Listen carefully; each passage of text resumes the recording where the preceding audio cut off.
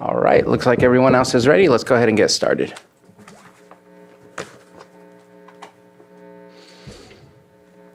Good morning, everybody. Today is July 16th, 2024. This is the regular board meeting for the Lake County Board of Supervisors.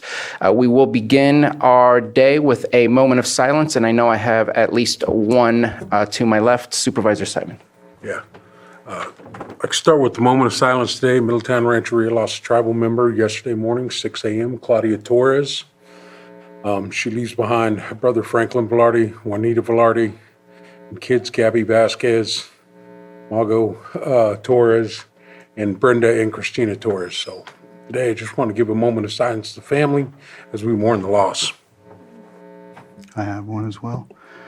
I'd like to dedicate this moment of silence to Jose Fernandez Jr., widely known as Junior Fernandez of Upper Lake. Junior was known in Upper Lake as not only one of the most disciplined, tough, gritty, tenacious young men. He was known for his wrestling. He earned the highest state championship of 5th place, the highest for Upper Lake. So really renowned at our school, my alumni school, for wrestling. Junior was also a running back for the Upper Lake Cougars, and as tough as he was on the mat, he was hard to tackle on the field. And he played varsity football with my son. When my mom would go watch him with me, she often referred to him as tough and as a running back that reminded her so much of Roger Craig. He was a really good running back as well. I didn't have the privilege to coach him in baseball because he was always so far in state wrestling that I could never get a chance to coach him. And he was a coachable kid, just disciplined, had a really big support system, not only with his family, his mother and parents, aunts, uncles, grandparents, but just the whole community of Upper Lake loved this young man. He went off to attend Cal Poly, San Luis Obispo, and competed in D1 wrestling as well for a few years upon coming home and working with his family and with his father in particular. But then he also started a family of his own, and we want to offer our deepest condolences to his wife, 3 lovely children, his parents, Joe and Jamie Fernandez, and his whole supportive family, his blood family, but also Upper Lake is really devastated by this loss. And I just would like to say that, as tough, gritty, tenacious, and just disciplined as he was, we always say that the young ones go too soon, and there's never an upside ever to losing anybody. But I think the closest thing to that is that now, there's an angel out there watching over his family, and for the community of Upper Lake and everybody in general, that's tough, gritty, tenacious, and just a good spirit and a good soul. So I want to offer that moment of silence to this young man and his family. And I want to just add something real quick. I don't want to take away from the personal tributes that have been given already today. But in light of things that have occurred in the past week, I just want to say, reach out, love your neighbor, love your community. The people that you haven't met yet may be the people that might change your lives in the best ways possible. So please find ways to gain in civil discourse and learn from one another. There's so much out there, and I think sometimes we limit ourselves. So please find ways to do better.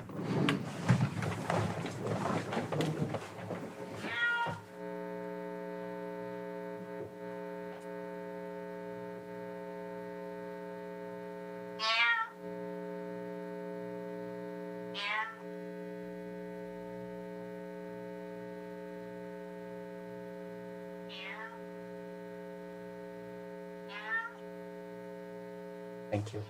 Supervisor Green, would you please lead us in the pledge? I pledge allegiance to the flag of the United States of America and to the republic for which it stands, one nation, under God, indivisible, with liberty and justice for all. Thank you all.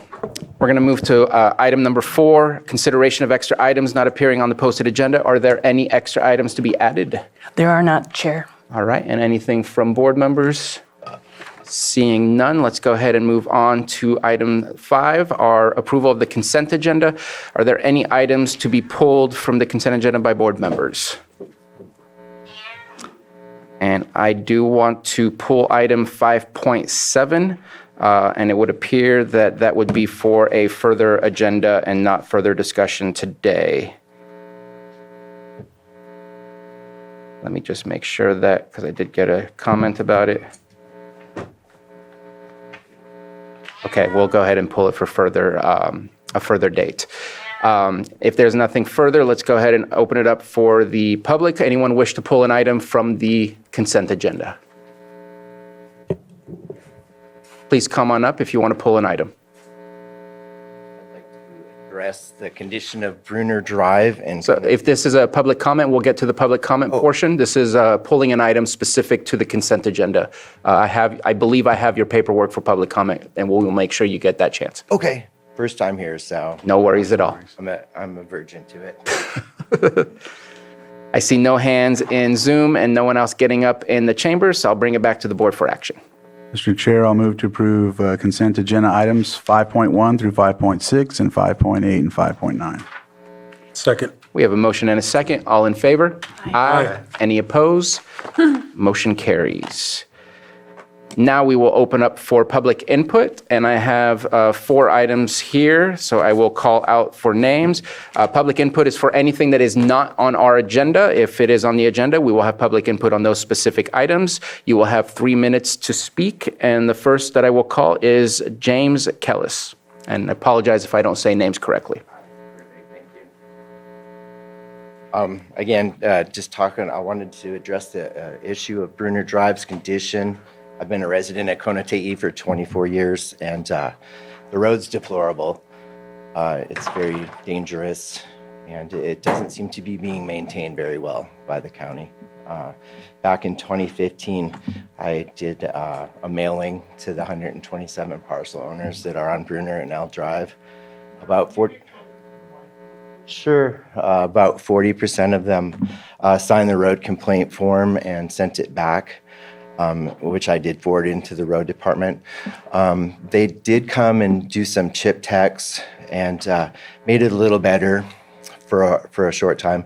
But every winter, every season, the road deteriorates more. So my car navigation actually tells me as I'm going up the hill that I'm approaching a gravel road. Maybe I'm standing a little too close. Yeah. So I'm just hoping that by coming here and maybe bringing it forward, that there will be a little more maintenance addressed to the problem. Thank you very much for your comment. You're welcome. And next is Robert Boylan. And one of the reasons for that feedback, if you could speak directly into the microphone, then I don't think Sam has to increase the volume where we start getting that feedback. I have something very short here about motorcycle safety on Bruner Drive.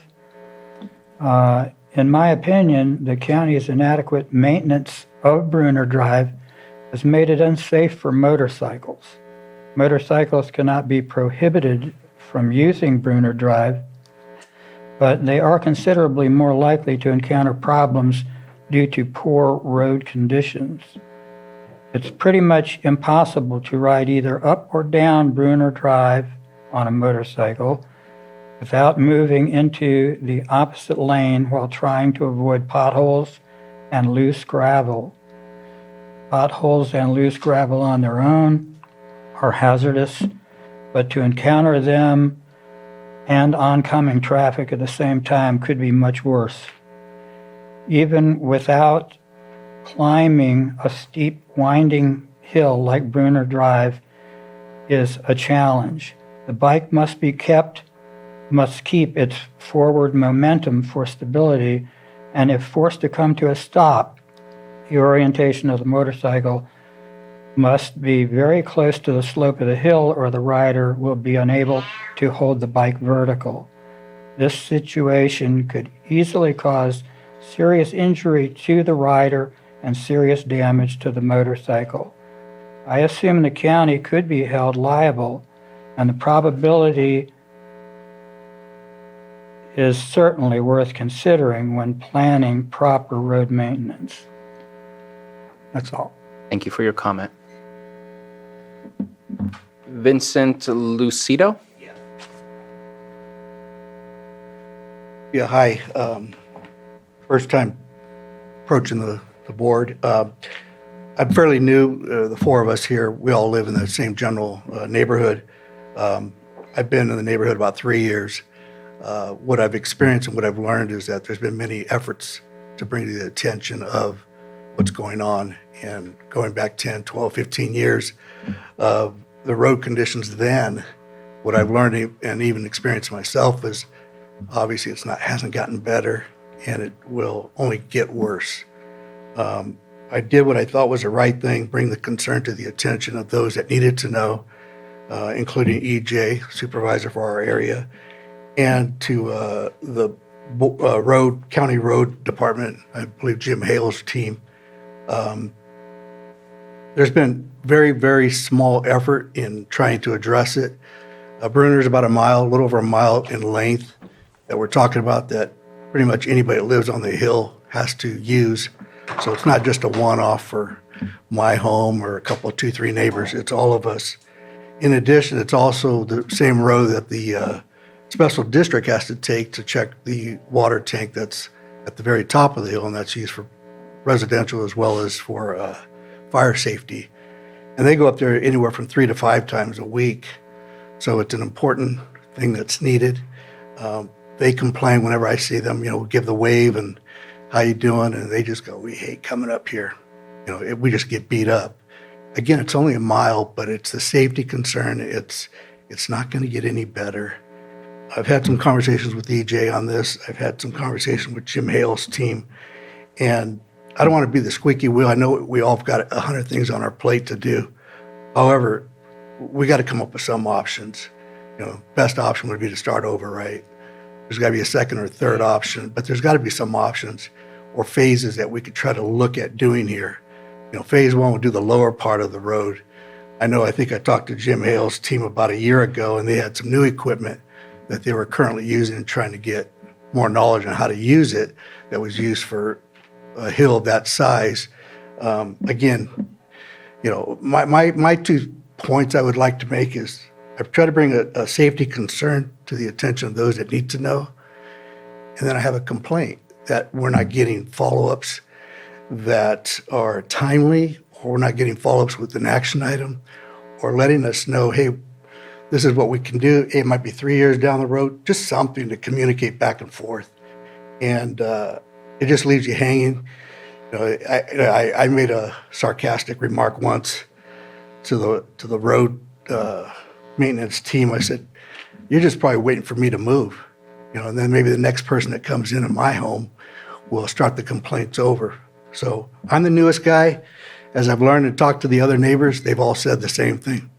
We've done it. We've been there. Go for it, but nothing's going to happen. That's the attitude. So thank you. Thank you very much for your comments. And then the last one I have is Jeff Smith. Can I hand these out to you, some pictures? Please.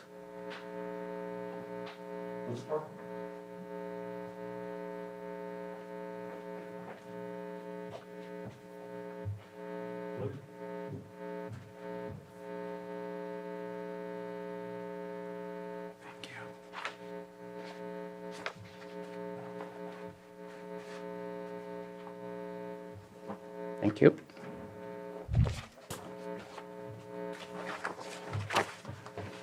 I'm familiar with how things work here, a little more than most probably, and have always told people that the best way to get the attention of the whole board, and the only way you can talk to the whole board at one time, is go to citizens input. We've been going to do this for 3 years, and we finally got together and decided to come today. And I have to say it's kind of ironic because part of the complaint was EJ not communicating with us. And yesterday he calls Vince. When I bought the property I own up there on the hill, luckily enough I had it when I lost my house in the fire, in the sulfur fire. First thing I did is I went to Scott DeLeon and said, Scott, is this a county maintained road? Everything that I have read so far says it is. Scott wasn't even sure if it was. Once he looked it up, he said, yes, it is a county maintained road. I said, well, good. That kind of helps me make the decision whether I want to buy on the hill up there. I didn't want it to be something that, we were going to be responsible for. Anyway, I'll go through these really quick because I have to.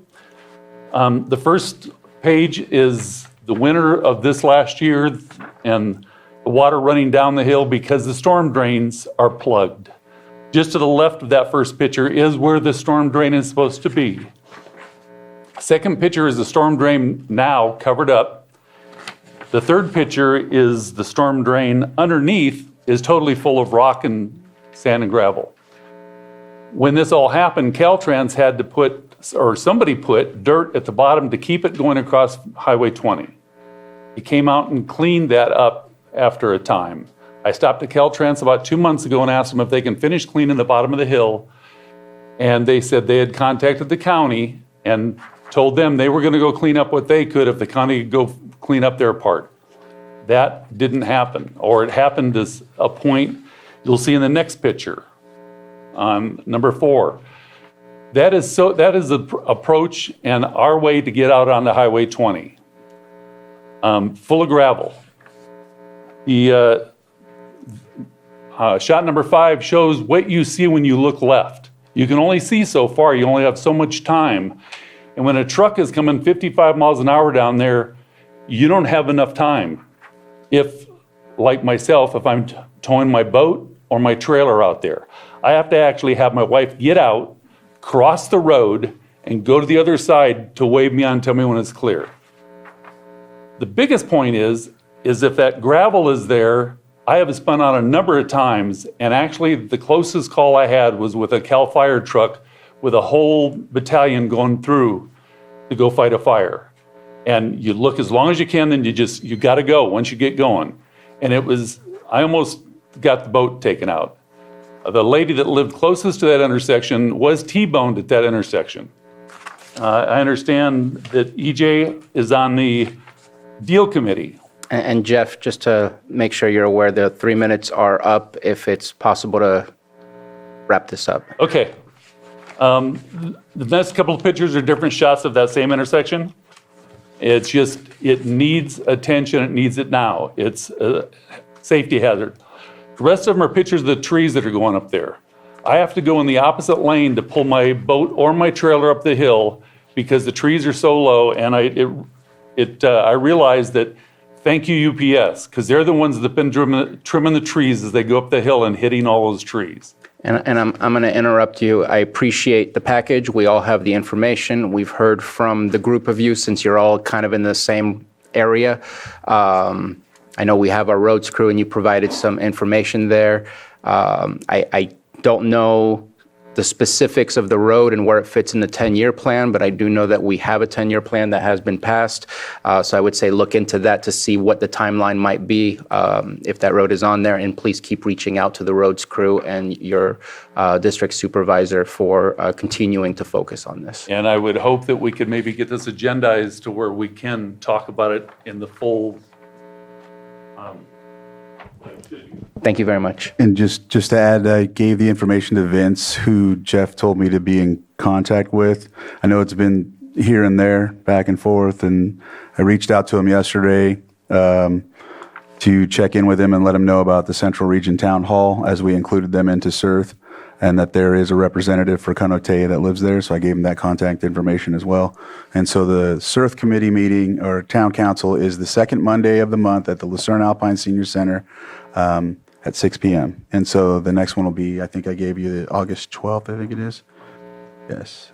So yes, if that's another place to go as well as here, it's just another option as well. We have, Scott DeLeon has talked, and Mr. March has come just this last week as well. So Scott's been there talking about the same things and whatnot, so. Okay. Thank you very much, and thank you for your comments. I see no hands up in the Zoom room for public comment and no one else getting up in the board chambers. So we will go ahead and close public input and move on to item 6.2, Pet of the Week. And we have Officer Murray.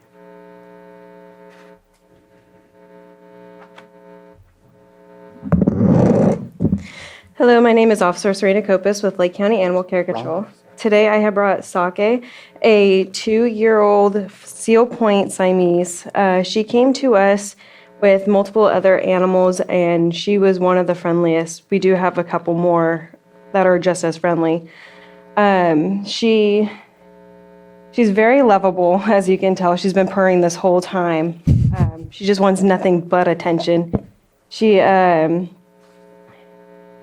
She is very, very sweet, very, very loving.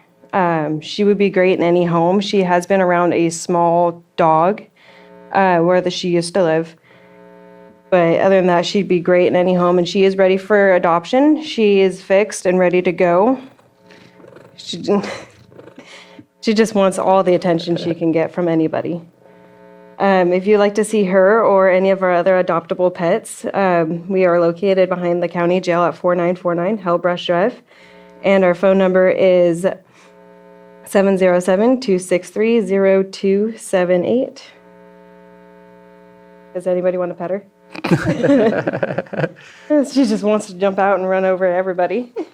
Thank you so much, Officer Copa. Sorry for misnaming you. I should put on my glasses before I call on you. It's okay. Best of luck. We're going to move on to our 9:04 a.m. item, new and noteworthy at the library. And I believe we have our librarian, Christopher Veach, online with us. Hello, it looks like I'm unable to turn on my video. It says the host has stopped it. Let's see if we can resolve that for you.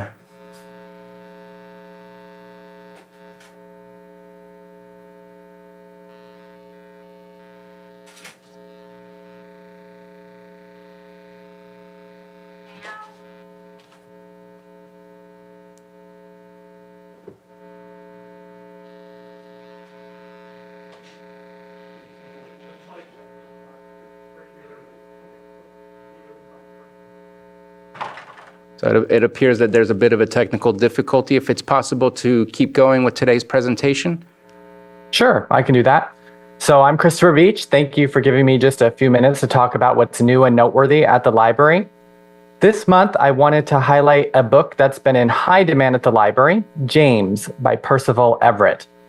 Percival Everett is the author of over 24 novels, short stories, and books of poetry, which have won him many honors, including being a finalist for the Pulitzer Prize for Fiction, and he's been on the shortlist for the Booker Prize. His novel Erasure was adapted into the film American Fiction, which won an Academy Award for Best Adapted Screenplay. His most recent novel is James, a retelling of the American classic Huckleberry Finn from the perspective of Huck's enslaved friend Jim. Dwight Garner writes for the New York Times, Everett flips the perspective on the events in Huckleberry Finn. He gives us a story as a coolly electric first-person narrative in the voice of Jim, the novel's enslaved runaway. The pair's adventure on the raft as it twists down the Mississippi River were largely, from Huck's perspective, larks. From Jim's point of view, nearly every second is deadly serious. This is Everett's most thrilling novel, but also his most soulful. Beneath the wordplay, James is an intensely imagined human being. James is available in print, audiobook, and ebook from the library. All in all, this title has 637 requests waiting for one of our 192 copies in our system. And you can request James or other books or DVDs through our online library catalog, which has the combined resources of Lake, Sonoma, and Mendocino County library systems. Requesting items is completely free to library patrons, and items are sent to your local branch for you to pick up. And this month, we are celebrating the 50th anniversary of our Lake County Library System. It was in July, 50 years ago, that the County Board of Supervisors passed a resolution creating our county library system. That was after the public had voted to create the system, along with the dedicated property tax that still funds our system today.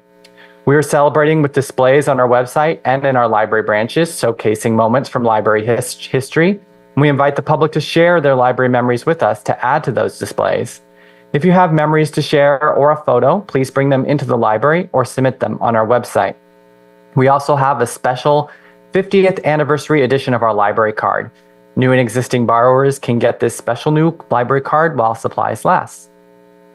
And I also wanted to give an update on our Lake County Library bookmobile and mention that we are continuing to resolve an electrical issue with our bookmobile.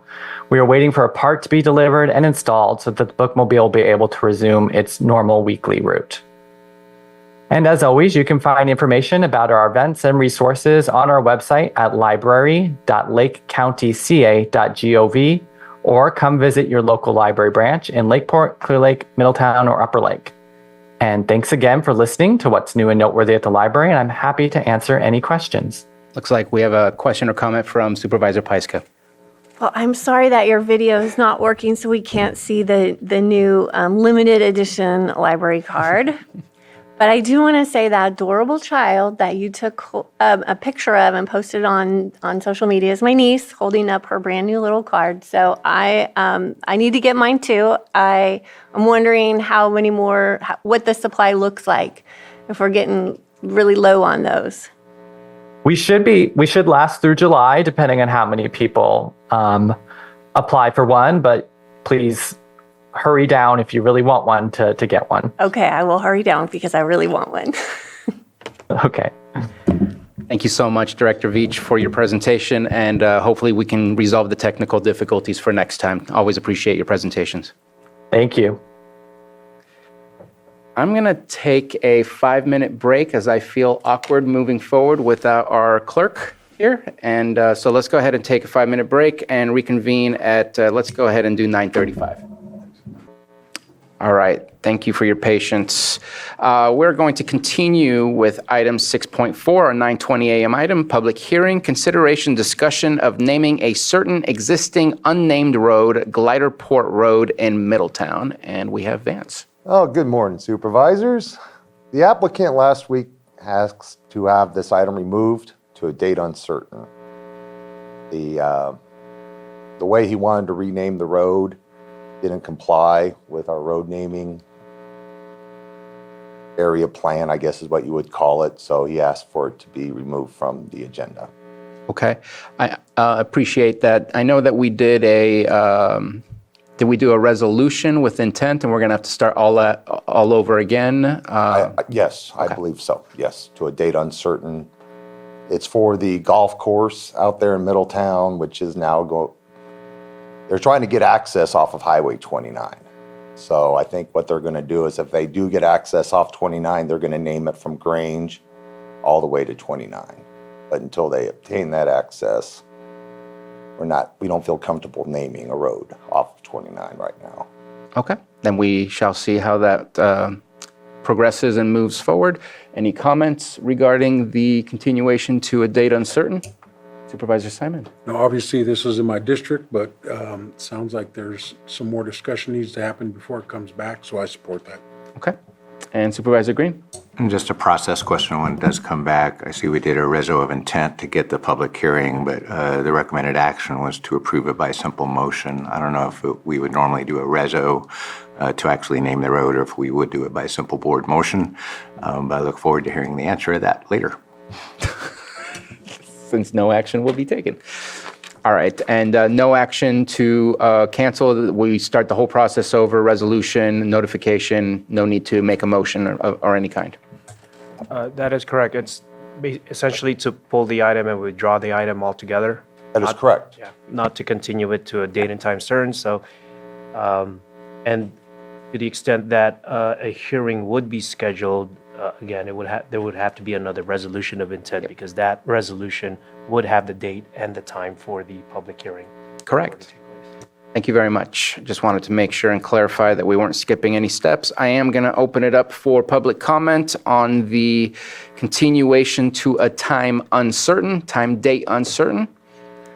I see no hands in Zoom, and I see no one up in the chamber, unless you wanted to add a comment. Nope. Okay. Making sure. And we are going to bring it back to the board, and we will see this in the future when all parties are ready to go forward. So our next item is not until 10:15, so let's go ahead and take up some untimed items. And 7.2, consideration of agreement between County of Lake and Community Behavioral Health for substance use disorder medication-assisted treatment services in the amount of $3,060,036 for fiscal year 24-25. Director Jones, good morning.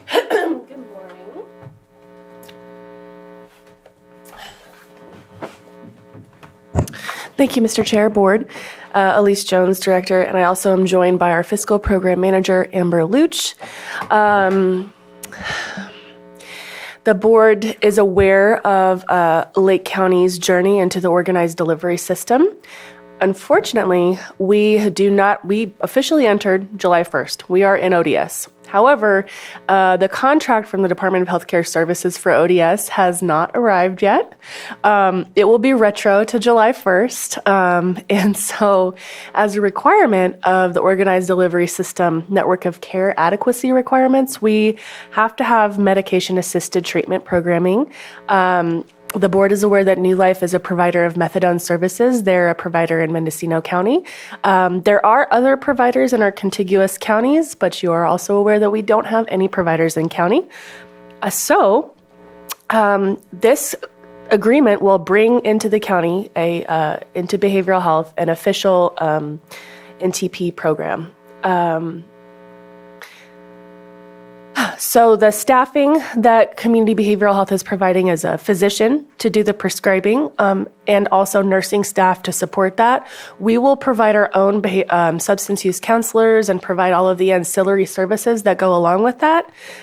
It's also important to note that the fee-for-service rates reflect a 65% pass-through of our rates. So we get rates set by the state of what we receive for reimbursement, and across the board between our mental health and our substance use disorder programs, we've agreed to pass through 65%.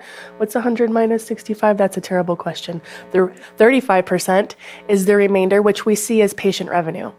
So in theory, and in actuality, it's unfortunate this is coming ahead of our fiscal presentation, but we'll be able to tell about our revenue that we generate off of these fee-for-service contracts. This is actually a revenue-generating contract for us, despite its high dollar value amount. And of course, it's bringing critical NTP services. It won't be methadone, that's a whole song and dance. It's a big lift, but we will be doing things like Suboxone and other types of medications to assist people with addiction. Thank you very much. Any comments, questions from the board? I see none. So I do have a couple of questions. One is I'm always interested in data. Obviously, this is a new contract, so you have none for this specific at this moment in time. But I do feel like there used to be some better specifics of what the reporting requirements are. And when I look for reporting requirements within the context of the contract, it states something that's vague to me, and maybe that's all that we need. It talks about state and federal reporting requirements. It talks about if there's an issue, if there's a financial issue, that those reporting requirements are in there. But I know that to me, it's important to know just how many people are getting served, what are the outcomes of those that are getting served, as simple as it can be. Did they finish the process? Did they get discharged early, or did they actually finish the whole entire treatment? To me, that's as simple as it gets, and as much as I should be asking for, anything further is more difficult. But that was, it seemed like it was in the contract, and even though the contract has gone from like 20-something pages to now 72 pages, I'm not seeing those details in there. So I was wondering if you can speak to that. Yeah, so we're required as a behavioral health plan to report CalOHMS data. CalOHMS is an acronym, and I do not remember what it stands for. But essentially what it asks is treatment duration, treatment outcome, did people complete successfully or not, and that's limited to the substance use disorder program. So as a plan, we're required to report those data elements, and we view our contracted providers as part of our network, and so we report that out. Actually now that we've joined the ODS, we will be doing an external quality review organization audit, which you have previously. We'll have that for SUDS as well. It will be an integrated audit, so that type of data will be present in our EQRO. That's really good news. Happy about that. And then I noticed something else, and I guess it's a financial auditing concern. On some contracts, and I'll give you specifically, I'm looking at Exhibit B, Fiscal Provisions, Section 3.6. In one of the contracts that we already approved that I think was in our consent agenda, it says contractor submits such bill to county more than 30 days after the date the contractor provides the services. And here it's 180 days. 180 days is a long time. That's 6 months, just about, right? Give or take. If it takes 180 days after, let's say, the service is provided on June 30th, typically we would like to close our books prior to 180 days to that. And I'm wondering why some contracts are 180 and some contracts are 30. And I feel from a auditing and financial perspective and closing the books and being able to move forward, why the 180 suddenly? I've always been seeing the 30, and I see 180 is also on another one for the New Life, but it's not on the third contract that we're looking at. It's a great question. Has to do with Medi-Cal billing. So they have longer to bill Medi-Cal than we would give them to bill us. So if they're providing services that we're not billing up to the state, they have to submit the invoice within 30 days. After 30 days, then we have the ability to deny payment to them. But there is a longer time frame for billing Medi-Cal services, which is why that's included in the contract. And I appreciate the response, but that's not how I read it. The 30 days are not involved at all in that section, because the other sections, it says 30 days and you have that many days to submit to us. And here it's saying 180 only. So, and maybe I'm incorrect in the way I'm reading it, but I know it was a concern of mine when I was reading through it, especially because of the amount of services and the importance of the services. Right. And I'm noting here in section 3.1, it could be amended to read that contractors shall submit invoices no more than 30 days after the date of service. That would be an easy change. And that's what I'll say. Of course, contractors are pretty motivated to submit invoices. You would think. Usually, but we can amend 3.1 to reflect 30 days instead of 180 if the board is agreeable. Okay, and I do appreciate that. My last question is just it's a question that's going to kind of talk about all of the contracts that we're seeing here. I don't want to talk specifics because obviously we'll get to those items, but we have one for 10 million, one for 13 million. Granted, part of that I think was in the previous year, and here one for 3 million. I know that we signed something with the state of California that we will not exceed reimbursements of up to $33 million. And I feel like we're getting very, very close, very, very quickly. I'm wondering if that's something that you can speak on as far as, does that, not all of that fit within that maximum amount of reimbursements that we can submit to the state? Or are we going to need to review that $33 million in the near future because of the additional things that we're doing? Thank you. I appreciate your tracking that.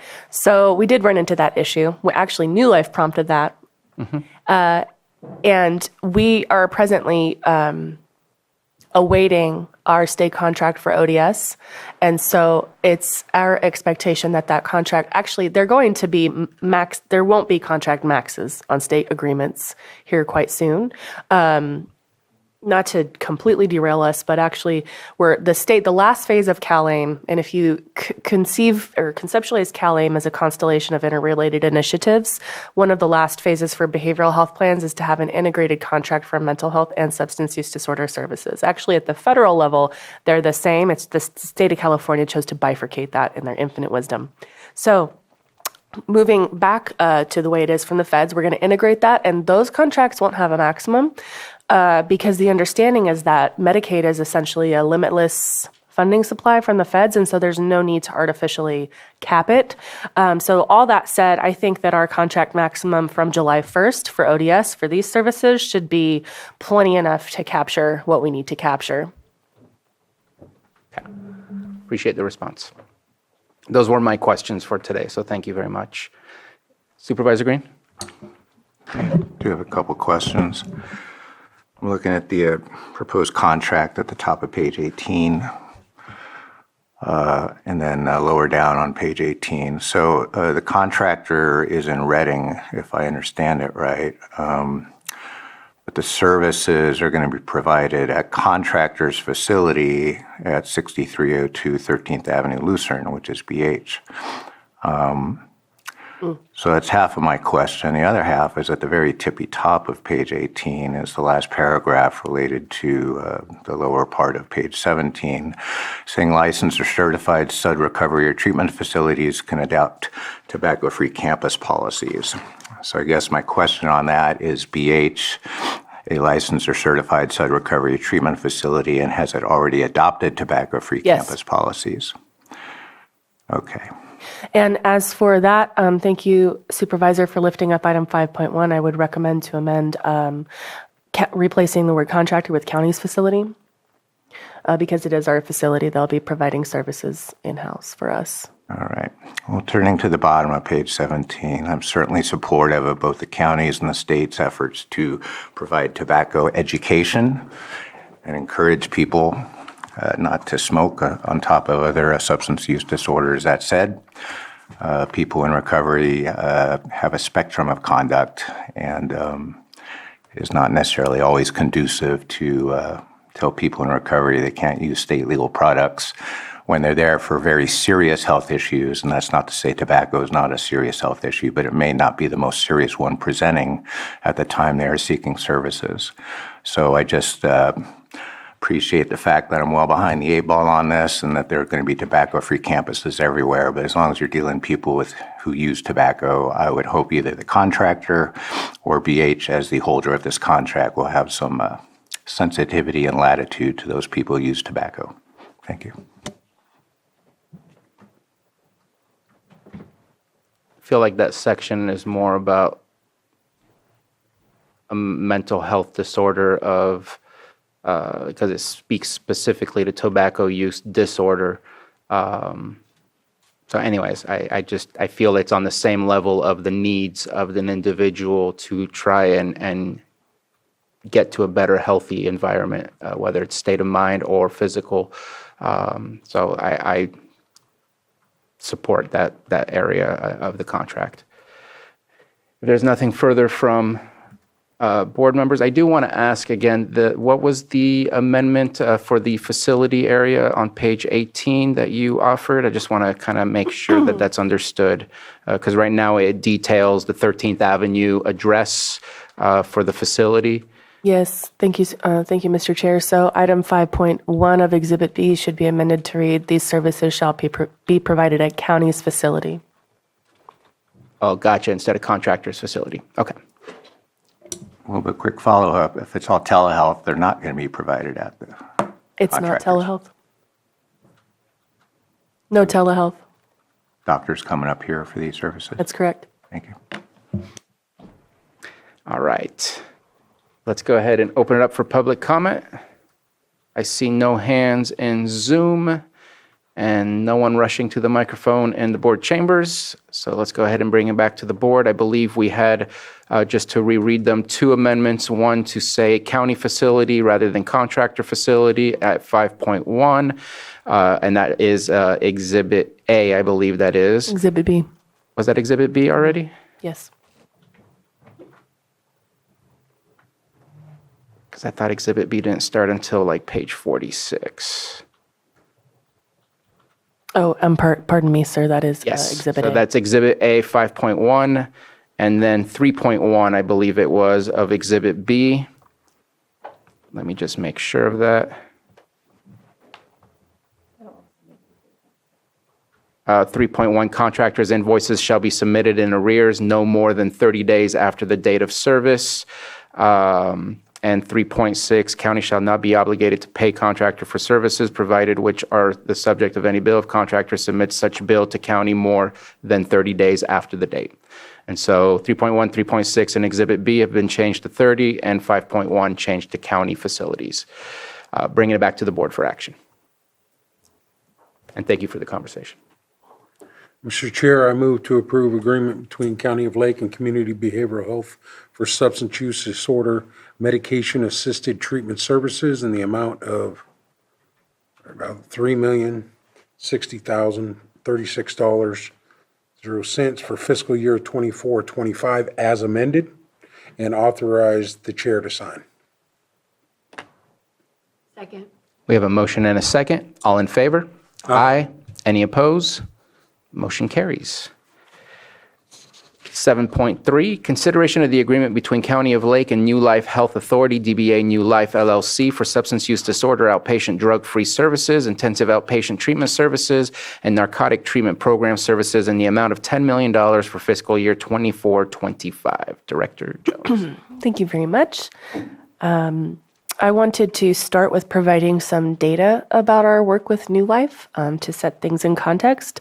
So this is for fiscal year 22-23.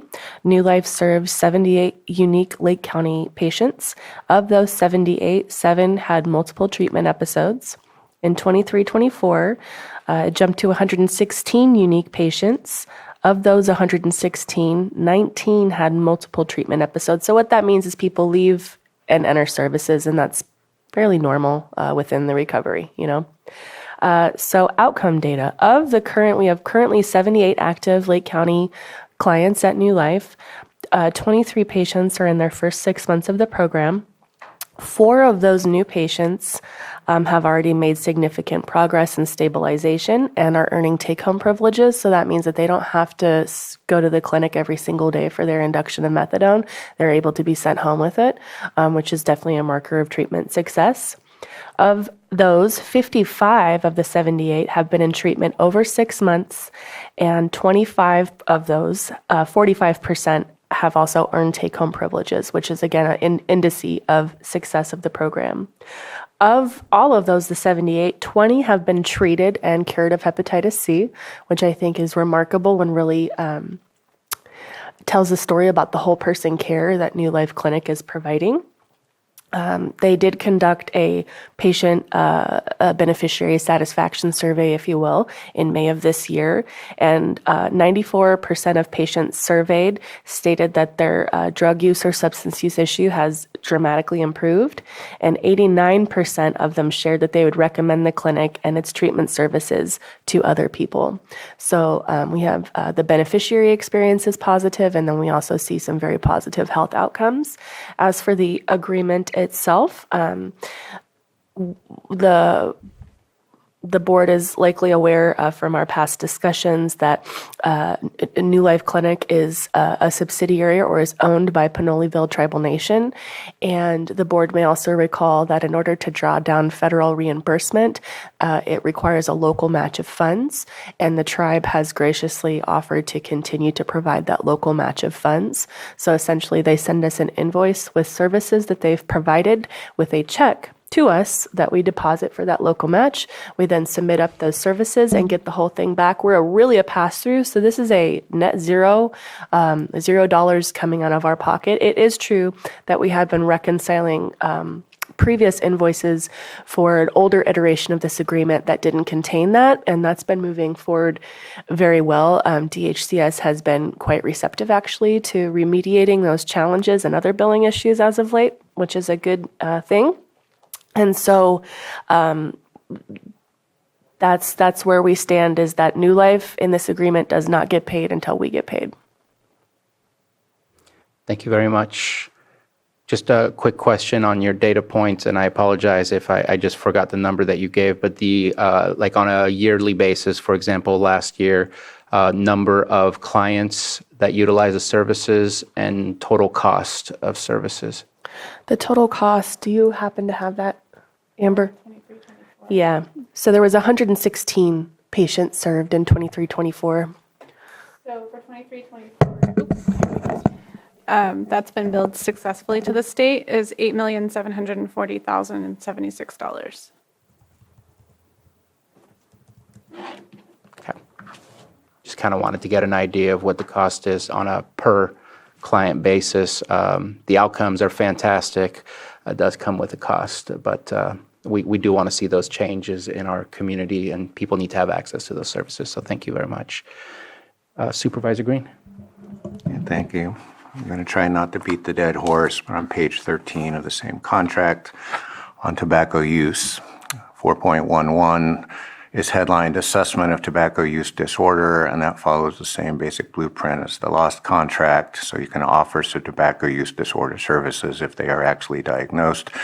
But then the last bullet item says, on top of that, whether there's tobacco use disorder or not, you can have a smoke-free campus. So I just want to observe that those are two distinct principles, and that having a smoke-free campus is not necessarily on topic with the assessment of tobacco use disorder. And my question is, now that you're doing diagnostics for that, how much of this contract is going to go to treatment of tobacco use disorder versus treatment of other serious drugs that may be abused?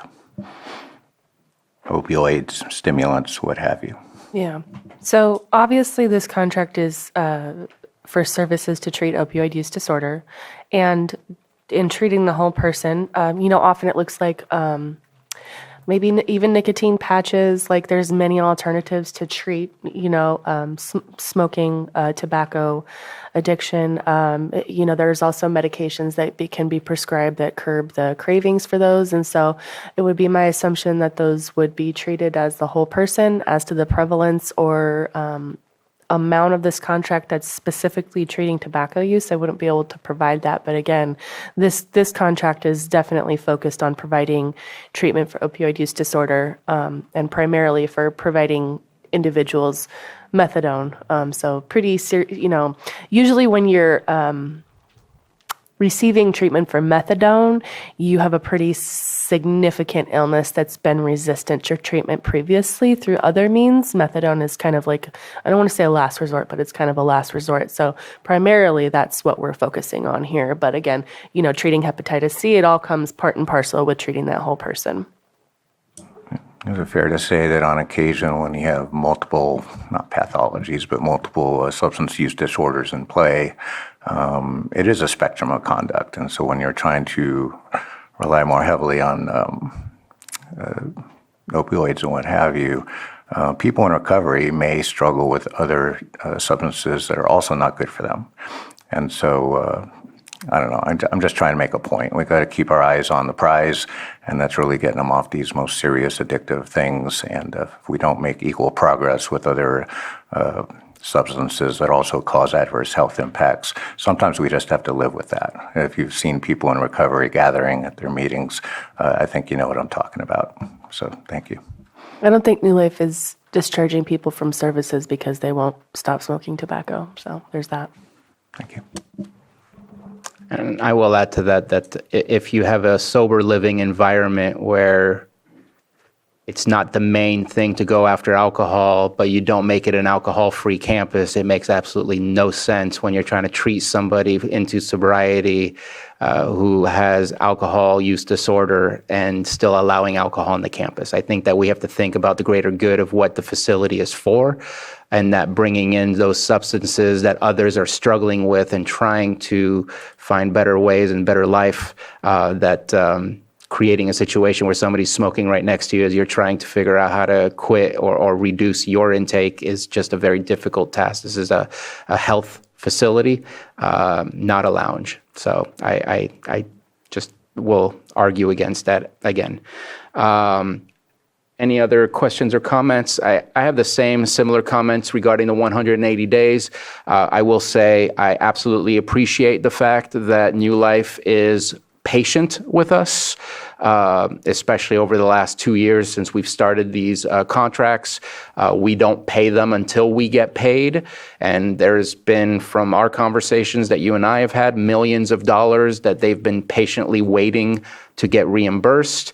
So I don't mean it as a negative to say it needs to be 30 days, but it's again more of an auditing situation where if we allow the 180 days and it's in January or late December that we receive bills for 23-20 or for 24-25 when we're supposed to close the year, typically September, October, that having 180 days makes no sense.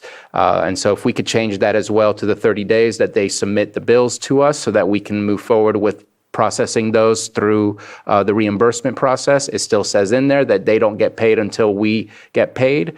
But just kind of curious if this is a similar potential from your end, because I know each contract is slightly different.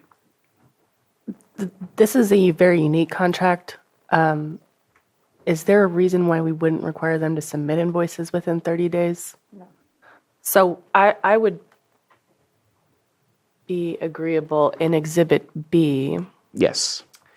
to amend 3.1 to state that the invoices shall be submitted in arrears no more than 30 days after the date of service. Okay.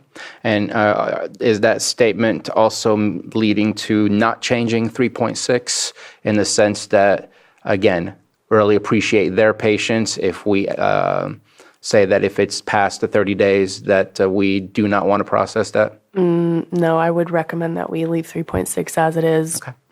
And I'm okay with that. Like I said, I understand their patience that they have with us and their leniency, but 3.1 makes sense to me to change that. Thank you. Okay. Thank you very much. Anything further from anyone on the board? Let's open it up for any questions or comments from the public. I see nothing in the Zoom room and nothing in the board chambers. So let's go ahead and come back. And if we can amend 3.1 to 30 days.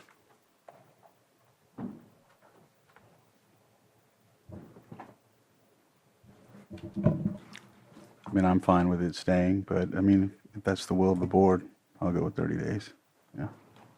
And I wish we had the auditor controller here because I'm just thinking of past conversations that we need to close books by a certain date if we start getting bills for a previous year. I know like 3 years ago, and behavioral health was the specific department that we had to deal with where we had to kind of move around some money because of how late some of the payments and some of the bills that we received were. And so I'm trying not to get us into that situation by allowing for that 180 days. And if you're fine with it, I'm fine. Yeah. With the 3.1 is fine. That situation was a little different than this. That was invoices not being submitted on our part. That was our bad. So I'm just going to own that. So this is, I think 3.1, just 30 days is fine. Okay. And we've never had an issue with them. Most people are really eager to get paid, right? Okay, I'm fine with that amendment then. Okay. So I'll move to approve the agreement between County of Lake and New Life Health Authority doing business as New Life LLC for substance use disorder outpatient drug-free services, intensive outpatient treatment services, and narcotics treatment program services in the amount of $10 million for fiscal year 24-25 with the amendment to 3.1 On Exhibit B. on Exhibit B. Second. We have a Authorize the board chair to sign. And authorize the board chair to sign. Second. We have a motion and a second. All in favor? Aye. Any opposed? Motion carries. And we're going to move on to item 7.4, consideration of amendment number 3 to the agreement between the County of Lake and Community Behavioral Health for specialty mental health services in the amount of $13 million for fiscal years 23-26. Director Jones. Thank you, Mr. Chair. This one is easy today. I'm asking to pull this and bring it back next week as we've identified some errors that need to be corrected. Well, that does make it easy. Thank you very much. Any comments from board members on moving this item forward? I'm going to open it up for the public. Again, not on the item itself, but on moving it forward and having it come back. I see nothing from the chamber and nothing from the Zoom room, so no action is needed on this one. And so that concludes our behavioral health stuff until our timed items. Thank you. Thank you. And I do not... Look at that. We are on item 7.5. Erratum, consideration of appointments to local area plan advisory committees, Cobb Mountain, Kelseyville, Lakeport, Lower Lake, Middletown, Rivieras, Shoreline Communities, Upper Lake, Nice. And we have received a number of applications and for each individual area plan, and we have Director Turner to present it.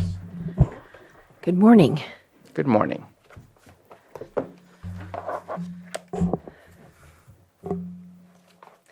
Maria Turner, Community Development Director.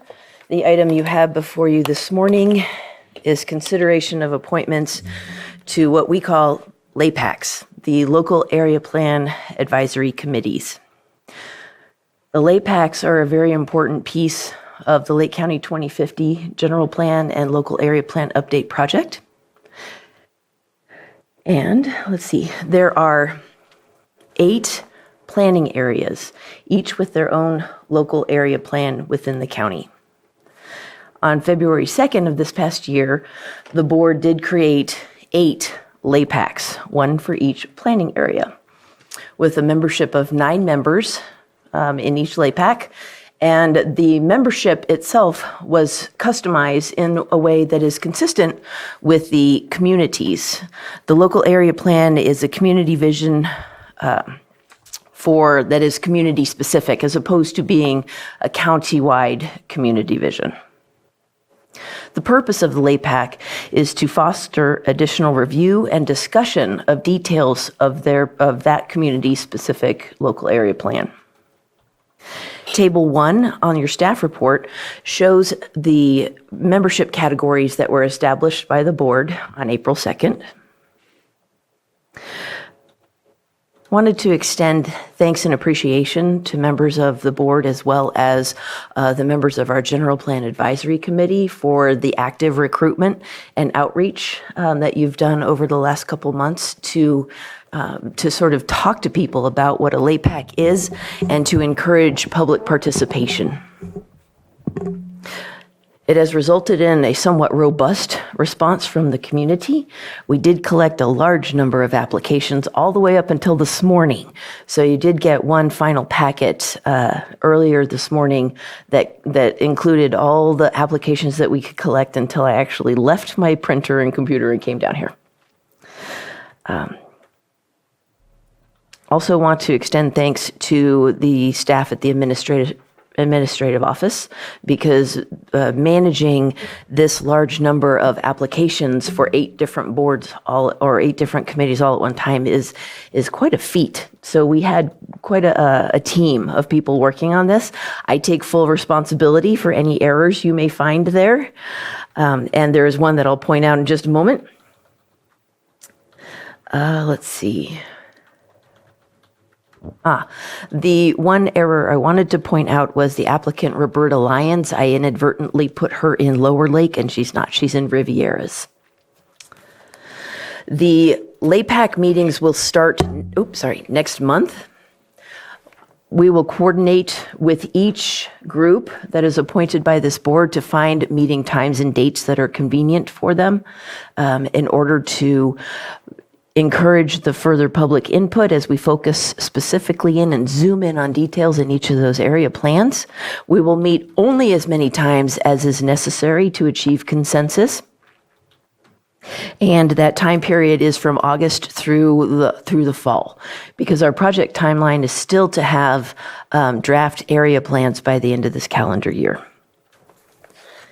And with that, I happily hand over this hefty collection of applications for your consideration.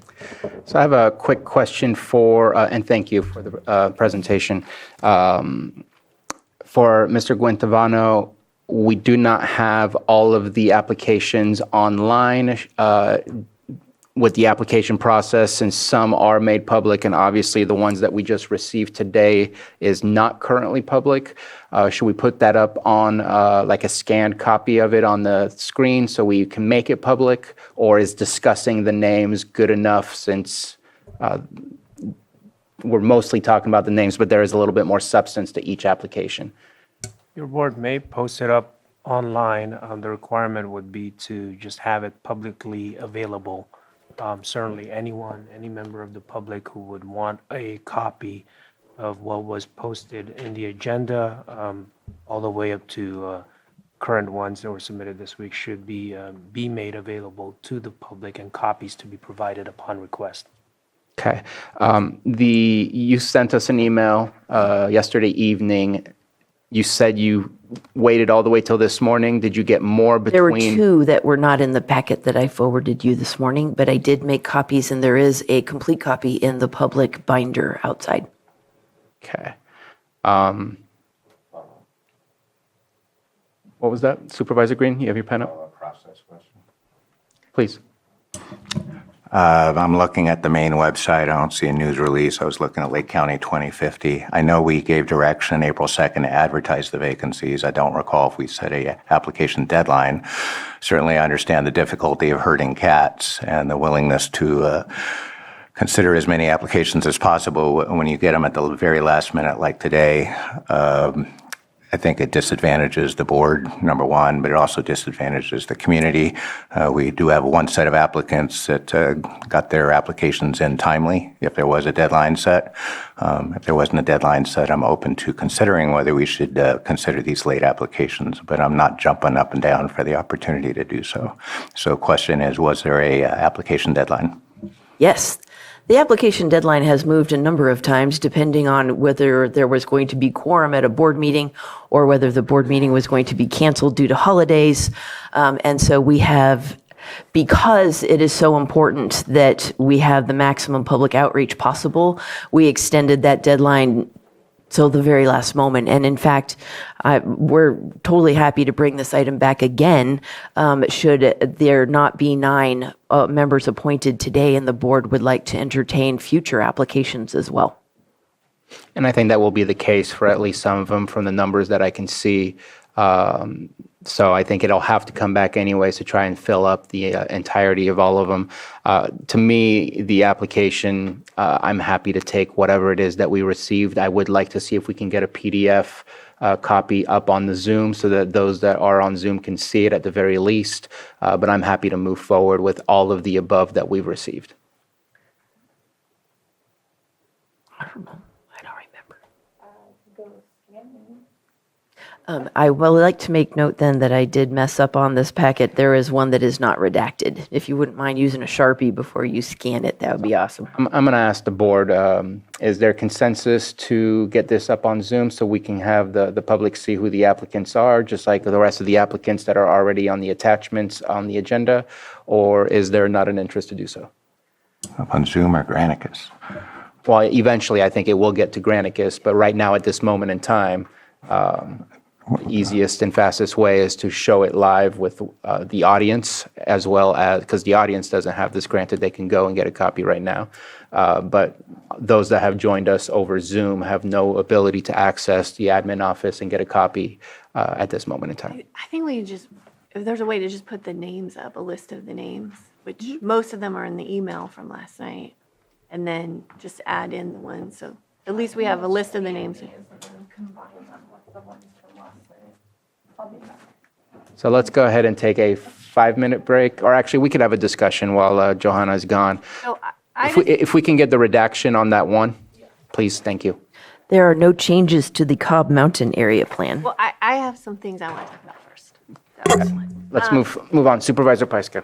Yeah, so a couple, first of all, I've been working really closely with Director Turner on this timeline that keeps getting moved out to make sure that I have a lot of applicants. It's really important to me to have a diverse pool of applicants representing a lot of different sectors of the community. So that took a lot of effort. We, as a board, made some decisions on the categories, and I need some clarity before we appoint because, for example, what does environmental mean? That is kind of vague. I did have an applicant who put it on their application, and I would consider that person a business owner rather than filling the environmental role. Then the other question I have is the tribal role. I looked really, really hard to find someone from the Cobb area. I reached out to Chairman Simon and also Chairman McLeod to find out if there were any locally registered tribal people in the area, and I couldn't find anybody, but I did find an applicant who is affiliated with a tribe outside of the county but has worked for all the tribes.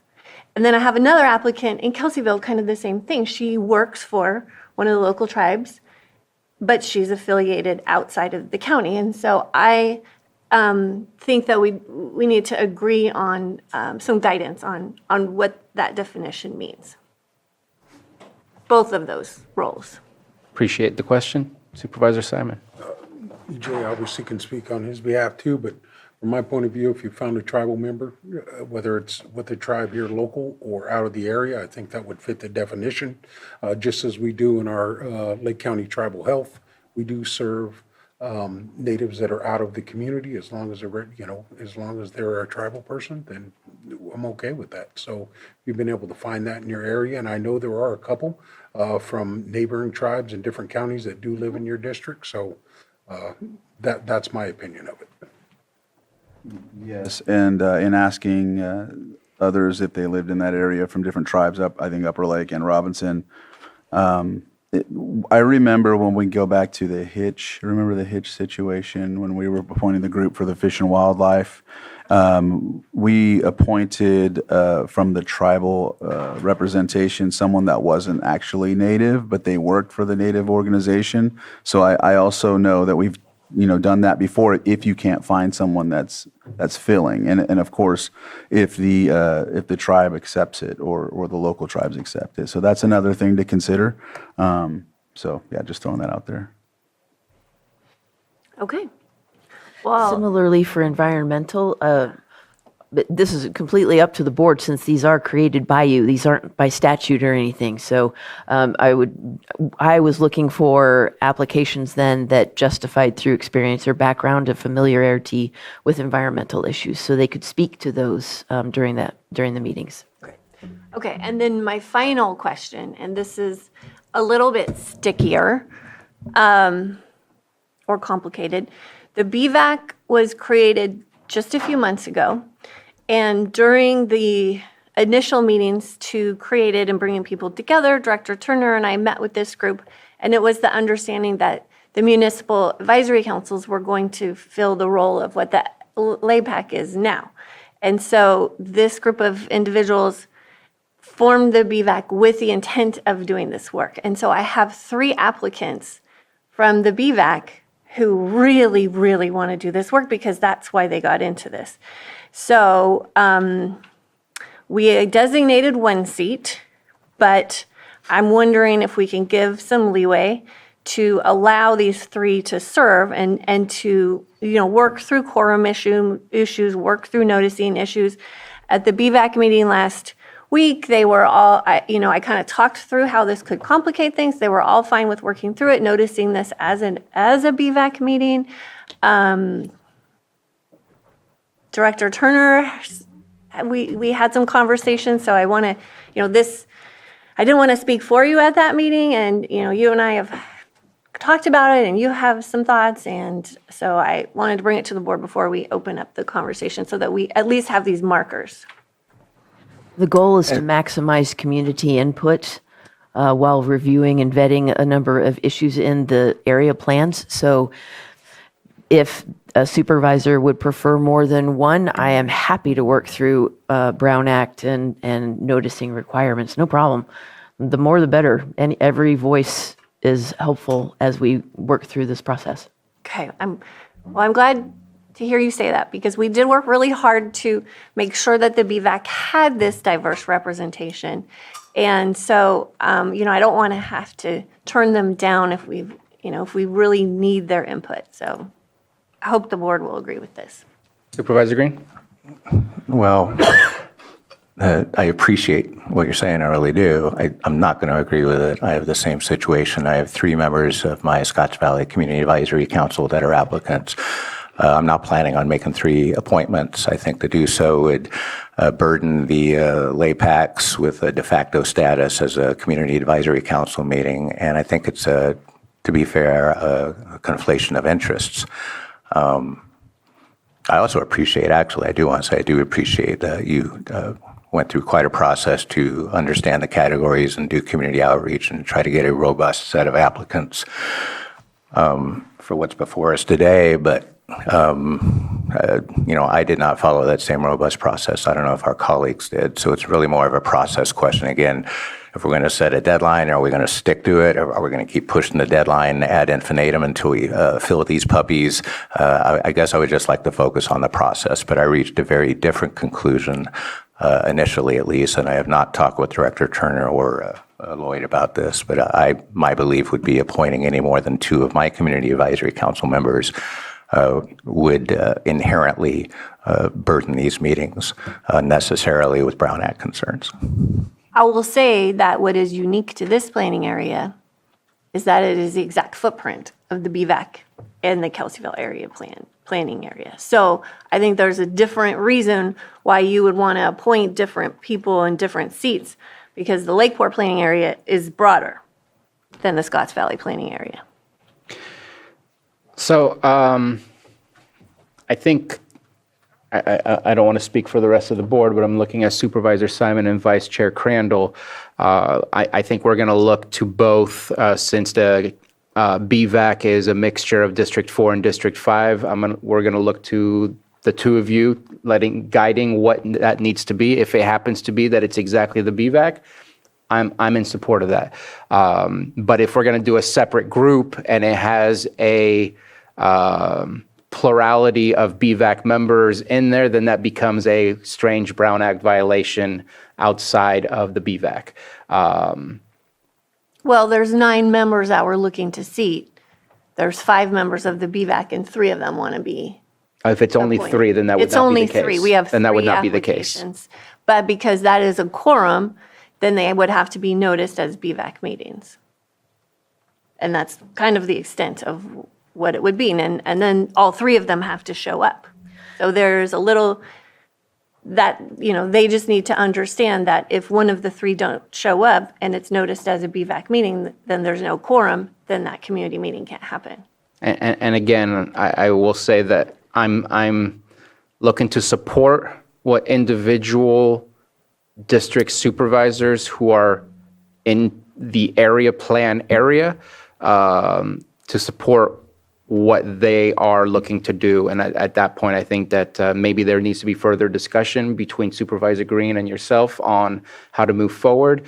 I appreciated the question about what are the definitions of the identified categories. I think that's something for all of us to pitch in and provide. And I like the responses that were given, so I have no further comment on that. But as far as the individual Kelseyville area plans, not sure if you want to finish that conversation here between the both of you, or if you want to bring it back after further discussion. Kind of looking at Supervisor Simon and Vice Chair Crandall, if that's the same thought process as well, that I'd like to hear from County Council. Supervisor Simon what to do in the Middletown area plan. I would agree with that sentiment. Whatever you guys need to work out, Jessica, trying to figure out how we're going to move forward. I know we were trying to attempt to do these where there weren't Brown Act compliant opportunities there. We could make sure that we have as much community feedback as possible, or input. Yeah. I am bringing the wishes of the BVAC, and Supervisor Green has not attended these meetings. I've been there last week. This is what they feel very strongly about. So I'm bringing their wishes here today. I'm happy to work with County Council as we go through the process to make sure there are no conflicts with Brown Act. Oh, I appreciate that. I would like to hear from County Council today before this board acts, because I don't know for any fact that this can be resolved. Through wishful thinking or whatever the full desire of BVAC is, I still have a Brown Act. I still have a separate municipal advisory council that was formed for its specific purpose, and its specific purpose was not to substitute themselves in as a local area plan committee, even if there was some confusion on that point. Its specific purpose is to work on the area plan, if you look at the bylaws and the resolution on why they were formed. And then we had a change in strategy after that BVAC was formed. But it details in their resolution and bylaws, this is exactly what they want to work on. They want to work on land use. They want to work on all of these issues that are in this project. Mr. Guantovano.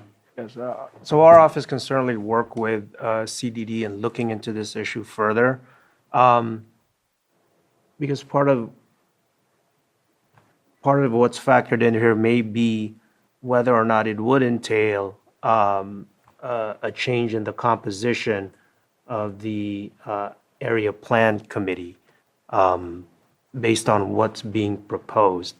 And there may be potential Brown Act issues if we're talking about a certain number from another committee being present at any meeting,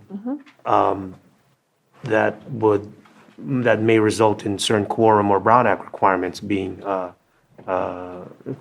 that would be prompted, essentially. So, And just for clarification on that statement you just made, you're speaking about even if they show up as a public member for input and they're not members, that would potentially also create a Brown Act situation. that's potentially depending on what's being discussed, depending on the communications, if any. I mean, if there were no communications whatsoever, and that's the role, then there would be minimal, issues would be minimal as far as the Brown Act's concerned. But if there's going to be some participation, some discussions, then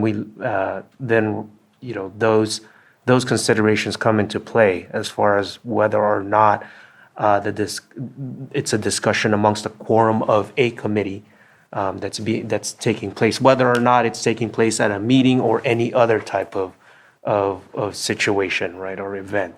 That's always a concern, something that needs to be looked into. And again, it may go to, it does relate to the composition itself. What is before your board today, just as a sort of a note or a side note, is that what's before your board today is the appointment of certain members that's being submitted pursuant to the applications, including, if it's made available to the public, applications that were submitted up to this morning. So if your board is potentially looking at, outside of that scope, things that are outside of that scope, then that is another option for your board, is to take it back with staff, coordinate with staff, and then we could perhaps bring it back with some recommendations at a future date.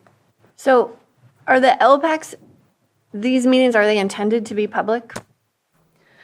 They are all strongly intended to be public. They will be posted on our agenda website. We want to maximize the public notification. It'll also be on the lakecounty2050.org website. Right. Yeah. So whether or not we appoint multiple members from a MAC, they could still attend as public members and still participate. They'd have to be cognizant of their role as appointed members of a MAC, yes. Right, but even if they're not appointed and they attended as public members and they gave contributions to the discussion, there could be a consensus formed, there could be. And the goal is not to discuss items that may come before the MAC for their recommendations. The goal is to discuss the local area plan and its various community issues. Right, but it seems process-wise that we have there is the possibility that there could be multiple members attending these meetings, whether or not we make those appointments or not. Yeah, I agree. A quick question sorry, I'm diving a little deeper and obviously getting in the weeds, so I'm going to stop after this last question. What exactly is the consensus building that the MAC could have if it just goes from the LAPAC to the Board of Supervisors? Because yes, there might be consensus building, but what powers does the MAC have to make changes to the area plan? Because if it doesn't go back to the MAC for a decision, then they didn't consensus build for something that they're deciding on. Meaning, if everybody shows up from a MAC to provide input, but they're not members and it's not Brown Act noticed, is there really a consensus building when they don't even have the ability to make any decision based on consensus if it jumps straight from the LAPAC to the Board of Supervisors? Because the idea of consensus building is when you can come back and vote on something that you've decided behind closed doors or in an unnotified public meeting. But if they're not making any decisions because the area plan doesn't go back to the MAC. But they are, my understanding is you're going to have the LPAC meetings and then you're going to have another community meeting with the MAC at some point. I think that had come up in one of So far, the plan, and the MACs are welcome to provide their own input on any land use planning project. We were not intending to go back and revisit every single MAC personally. But once the draft local area plan is out for review, they're totally welcome to review it and make their recommendations as they would any other land use planning effort. The timeline for the local area plans is the draft will be reviewed to the public, and then comes the CEQA review, and then the entirety of the general plans and local area plans will go through probably the Ag Advisory Committee, or the ones that are appropriate go through them, and then Planning Commission for their recommendation, and then to the board. Mr. Guintivano, and I see Vice Chair Crandall has his pen up. If we can finish with Mr. Guintivano first. So just generally, MACs, the municipal advisory councils, serve in an advisory capacity to the board. So that is correct. As far as any sort of formal action to be taken within the MAC, it falls within those parameters in an advisory capacity to the board. The committees that's under this identified in this agenda item are ad hoc committees as well, and I believe, unless I'm mistaken, they also serve in effect as an advisory function in an advisory body as well, because they are an ad hoc committee. So as far as any formal direction or formal action being taken, it falls within those parameters, whether it's a MAC or the committees that's outlined in this agenda item. I need to clarify the clarification. Does that mean that a consensus building can take place at a LAPAC meeting just by having more than a quorum of MAC members showing up and providing public input? Well, part of it would depend on the function and role of those MAC members who are present at that LAPAC meeting. If they are coming as an example, if they're attending the LAPAC meeting on behalf of their MAC, then presumably there would have been a prior meeting within that MAC as to what would their input be for purposes within this scope of an advisory body, right? Of being an advisory body to your board as a MAC. So it goes to the function of what a consensus, the purpose and function of what this consensus building activity would be. But just the same, it is subject to that advisory role, even within this LAPAC, because it is an ad hoc committee. I'm just going to complicate this a little bit more because both the BVAC and the CAC vote town hall.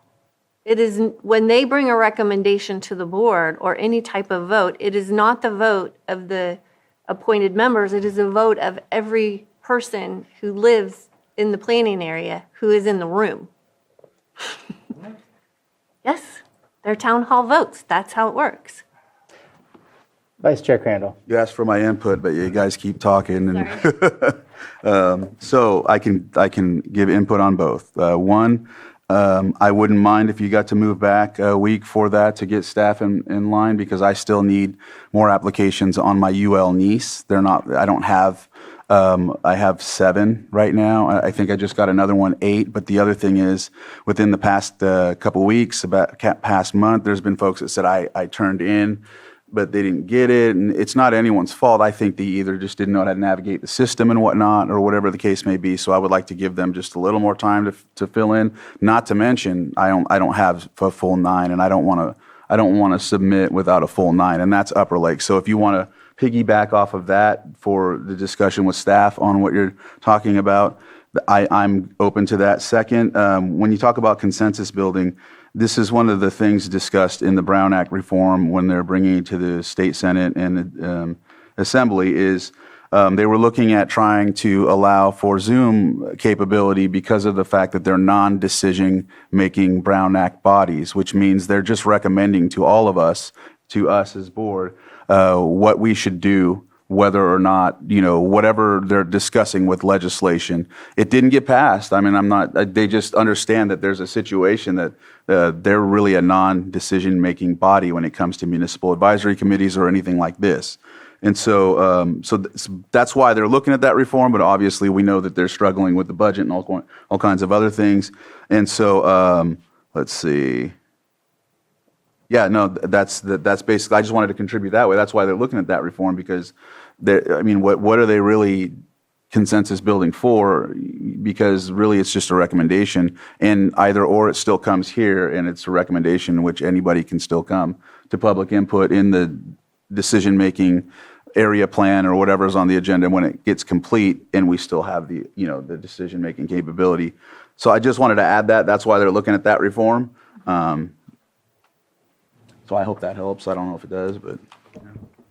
Thank you for your comment. I think that some of the items on here could definitely use a little bit more time so that we can either get more applications, get these applications on the attachments for the public to be able to look at, and then to fine tune some of the specific groups as well that we're looking to create. And before I go back to Supervisor Green, I guess I will ask, are there any in here that are ready to be identified and completed so that we can say, okay, this area plan one is done. These are the ones that we've appointed. That way we can cross off some of these so we don't have to bring back the entirety of it. Yep, we do have some. Okay. Cobb Mountain, Lakeport, Lower Lake, Middletown all have no changes. And it looks like maybe Shoreline, since I heard Vice Chair Crandall saying he had one. Yes, I have enough, more than enough. Okay. So we're not going to include the ones that were just received? Because I think with Riviera, we have enough if we include the ones that have been received.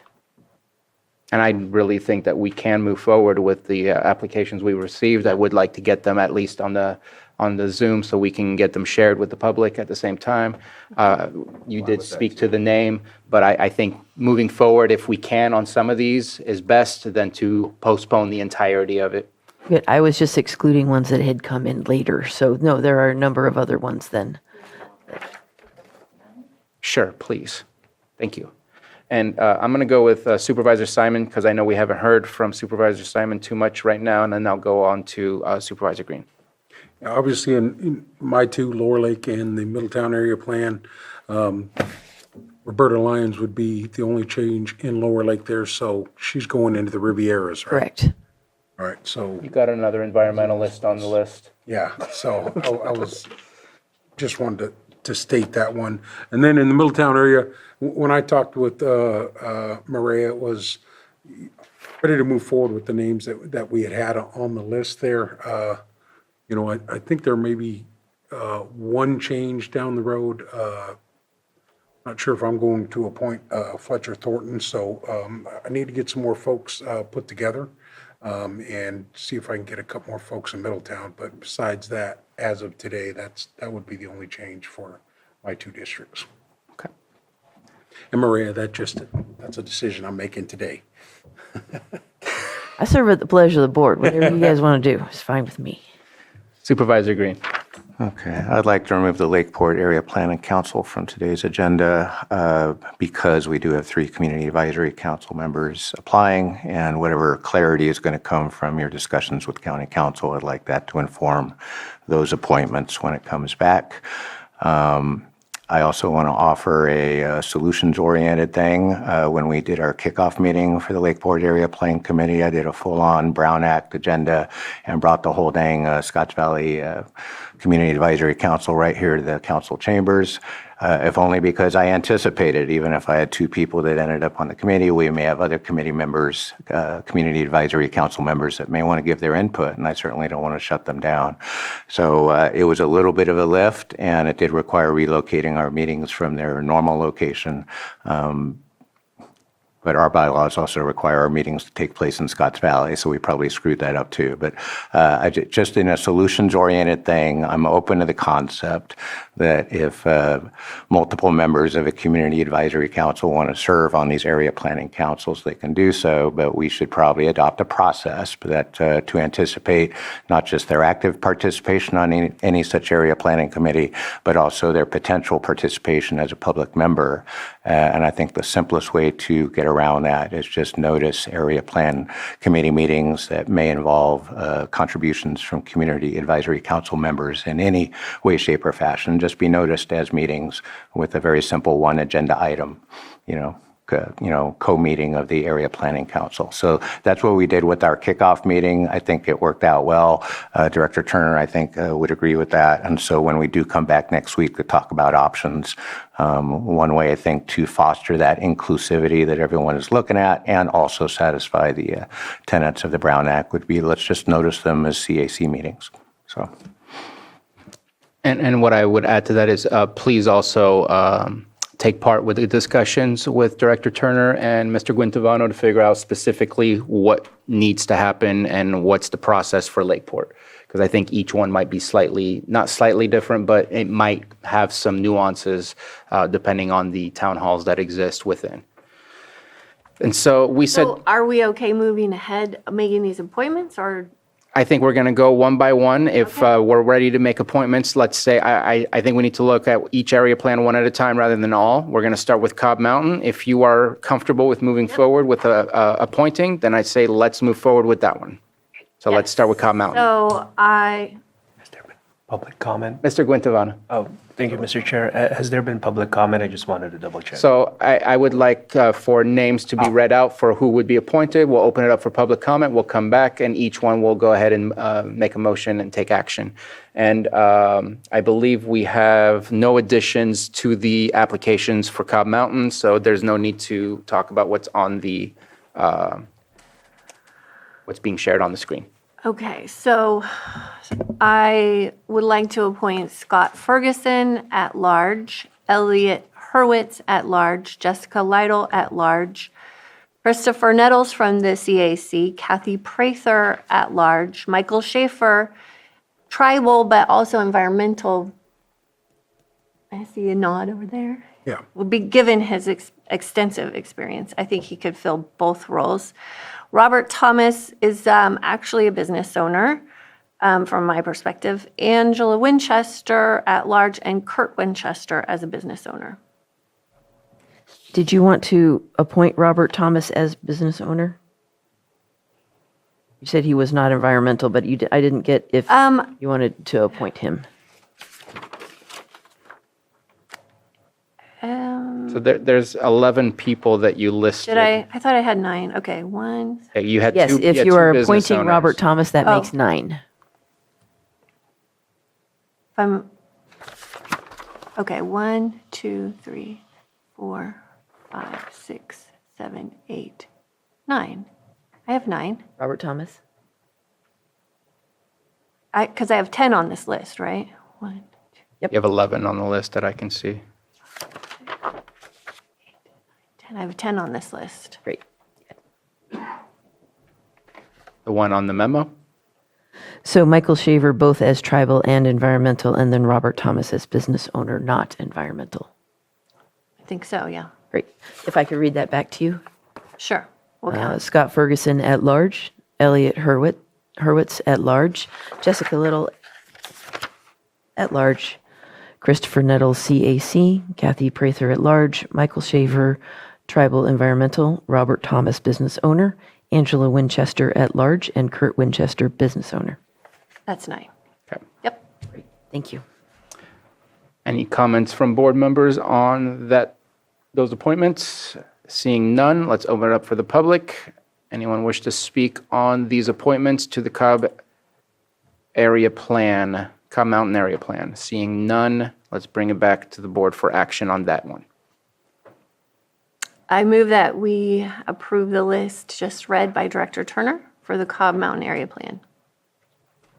Second. We have a motion and a second. All in favor? Aye. Any opposed? Motion carries. Kelseyville area plan, we're going to postpone on that one. I mean, it seems like we need to have this conversation anyway about the max, but I have enough people to do it, but I guess it's just up to what the board wants. I believe we have process issues to work out. Okay.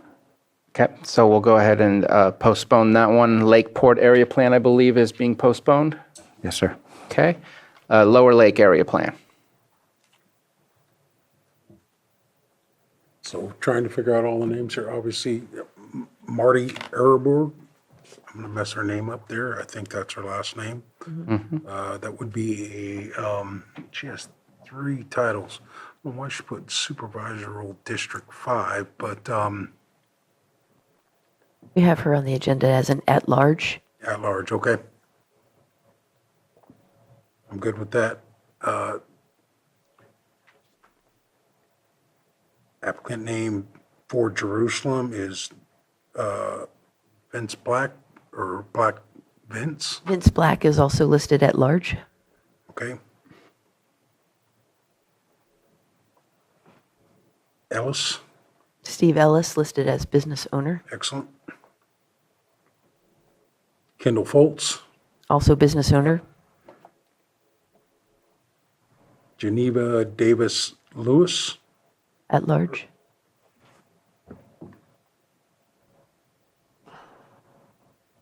Adeline Leba, which Tribal. our tribal representative, native representative. Roberta is moving to the Riviera. Ed Roby, At large. Mike Salter, Ed, His application says Middletown. Is he actually within Lower Lake? yeah, he's in Lower Lake. He's in He expressed his offer In to work District in 1. both Middletown and Lower Lake area plans. The board had previously clarified they wanted people to reside in those area plans, and that's why he's in Lower Lake. Yep. Mike Salter. Mike Salter's just a longtime, resident in the area, obviously been there for 55 years, but I'm good with putting Mike down. I don't know what we'd put him under, but I'm good on having him in that group. So good. So all 8 then are, Yep. thank you. Did I miss one? So you have 2 business owners. When the category calls for just one, does Steve Ellis or Kendall Foltz maybe fulfill one of the categories you don't have, like the Lower Lake Community Action Group? Yes, that's what, wait a second. Yeah, they do fill that. I know Mike Salter does. I will change him to the Lower Lake Community Action Yes. Group. And then one of those 2, either Steve Ellis or Kendall Foltz, would be an at-large instead of business owner at that point for the categories? So we'll make Mr. Ellis the at-large then. Great. That gives you 1 tribal, 5 at-large, 1 business, and 1 Lower Lake Community Action. And that leaves open environment. So I'd like to make those appointments. All right. Any comments on those appointments? Open it up for public. Anyone wish to comment on those appointments to the Lower Lake Area Plan? And I'll bring it back to the board for action. I'd like to move to appoint can you read back the list? Yes. Marty Erberg, at large. Vince Black, at large. Steve Ellis, at large. Kendall Foltz, business owner. Geneva Lewis, at large. Adeline Leba, tribal. Ed Roby, at large. And Mike Salter, Lower Lake Community Action Group. All right, so move. Second. Leave you one short? Yeah, I'm one short environmental. We have a motion and a second. All in favor? Aye. Any opposed? Motion carries. Moving on to the Middletown Area Plan. Larry Glupe, which will be under tribal.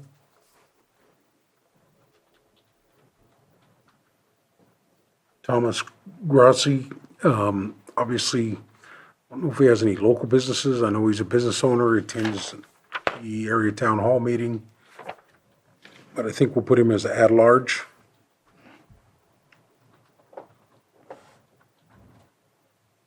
Melissa Kinsell.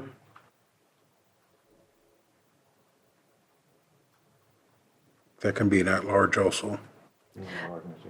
The next one, Elizabeth Rudiger, had that asterisk because she lives in Lower Lake, but she wanted to be in the Middletown one where her business is located. So Yes, which is Jazzercise, so I'm okay with her being a business owner.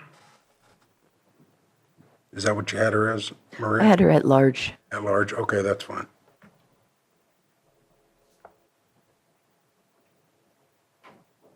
The next one I'll be moving forward with today is Zeta. Greta Zeit Greta Zeit, at large. yeah. You had one on the next page too, a math member or a math representative, Bill Waite, Oh, where did I miss that? I didn't, because the error in the putting it alphabetically is entirely my responsibility. okay. Sorry. All right, I'm good with that. Bill, wait. If we can have that read back for, Certainly. Larry Galupe, tribal representative, Thomas Grassi at large, Melissa Kinsell, business owner, Elizabeth Rudiger at large, Greta Zeit at large, and Bill Waite, math representative. And Shannon Sanders. And Shannon Sanders, business owner. Yep. You now have 2 business owners, but you have room, I think, in at large. I'll go with an at-large. Okey-doke. and that leaves a environment and another at-large? Is that what it is? I think it's environmental and at-large. It leaves 1 vacant at large and 1 in environment. Okay. And I'm good to move forward with those today. Okay. Any comments, questions regarding those appointments? Open it up for the public. Anyone wish to comment on those appointments? Seeing none in the chamber, none in the Zoom room, bring it back to the board for action. Would like to move to appoint the names read out for the LAPAC that we just went over. For Lower Lake, I apologize. Middletown. Middletown. Oh, man, sorry, Middletown. Second. We have a motion and a second. We're going to get this right. All in favor? Aye. Any opposed? Motion carries. Next is Riviera Area Plan. Okay, so we have 4 HOA seats. And we have applications from Bill Grudy, April Lieferman, Richard Smith, and we got one from George Bloomfield, who has at large, but I believe he is part of the Kelseyville Riviera. Yes. And then the environmental seat by Roberta Lyons. We have two tribal. I want to appoint them both, but one of them can be at large. Benai Cromwell and Katie Ray.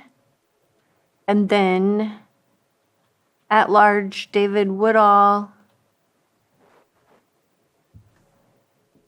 and Bonnie Darling. That take us to 9? Yes. Yes. To read it back for confirmation, Chair Cromwell, Tribal, Bill Grudy, HOA Buckingham, April Lieferman, HOA Kelseyville Riviera, Catherine Ray, also Tribal, Richard Smith, HOA Riviera West, David Woodall, at large, Roberta Lyons, Environmental, George Bloomfield, Kelseyville Riviera, and Bonnie Darling, at large. Okay. Any comments or questions? And let's open it up for the public. Any comments or questions? And bringing it back to the board for action. I move that we approve the list for the Riviera's area plan as read off by Director Turner. Second? We have a motion and a second. All in favor? Aye. Any opposed? Motion carries. Next is Shoreline Communities Area Plan. So I have 11 applications, and I already have, I think I could fill all 8 or 9 positions, I'm sorry. So, and just with one quick question, I know that at large there's 4, but did we agree to an ag position? The ag positions were added to Kelseyville and Lakeport on April 2nd, but if the board wants to change the categories. I just thought, well, and I can just put at large, but I know that we were just, I'm just remembering we talked about Clear Lake Oaks having some ag as well, but I mean, I can just appoint at large one of the. I think that if we wanted to change the categories, we'd have to come back for an wanna do actual that. change of categories, I'll just appoint at large, and we know. So, AKA agriculture. right. So I have, for at large, I have Amanda Collins. I'm not sure which town because it's redacted, so that's also why I chose, because I'm trying to be equitable in who I choose and where they're at. Kathy Herdman from Lucerne as at large. Angela Amaral, she's in Clear Lake Oaks, but she's at Double Eagle Ranch. Rebecca Harper is the either ag or at large. She's in Lucerne. Business owner, I have Amanda Gonzalez, Lucerne. Surf and Earth, I have Austin Pratt from Lucerne and Maria Kahn from Clear Lake Oaks, High Valley. Environmental, I have Holly Harris, who's at Clear Lake Oaks, and I have Tribal Robert Gary, Clear Lake Oaks. To read these back, Angela Amaral at large, Amanda Collins at large, Robert Geary, Tribal, Rebecca Harper at large with ag in parentheses, Holly Harris, Environment, Kathy Herdman at large, Maria Kahn, Eastern Regional Town Hall, Austin Pratt, Central Regional Town Hall, and Amanda Gonzalez, business owner. Any comments or questions regarding those appointments? Seeing none, open it up for the public. Anyone wish to speak on these appointments? No one in the chamber, no hands in Zoom, bringing it back to the board for action. So I motion to approve the, you'll read them off, or I can read them off if you'd like. Again? I can read them off. Or you could just say you I could approve do the list as read by Director Turner. I will approve the list for Shoreline Area Plan LAPIC as stated earlier, and the list that Community Development Director Turner has. Second. We have a motion and a second. All in favor? Aye. Any Aye. opposed? Motion carries. All right, and the last one, Upper Lake Nice Area Plan. So this one is, I'm going to see if we can next week. I know that we have, I think, 8 at the same time. I know that there's been some folks that have been in contact with me within the last month and whatnot, saying that they got it in, they didn't. I just think they're just having a hard time with it. But either way, I really want to make sure I have enough to rather than just to appoint. Okay.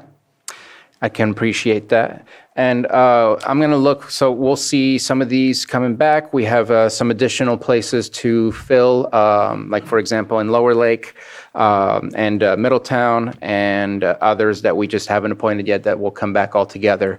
One of my asks for consensus from the board is, Mr. Guintavano, if we can maybe get some help in better understanding how to navigate the fact that people who are already in the town halls are already people who are very interested in their communities and seeing their communities moving forward and will probably want to take part in these meetings. What is the process? Because we want to make sure that all voices can be heard in these area plan meetings that will occur without breaking any sort of Brown Act. What is our process? What is the easiest path of least resistance to make sure that those voices can be heard during those times? Is that a consensus from the board to get that assistance from our county council? Yes. And then the others who need to have more specific conversations, please follow up with County Council and Director Turner to figure out what that process will look like or what the formation of those area plan committees will look like. Thank you. If I could just request for people who are thinking about still turning in those applications, that they could do so as soon as possible. We do have a very tight turnaround time in order to get it up and ready by the posting of the agenda. So we don't encounter this after the posting of the agenda issue, but I also don't want to wait till the 6th of August because that's our second round. That's the first week of our 2 weeks of the second round of community workshops. And so it would be great if I could already have reached out to the LAPAC appointees to let them know that this is happening so they could join us for that as well. So, and I can appreciate that. One of my issues with that is we do not meet on the 30th. Exactly. It is our 5th Tuesday, and the 6th is when you said you plan on starting on the 6th. That's why I'm going to cash in a lot of favors with Johanna to make sure that we get everything available by the time she's posting the agenda.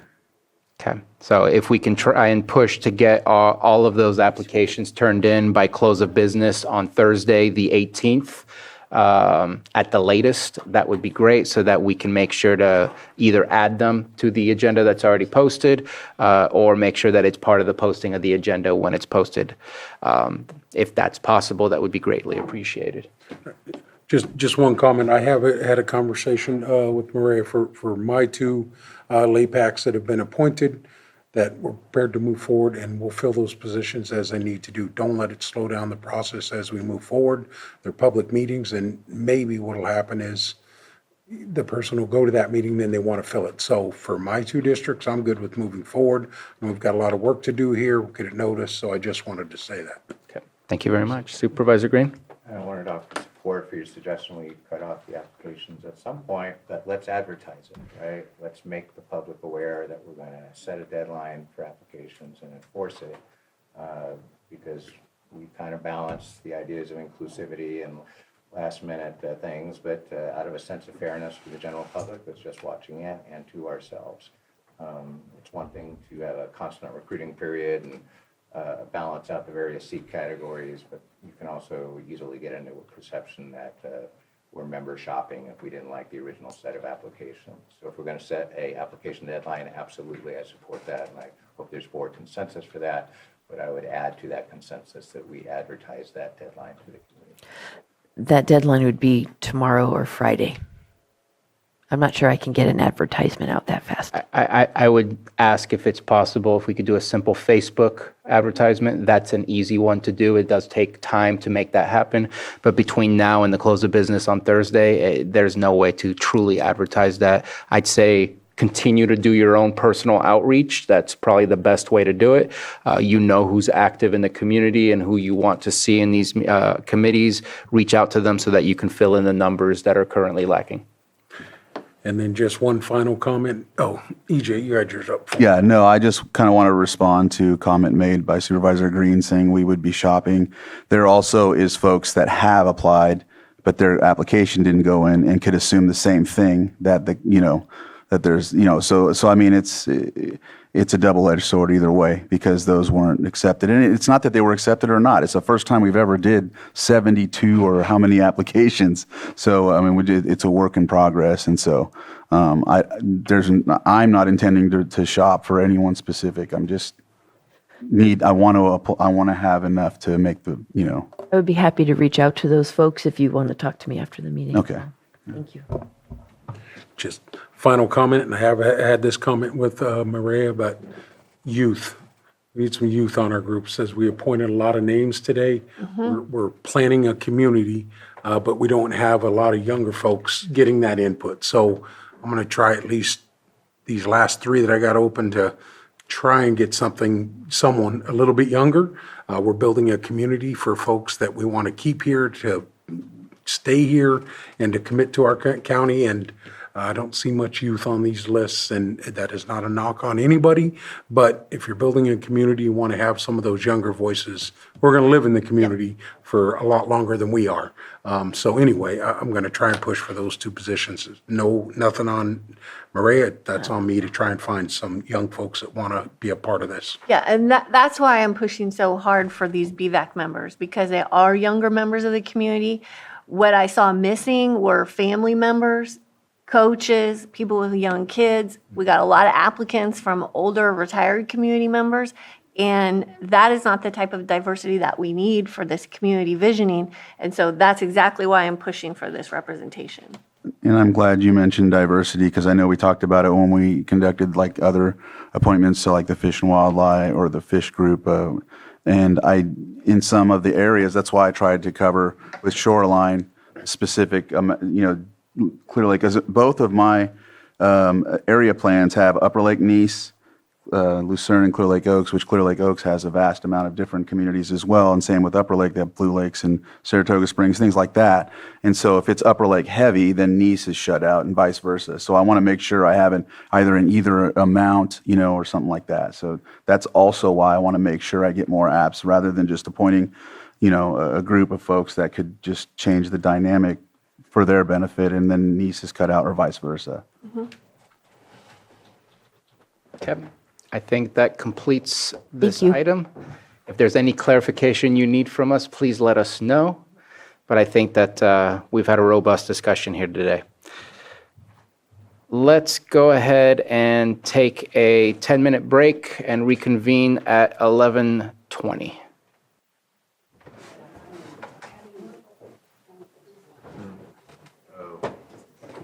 We're on 6.5. All right, welcome back. Thank you. We're going to move to item 6.5, 10:15 a.m., a presentation on Lake County Behavioral Health Services, Mental Health Services, and annual update for fiscal year 24-25, and approval of modifications to the three-year plans spanning 23-24, 24-25, and 25-26. And we have our behavioral team back up.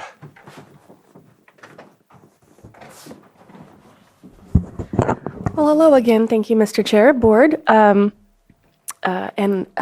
We have, I believe, Mr. Abbott has a request to share screen for a presentation that we have. I apologize that did not make it the presentation itself on the agenda. However, the full plan is on the agenda. So would it be possible for, I think he's... So we are moving forward with this item today?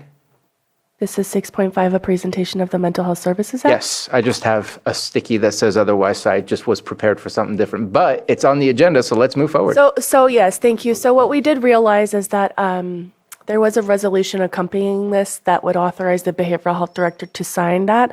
However, we would prefer to move forward with the presentation today and then bring the resolution back as a consent agenda item, observing that the board has already reviewed the plan. Let's go. Okay, thank you. So I'll just give some preface here. Annually, I believe your board is aware that behavioral health is tasked with updating our Mental Health Services Act, which through the proposition of Prop 1 will soon become the Behavioral Health Services Act, and lots more to come about that. So we are happy to present. Are you able to go full? Right here.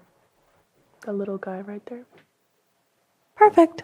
All right, next slide, please. Our 24-25 update. So this is just going to provide some background on the MHSA. I know the board is quite familiar with it, but of course for any members of the public who aren't, happy to provide that context. So MHSA is a voter initiative passed in 2004, which allocates a millionaire's tax, so a tax on the wealthiest Californians, to fund non-traditional services and supports for mental health beneficiaries.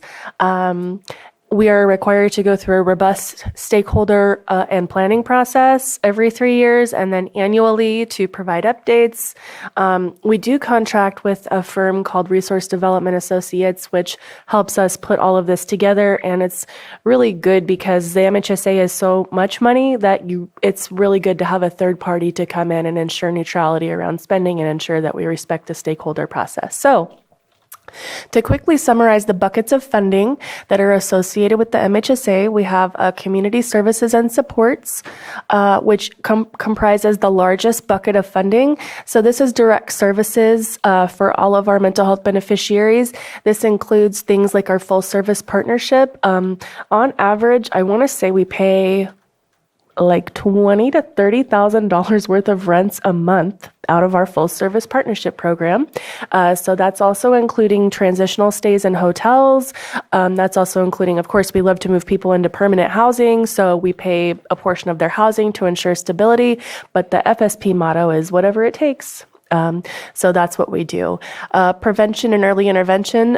This is a bucket of funding that is exactly what it sounds. So this funds like staff to go into schools. We do a lot of mental health first aid trainings in the community through this funding bucket. It's also on the chopping block with Prop 1 there, and we can talk a lot more about that in the future, but oh, it is. Okay, great. And then innovation. So that's another one that's on the chopping block. It's a smaller bucket, but we've been able to lift programs such as analysis and evaluation of our full service partnership program to ensure standardized programming across counties. Workforce education and training is another one that's big for us. And we have a really actually robust pipeline of workforce development, I'm proud to say. We actually have a few staff who were clients and are now in positions with behavioral health. And I would really like to credit the WET with some of that work. We also have capital facilities and technology. So this is just supporting infrastructure needs, of which there are many for behavioral health. Next slide, please. Okay, so the annual update is just to look at where have we gone, where are we going, what's been done, what is still needed. And again, it's based on stakeholder input. This takes place through community meetings, through surveys, and other methodologies. And there is, I'm sure many of you, if not all of you, have attended MHSA stakeholder meetings, so you're probably familiar with what those look like and how the feedback process goes. Next slide, please. Okay, so the MHSOAC, which is the Mental Health Services Oversight and Accountability Commission, which oversees or is tasked by the Department of Healthcare Services with monitoring MHSA services for counties, updated their prevention or their PEI reporting requirements, so to make them more robust. So now we're required to report consumers served, demographic information, and just, tighten up. And across the board, that's what you see, again, with Prop 1, which we'll talk about more, is just a tightening up of reporting requirements, which is fine. It's all good. And I think that's all we want to say about PEI. So we're really looking at that outcome data, right? What is? Go ahead, Scott. It's just a special report that they now require for us to have, and so it's included within the overall plan. Thank you, Scott. All right, next slide, please. Okay, of course, you can access this and all other materials on our website. Next slide. Now, what about Prop 1? So it's a modernization of the Mental Health Services Act. So again, the biggest change is retitling. What does that retitling mean? It means that people who are beneficiaries of substance use disorder treatment services are now eligible for things like full service partnership, which is incredible because, as you might imagine, not having permanent or sustainable or any kind of housing is definitely a barrier to treatment progress. And so this allows a lot more services across both sides of the house, quote unquote. And it was passed on the ballots on March 5th. All right. So there is also a bond with that's coming out in the form of behavioral health continuum and infrastructure grants. We're definitely looking to apply for some of those bond measure grants to invest in in infrastructure here in Lake County, and there's some ideas that I hope will be able to come to fruition here and we can bring before your board. So $2 billion of that is earmarked for just permanent supportive housing, similar to the Collier Avenue project. So there's a lot of opportunity here to even build brand new facilities, which is certainly our preference. We'd love to see, I think Lake County deserves beautiful, nice, brand new facilities. So that's a goal that I have personally. Let's see, we talked about it includes substance use disorder services. There is, and I don't know if it's on this, is there any talk about the exemption in the next slide? Yeah, so let's go ahead and, there's different accountability measures. So overall, they really want to see, again, more accountability to the dollars spent, which is fine. We're all for that. So expect to see more detailed outcome measures and other types of accountability measures in next iterations of our planning process as we comply with Prop 1. Okay, so this is a really key slide here that talks about how the funding allocations are going to change. So currently, 95 of the total revenue goes towards, 95% goes towards counties and 5% is reserved for state kinds of initiatives. Of the 95% that's allocated to counties, CSS takes up 76%, as we discussed, and PEI and innovation take up about a quarter of that pie, as you can see. So, yes. I'd say of the 76%, half of that has to be spent on full service partnerships. And of the 19% that you see there for the prevention and early intervention, half of that has to be spent on youth. Thank you for that. So the proposal is to reduce the county allocation of MHSA by 5%. And so they're looking at reallocating more of the workforce stuff and funding towards the state for state control, which is an interesting proposition. I'll reserve comment at this time. But of the 90% that's now allocated to counties, you can see there's a significant redistribution of those funding buckets. So behavioral health services and supports is its own unique category, and I think that's mainly geared towards housing. And then you have full service partnerships, which take up a lot. But absent here, you can see that there's no more PEI and there's no more innovation. So some of our, actually all of our peer support centers are funded through blended MHSA funding buckets that include CSS, but also include PEI. So in absence of that PEI funding, counties are going to have to figure out, how am I going to fund these projects that had historically relied on that? So presently we have our 4 peer support centers that rely on that. And so we'll have to figure out as a county if we're unable to be granted an exemption, which we do plan to apply for, and I'll talk about that, how we're going to continue to sustain those in the absence of that PEI funding. This is the implementation timeline. There is, as I referenced, the key here is in bold. So small rural counties are able to make an exemption from the 30% housing allocation. And it's our intention to do that. And we'll definitely be talking more about that. I anticipate that the exemption process will involve county board approval. That's my guess. It'll probably be a resolution that approves the exemption for the county. And so We'll also be taking it to the stakeholders, to the community, to make sure that they're in agreement. but just, in preparation, gearing up for those conversations, there's already a lot of funding streams that are coming in for housing. And it's kind of a funky situation in Lake County because we actually have HUD Section 8 vouchers that go unutilized because of a lack of housing stock. And so it's a lot of pressure on counties to provide housing supports. And in Lake County, we don't have enough housing for our people. So we're like, it's a tough position to be in. And that's one of the rationales for pursuing an exemption. All right, next slide. This is just a resource to you all, and I'm happy to share this even though it wasn't presented on the agenda. I'll probably email this out just for information so you have the links to everything if you didn't already, but just some helpful resources to learn more about Prop 1. Now, getting back into our outcome data. Maybe. That's okay. There's ghosts in the machine. All right. So this is a this is a summary of all of the programs that this funding supports and supported in 23-24. So a variety. All of these, I think your board is familiar with. We've had these programs in place for quite a long time. So no significant changes year to year here. Yeah, and that's probably kind of an overall thing, talking about quit laughing at me. The overall plan, just let you all know, because these changes are happening with Proposition 1, we don't want to really implement anything that's going to be majorly changing because we don't know if the funding is going to be there, down in a year or two. And so the idea is we don't want to make a whole lot of changes. We want to kind of keep things steady until we know more about the exemption and what's going to be, if we're going to qualify for that. And so we're trying to just be conservative. So this update, this is year 2 of a 3-year plan, is pretty conservative as far as changes. And so these are essentially what the programs that we have right now. And we're not looking at doing hardly any modification to that. Thank you for that. We are, as Mr. Abbott said, being very conservative because there are so many moving parts right now that we want to see how the dust settles. All right, next slide, please.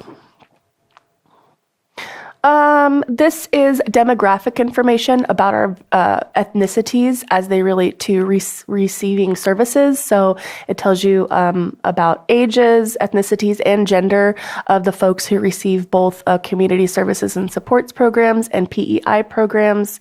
The majority were adults who were white, and that kind of matches our population. We, of course, always like to see higher penetration rates, is what they call it, in other non-white ethnicities. So our BIPOC population, we continue to focus on outreach. And so that's just demographic information, just for edification. All right, next slide, please. This is some of my favorite data, getting into the FSP data, because this is where we have the most robust outcome reporting, and you can really see the investment of dollars and the result in people's lives. And so this is talking about the reductions in mental health emergencies and reductions in psychiatric facility hospital stays. And so it's looking at a year before they were in FSP, at year 1, and then year 2. And you can see a dramatic reduction in mental health crises and hospitalizations. And so while FSP is a pretty expensive program, these are extremely expensive, not only from a fiscal perspective, but from a quality of living and dignity perspective as well. So we're really able to keep people out of crisis through the full service partnership program. Something else we don't have on there that I wish we did is we also have a reduction in incarceration. Yeah. Yes, we do. We see definitely a reduction in recidivism and incarceration, and hopefully soon. That's unfortunate, but we do. It's great. All right, next slide, please. Okay, this is one of my favorite programs, our street outreach van. Hopefully you've all have seen our van. So that's Mr. Abels, David Abels. He is out and about. He is engaging primarily with our unhoused population and going to where they're at in encampments. We can all appreciate the limited mobility that some people have when they're unhoused. And so we are offering food, prepackaged foods and whatnot to people in the encampments, hygiene products, also food for their animals, bus passes, Narcan or naloxone, of course. And then, of course, looking at the numbers served. So we have the highest percentage of people in Clear Lake, which makes sense. That's our population center, and also where we see a lot of need. It's a heat point in our county. Following up, we have then Lakeport. Lucerne sees a lot of action from the van. Yeah, so we're out there, and it's really great. I'm really happy about it, and it's continuing. Is there any data for Cobb area? There isn't any data. Are we going to Cobb? I'm not sure. Well, we'd be happy to integrate this, and I know for sure that we did during the disaster. During the storm. The storm, yes. Pretty much go to identified homeless encampments around the county. And so if there's some in Cobb, then we're going there. Yeah, and if you know of something that we don't, please let us know, because it's totally driven. It's by community feedback, where we got our ears to the ground to know where to find people. absolutely. And I'm hopeful that the data is just inside some of those other categories, but not specifically detailing Cobb area or something along those lines. Like, I hope that data is still within the numbers that you're showing us. I don't know. Yeah, next time I'll put where the encampments are located. That might be better information than municipalities there. It could be. We'll have to think about how to conceptualize that. I almost had like a map come up in my head, but I have concerns about that. Or a zip code breakdown, maybe that. Oh, that could be nice. Okay. Yeah, so we have some good ideas. Never, needless to say, they're out and about in our community. It is not every single day of the week, but it's Wednesdays and Thursdays that they're out doing their outreach. And it's primarily Davy, but I think he does switch off. All right, next slide, please. I have a quick question. Yes, please. About the numbers on the previous slide. Sure. Are we able to go back? So, can you explain the percentages on the left? Does that mean 100% of the people that are engaging with the street outreach are getting meals, and only 1% are getting bus passes? Like, it doesn't add up. Like, my math is misunderstanding what I'm looking at and what the numbers add up to and what they mean. I believe what that means is 100% of the people that they encounter, they do give some type of meal, a sandwich. And then 1% of the people they encounter, they'll give a bus pass. And what does the percentages afterwards on the referrals mean? Because those don't add up to 100% either, since peer support is 99%. I'm sorry, can you say that again? Which one? So meal, 100%, mental health services, 17%. What are the percentages? Is it again, the use of that referral? I think what this means is that of the 2,100 roughly people, 100 of them, or all of them, received some type of food. Of those, only 17% Gotcha. had so it's of the total population for each category. Okay. No, that's Thank you. okay. And it's just separated by services Yep. is one thing, and then Yep. referrals is a different category, but the numbers represents the percentage of the 2,100. Okay. Of the total, yeah. Thank you. Good question. Thank you.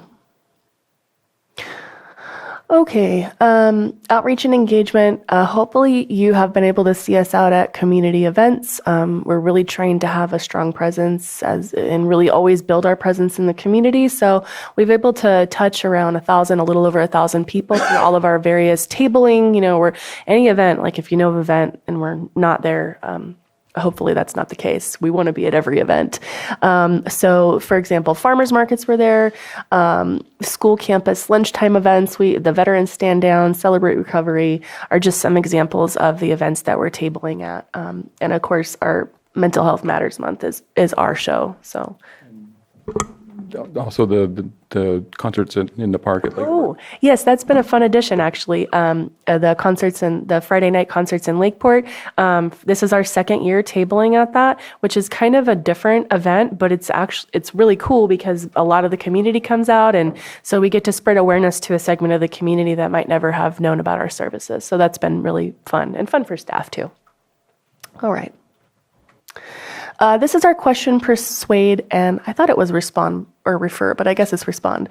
So we're targeting high school students with life-saving skills to interact with their peers if their peer is experiencing thoughts of hurting themselves or attempting suicide. So we do pre and post surveys about a variety of opinions or perceptions or skills on engaging with somebody who's experiencing suicidal ideation. And so you can see that people feel much more confident that they know the warning signs of suicide, that they know how to ask if somebody's thinking about suicide from pre to post. So this is really building skills for our youth to be able to recognize those signs and symptoms and intervene enough to keep that person safe in the moment. So that's a really fun show. So, yeah. All right, we do have some, these are our key findings. I believe this is more qualitative data.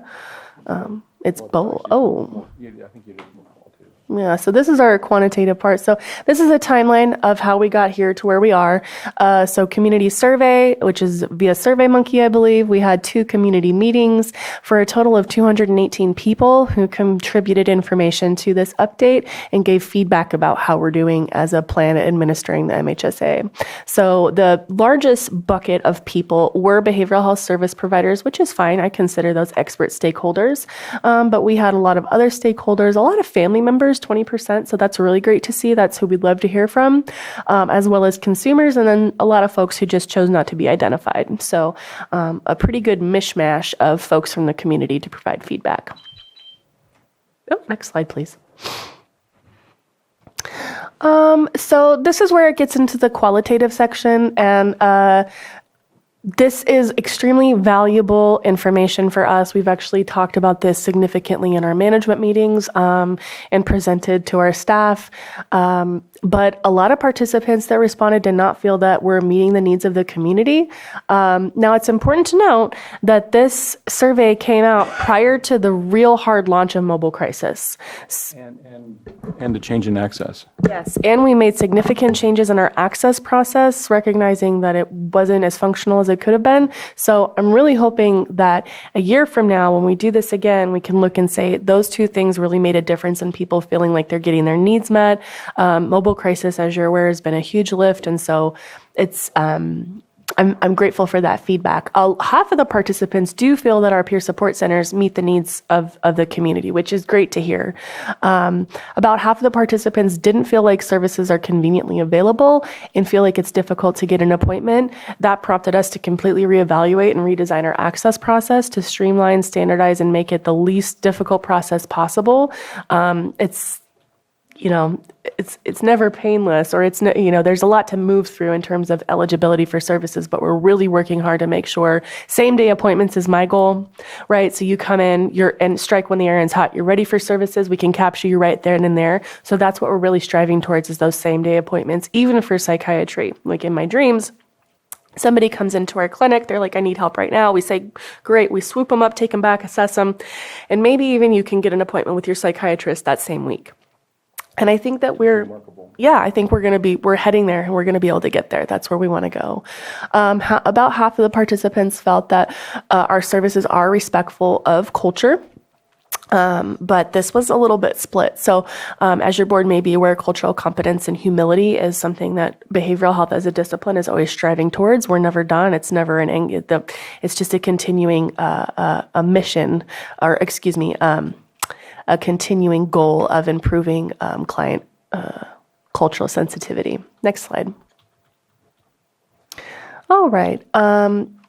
So behavioral health providers were most likely to report a positive impression of our services. Consumers and family members were more likely to report a negative impression of our services, and other community members had a mixed response. So this is fascinating, and this is something that we've talked about not only in leadership but also with other staff. Like, we may have a perception that we're doing a good job, but something's not adding up here because our beneficiaries are not feeling like it's always the greatest experience. So there's definitely a lot here to work on.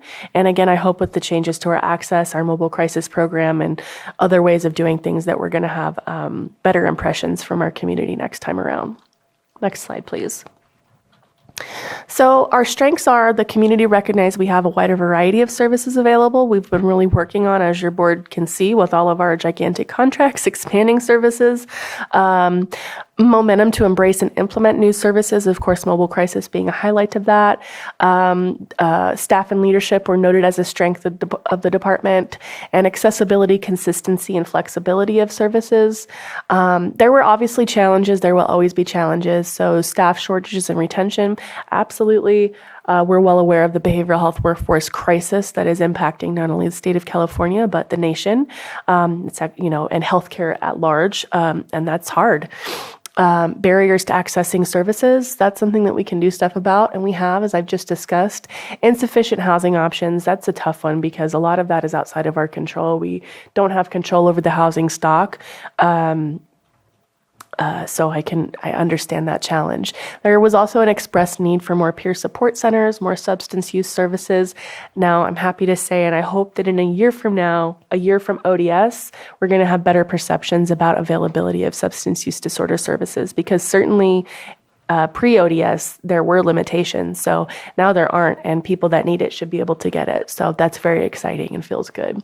Also doing a little bit more work around including family and natural supports in people's care. That's always a great thing to do. Next slide. All right, so the following populations were identified as particularly needy and an area of focus. So older adults, our LGBTQ plus community, our unhoused population, and our justice-involved individuals. There's a number of initiatives that are impacting particularly our unhoused and our justice-involved individuals at present related to CalAIM. And so we've actually been working very diligently with public health, the sheriff's custody side, and patrol side around better serving justice-involved individuals. Of course, the board is aware that we now co-locate a building in Lower Lake with probation. So we're really trying to wrap around our justice-involved population more effectively. So again, I'm always hopeful that next year we can say, yeah, we really tried to make some moves around these populations. All right, next slide. Obviously, myriad opportunities, so reducing barriers to access, that's actively happening right now. Increasing community awareness of services, we are always trying to, it's kind of a real mystery to me in some ways that I feel like we're present in the community, but we continue to need to be out there because not everybody still knows about our services, and that's super important. So we're going to continue to pound the pavement and be boots on the ground to tell people about our services, because if you don't know we exist, you can't get help. Supporting staff. So we're always definitely want to invest in our staff. Our staff are our greatest resource. And so making sure that our staff are well trained and supported. And of course, as diverse of leadership as we can have. That's what we want to have. Improving collaboration and communication across providers and partners. That's definitely still an ongoing goal. I don't think that's ever going to cease to be a goal. I do personally see, there's still a lot of silos within healthcare. And so breaking down silos continues to be a theme for behavioral health and something we're very motivated to do. All right. So here's our proposed modifications and budget request, which is pretty minimal, actually. The items that are bolded, I believe, are being modified. And is there more information, I believe, on the following slide? Okay. So the program modification. So we're going to expand FSP programming. So we're going to add forensic, that means justice involved, really, FSP team. One of my other goals is to have an assertive community treatment team sometime in the near future, which is a multidisciplinary team that wraps around people who are at risk of recidivism in the criminal justice system to really keep them out of that. And expanding, also we want to expand our existing older adult team.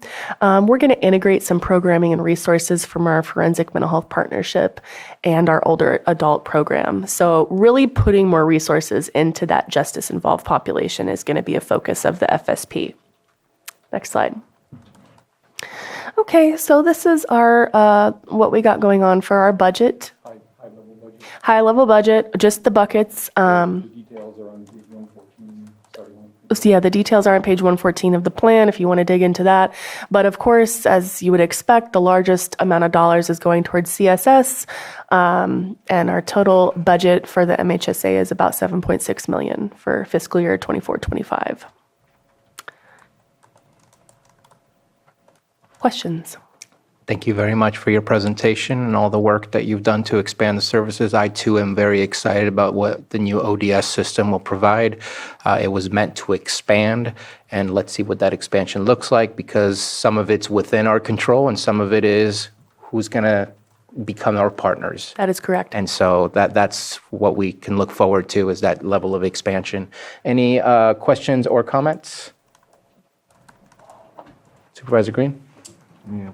Appreciate the presentation and all the hard work. These reports are not as easy to pull together, I'm sure.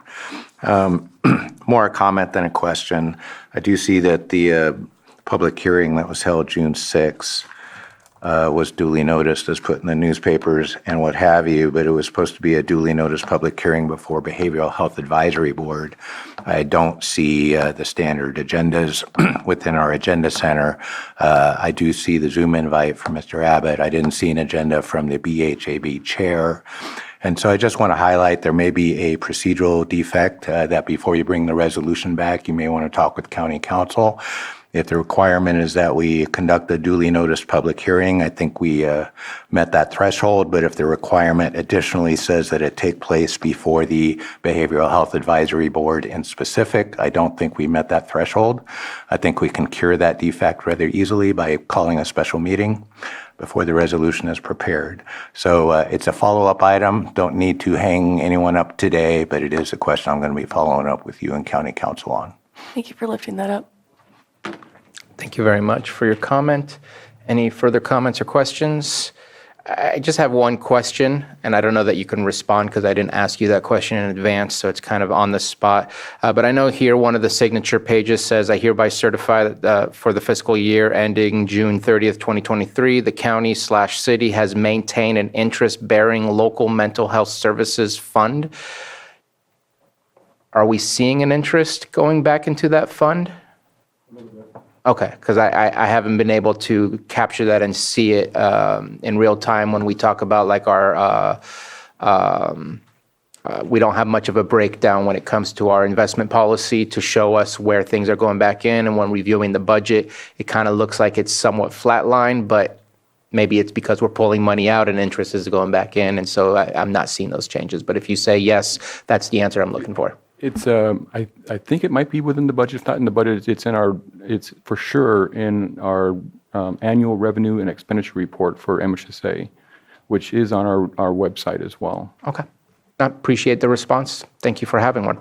That's the only comment that I have other than thank you very much for all the good work you're doing. Difficult task, lots of, unfortunately, issues that we have to try to provide services to help people get back on their feet and get into a better, more stable environment. Never going to be easy work, but appreciate the work that you and your staff are doing. Thank you. Let's open it up for comment from the public. I see nothing in the Zoom room and no one getting up in the chambers. Thank you again, and we will see you when the resolution comes back. Thank you. And I do apologize for being so far behind on our agenda, but we are going to try to move quickly here. Our 6.8 item we'll take after lunch, speaking to CAO Parker, as I want to make sure we get 6.6 and 6.7 because we've had people waiting patiently on us for that. So let's go ahead and take up 6.6, 10:45 a.m., public hearing, consideration of resolution appointing road commissioner for the County of Lake. Director March, thank you very much. Thank you, Chair. Good morning, Chair Sabatier and supervisors. My name is Glenn Martz, Public Works Director. Before you is a resolution to appoint me as the County Road Commissioner. The qualifications necessary to be road commissioner is that you must be a licensed professional engineer, which is the same qualification as the Director of Public Works. I've been a licensed engineer for over 30 years, so in my opinion, I meet the qualifications. Any questions? Any questions on this resolution? All right. I think this one is a simple formality, so appreciate you bringing it to us. Any comments from the public? Seeing none in the Zoom room and no one getting up in the chamber, let's go ahead and bring it back to the board for action. I offer the resolution. And the resolution has been offered. Supervisor Simon? Yes. Supervisor Crandall? Yes. Supervisor Green? Aye. Supervisor Pyska? Yes. And Supervisor Sabatier? Aye. Thank you. Thank you for your patience. Next, we will take up item 6.7, our 11 a.m. item, consideration of presentation on Golden State Finance Authority Recover California Homebuyer Assistance Program. And with us, we have, and I apologize if I butcher the name, Don Nguyen.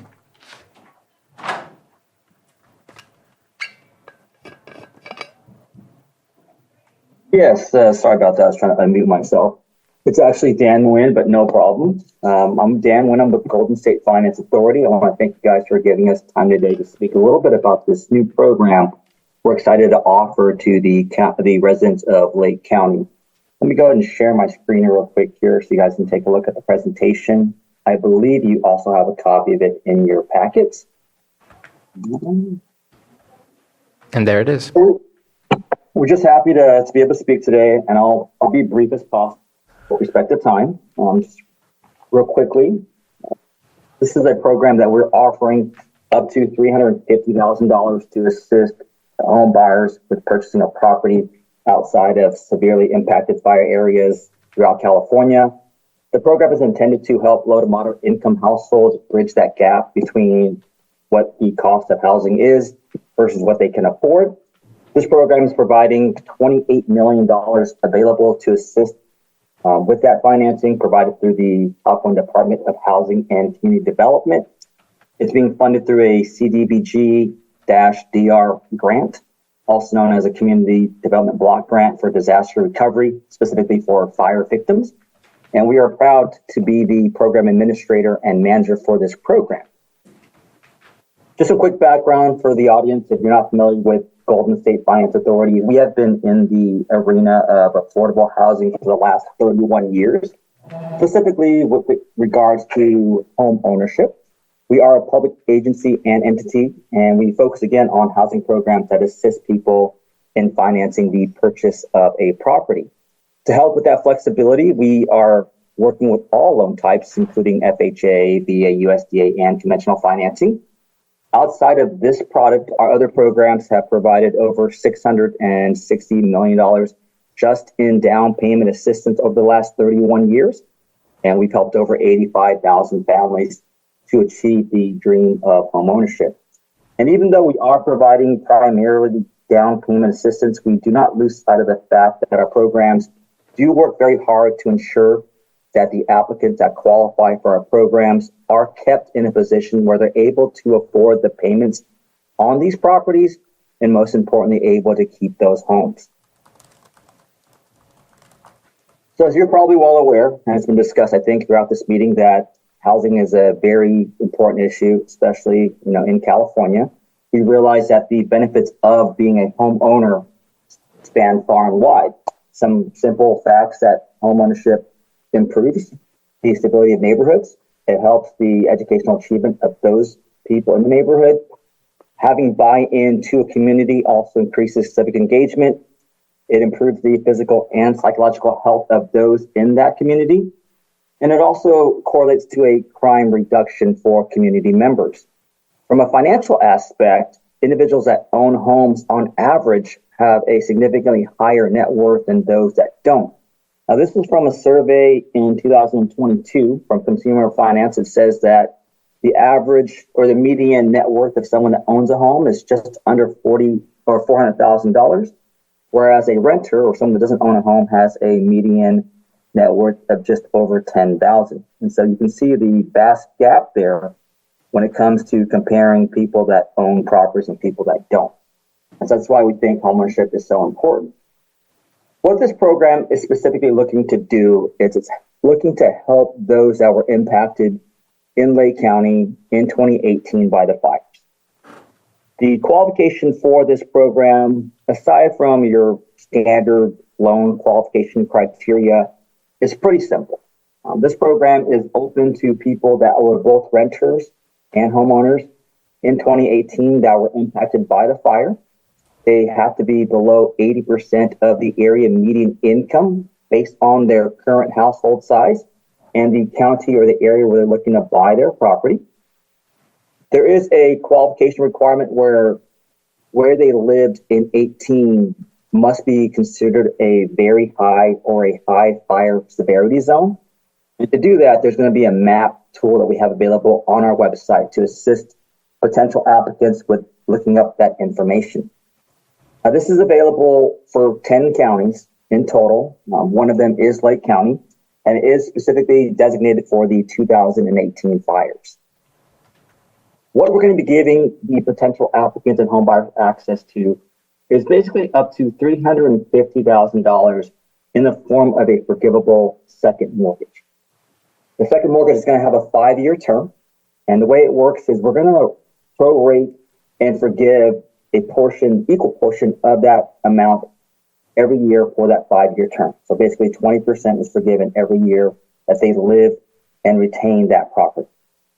Now this second is going to be deferred, no payments, no interest. And so it's just going to sit there. And as long as they live in that property for the preceding 5 years after the loan closes, the entire amount is going to be forgiven.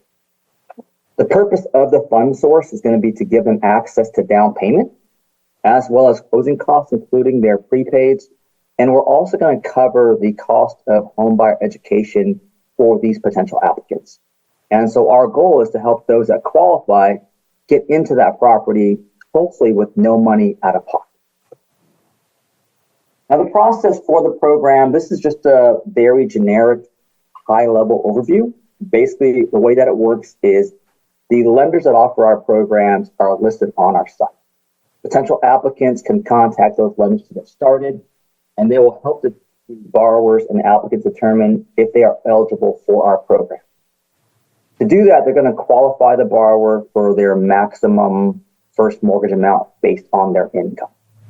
And to keep it affordable, we are making sure that that qualification of that mortgage remains between 42 and 45%.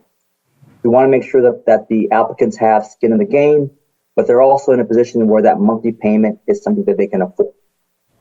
Once we get information, we can determine how much they can qualify for based on their need. And their need is pretty simple. Their need is the cost of the property, minusing the amount of loan they can qualify for, and then adding back in the cost associated with closing that loan transaction. And so again, the goal is to get them into that property with no money out of pocket. Once they know what they can qualify for, they can begin their property search. The lender will help them on, behind the scenes with everything else in terms of documentation. As part of the program requirements, we are having them take a homebuyer education course just so that they are aware of the responsibilities that come with homeownership. And at the end of the process, they will close their loans, we will fund the assistance, and they will have their own home. Now, to kind of give you guys a really generic and basic example of how this could potentially work, is let's say that based on your borrower's income or the applicant's income, they qualify for a first mortgage of $268,000.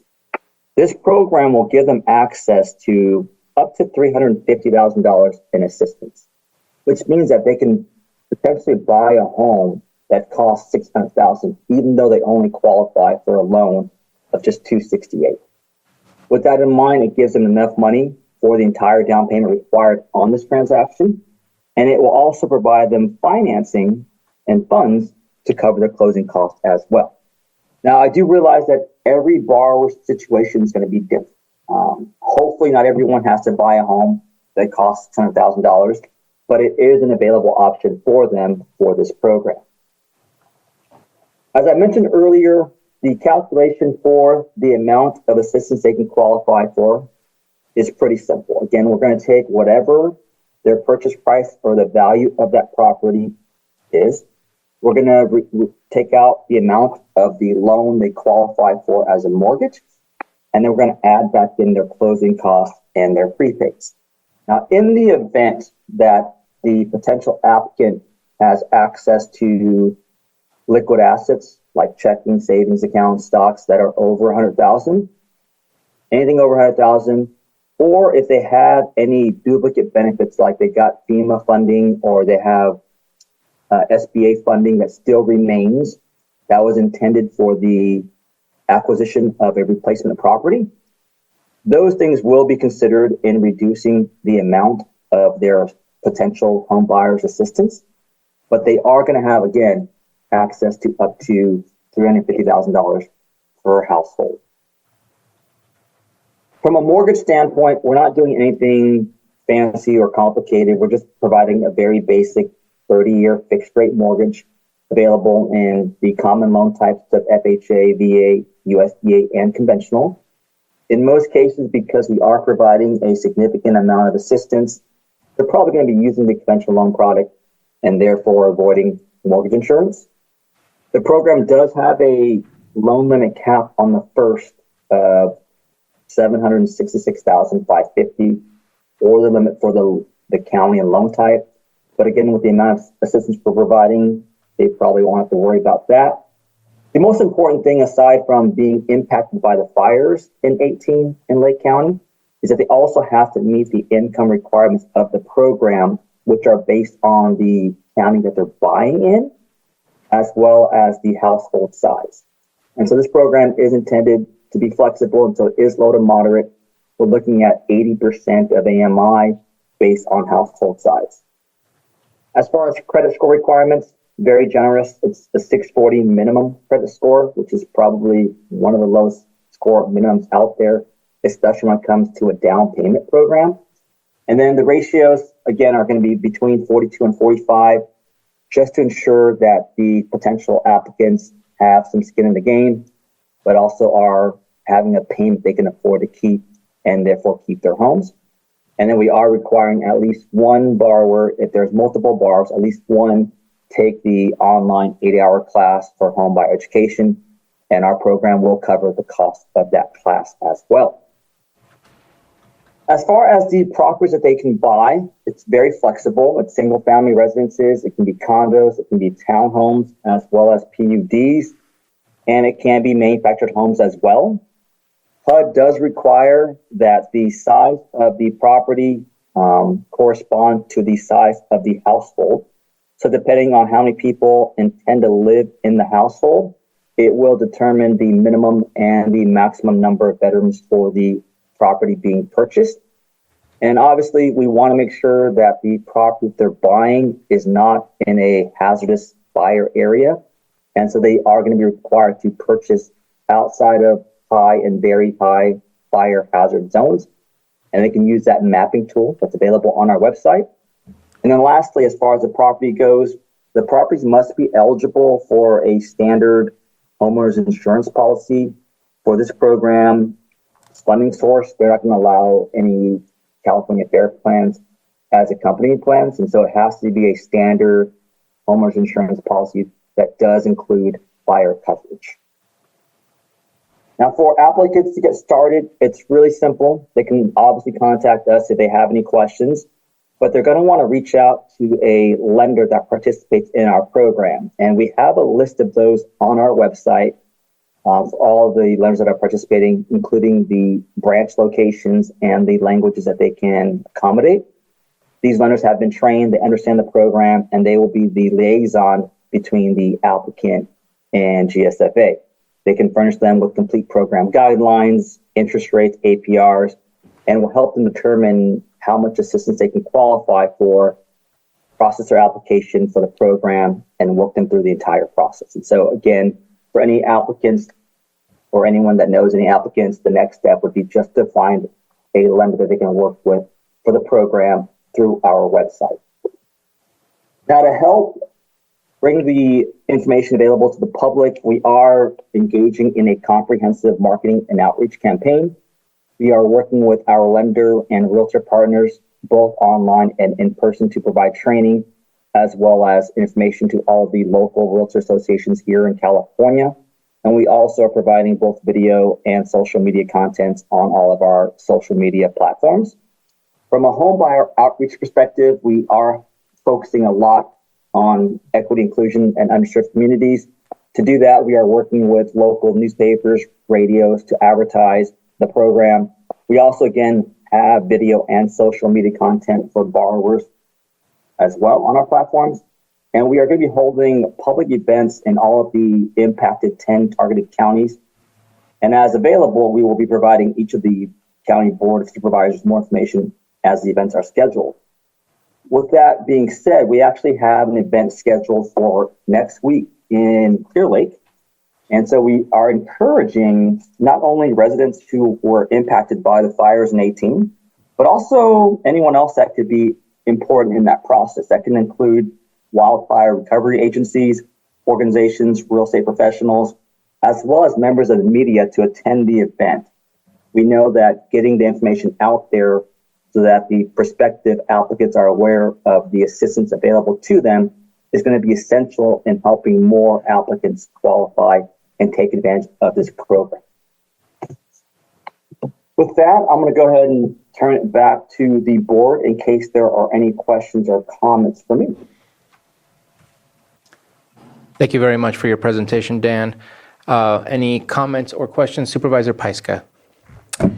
Yeah, thank you for for this presentation. I've been hearing a lot about it. I know we do have a local lender that is working with the program.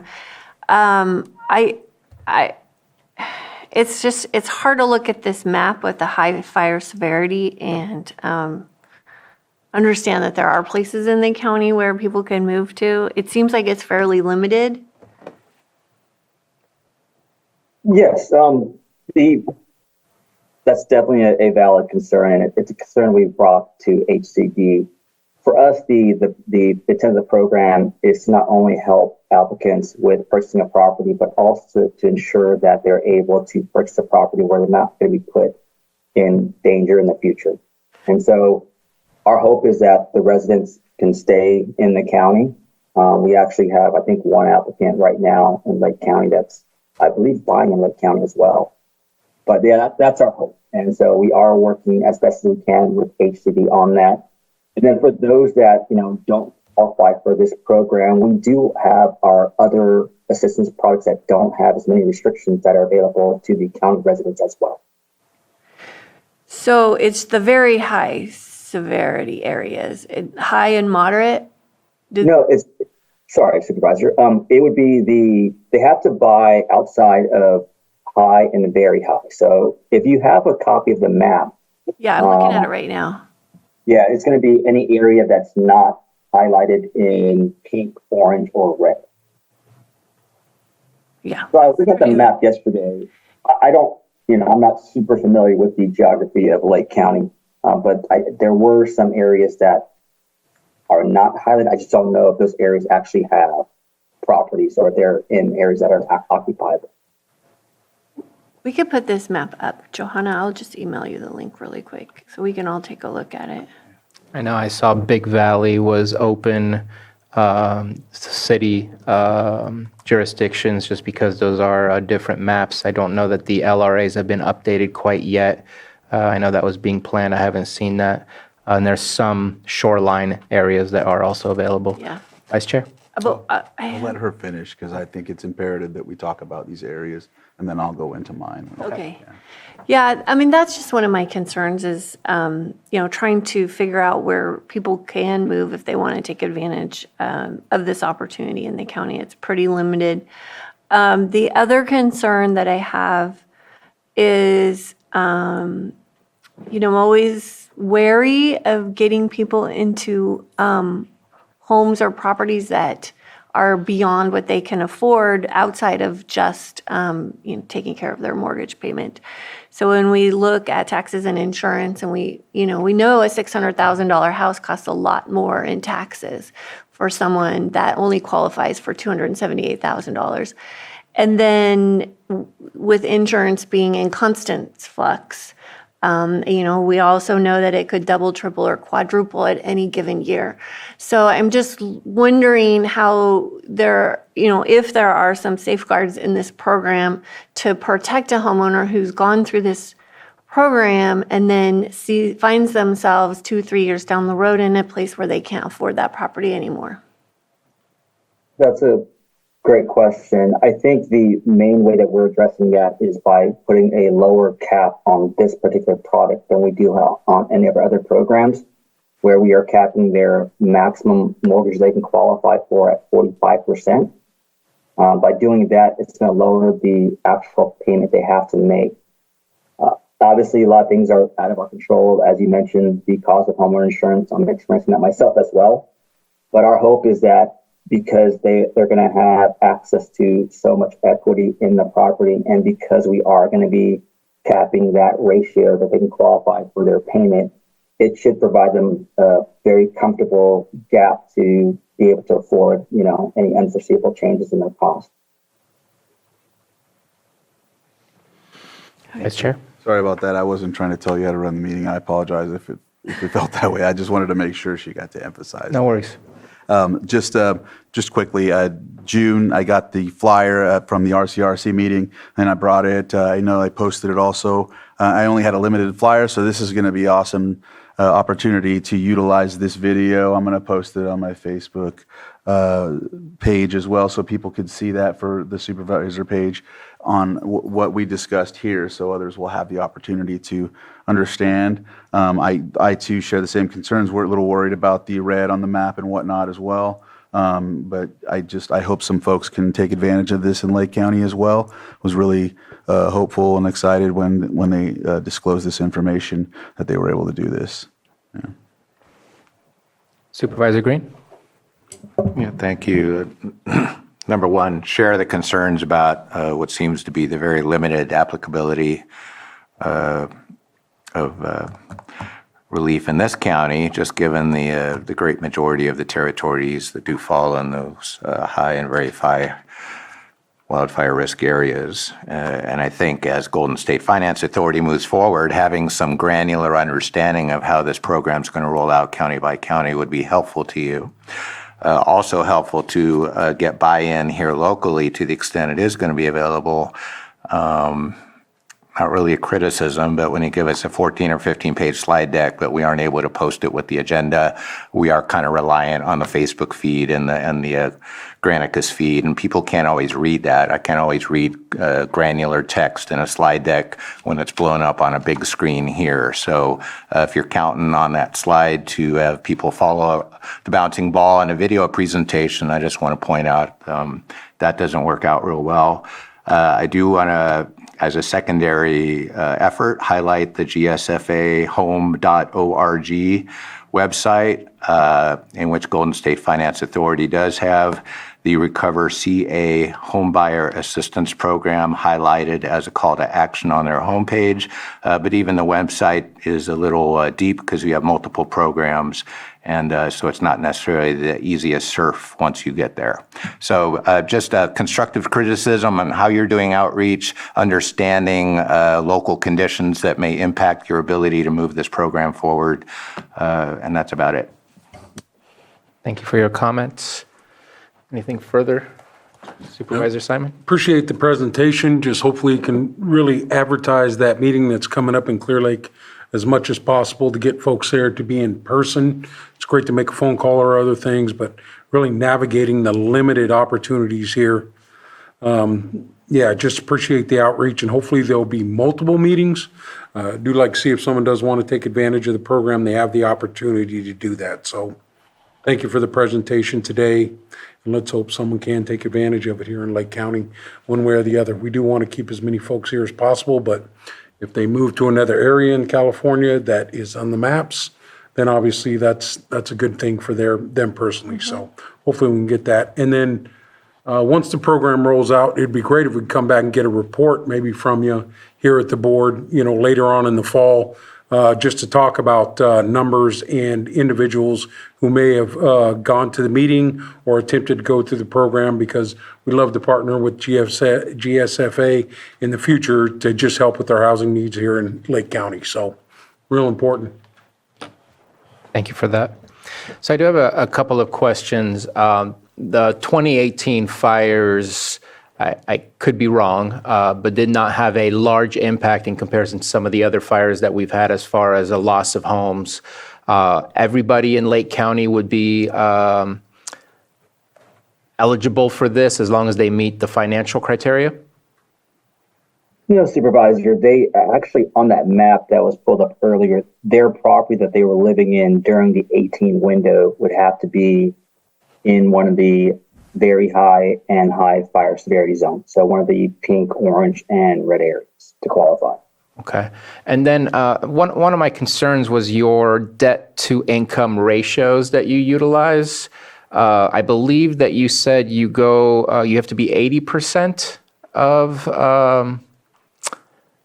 federal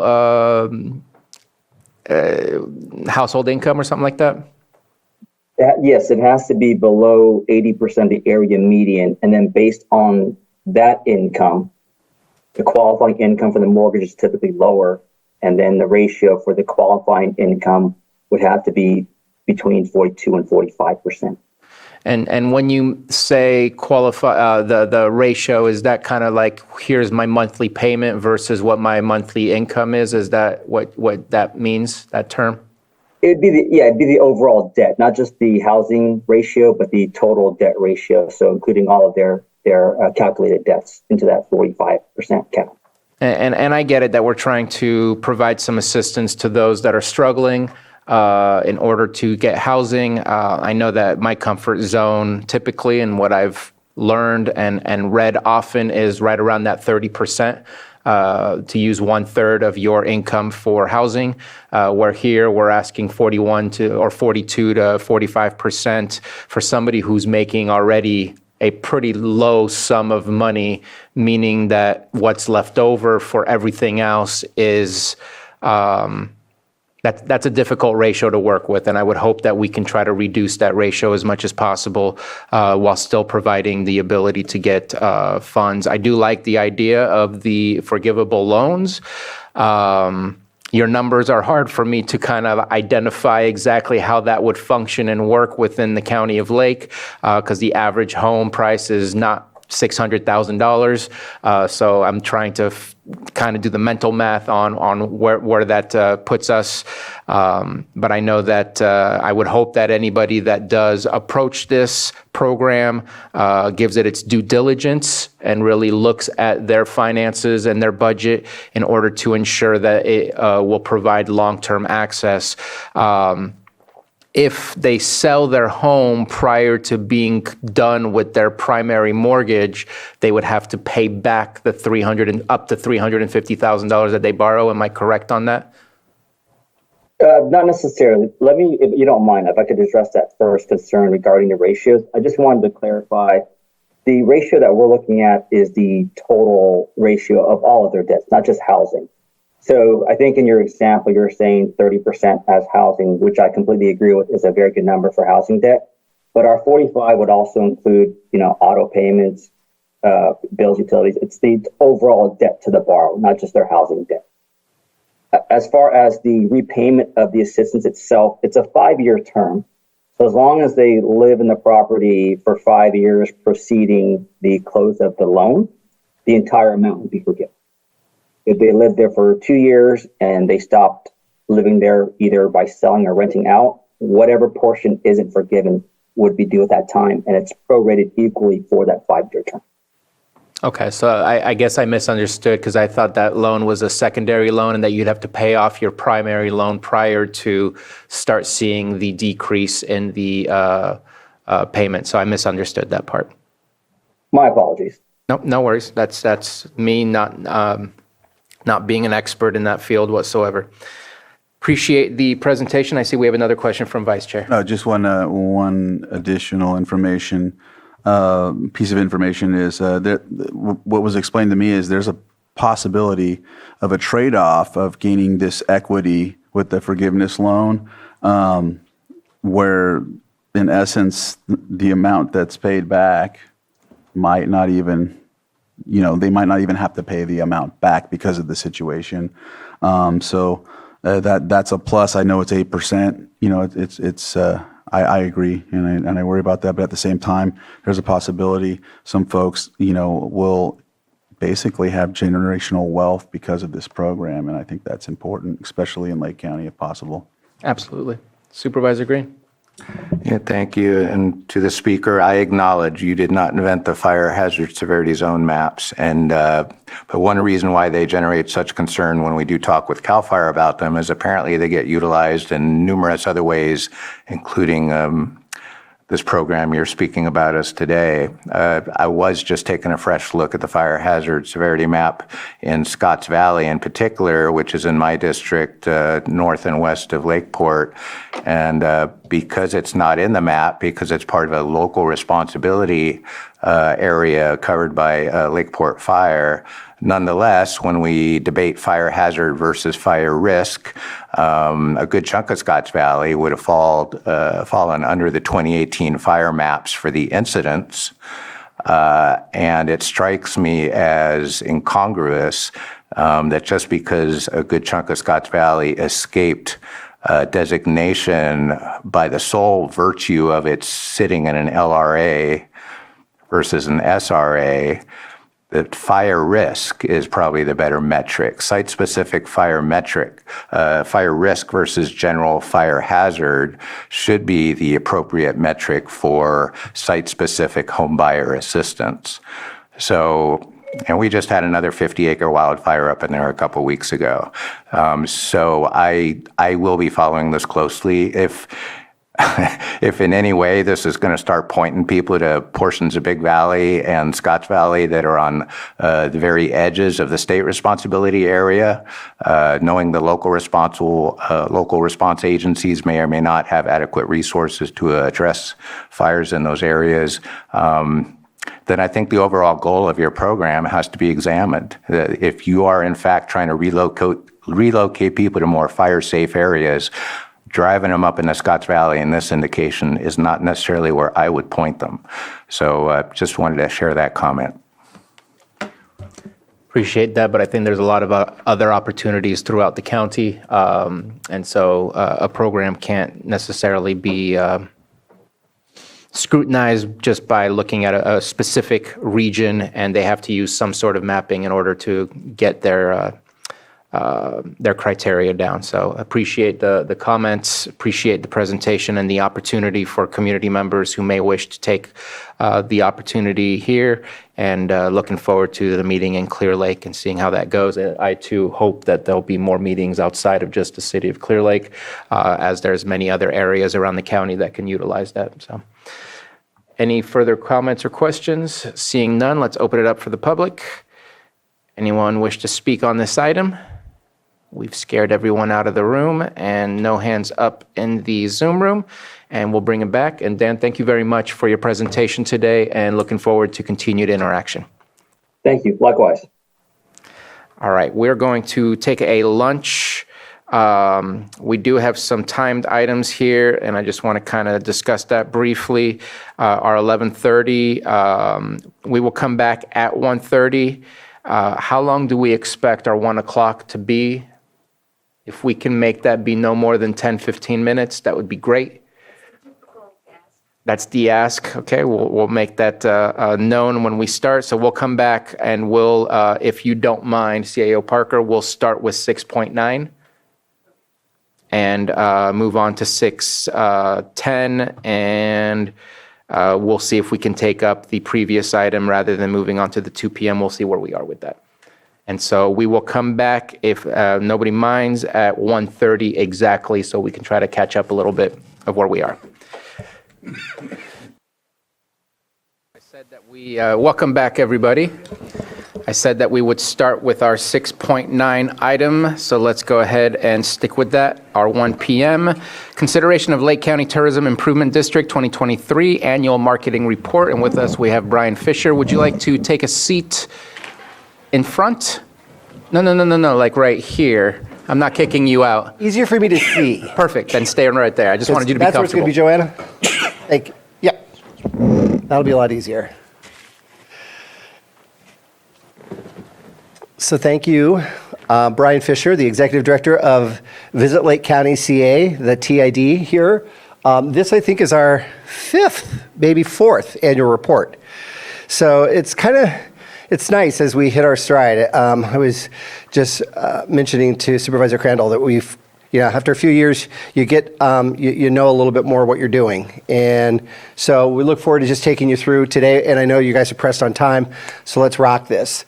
This is our agenda. Our board members, really only 2 changes on the board from the last time we met together. It was Jeff Pletcher at Robinson, and then we've got Jeff Warnberg at Canocti Harbor. The rest of our board members have stayed the same. They stayed involved. We continue to have quarterly meetings, and it's a good solid board. I call on people all the time for stuff that I need. So tourism and its economic impact. We all know that it's a major driver of an industry here in Lake County. This was our 2023 revenue, which was, we saw an 18% increase over 22 revenue at the TID.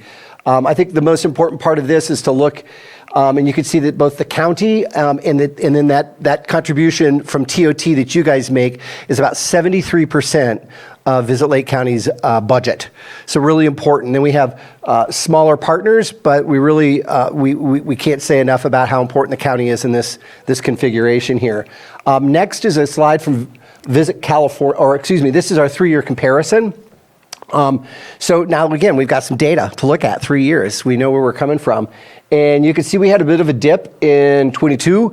We do cash, our accounting is on a cash basis. And so we realize revenue when we receive it, and we expense things when we have expenses, not versus an accrual basis. So it can swing from year to year, which you can see can make it really difficult to sometimes budget. We don't know because maybe a check comes in 2020, in this case, it didn't come in 2023.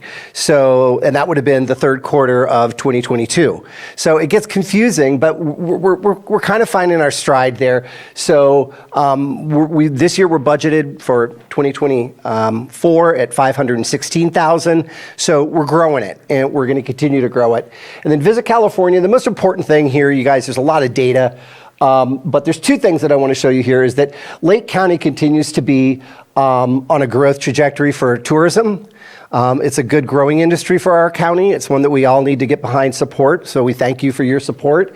The other thing that you can't really see over there is our share of regional spending. For the first time I've been doing this, we beat Del Norte County. We came in fourth or third instead of fourth. So we grabbed a percentage share. So that's good. This is good. And next slide, please.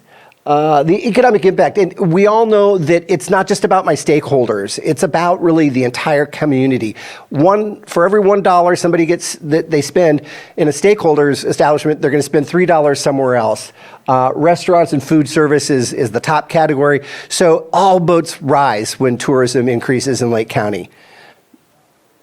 23 marketing plan. This is how we really judge our success, and this is how we measure ourselves. Website traffic, social media growth and engagement, campaign impressions and performance, email database growth, leads, marketing partnerships, and our public relations. And the first one, we're going to look at our website traffic. I can't give you a comparison from 22 to 23 because Google Analytics switched everything. They switched platforms from Google Analytics to GA4. So everybody kind of lost their data, but suffice it to say, we have a lot of page views. We have had a lot of users and a great deal of sessions. Most important is this quadrant over in the corner, the top referral sources, organic search. Hey, that means people are looking for us. That's a good thing. That's a really good thing to have at the top. We don't pay for that. Second is direct, another one we don't pay for. Granted, they might be looking for Lake County, Florida, Lake County, Illinois, who knows? But they're typing in direct and they're coming to us. Paid search is just that. It's a pay to play. Organic search and then paid social. Again, those are the top pillars, 6 pillars or 5 pillars that really kind of support our website. And then next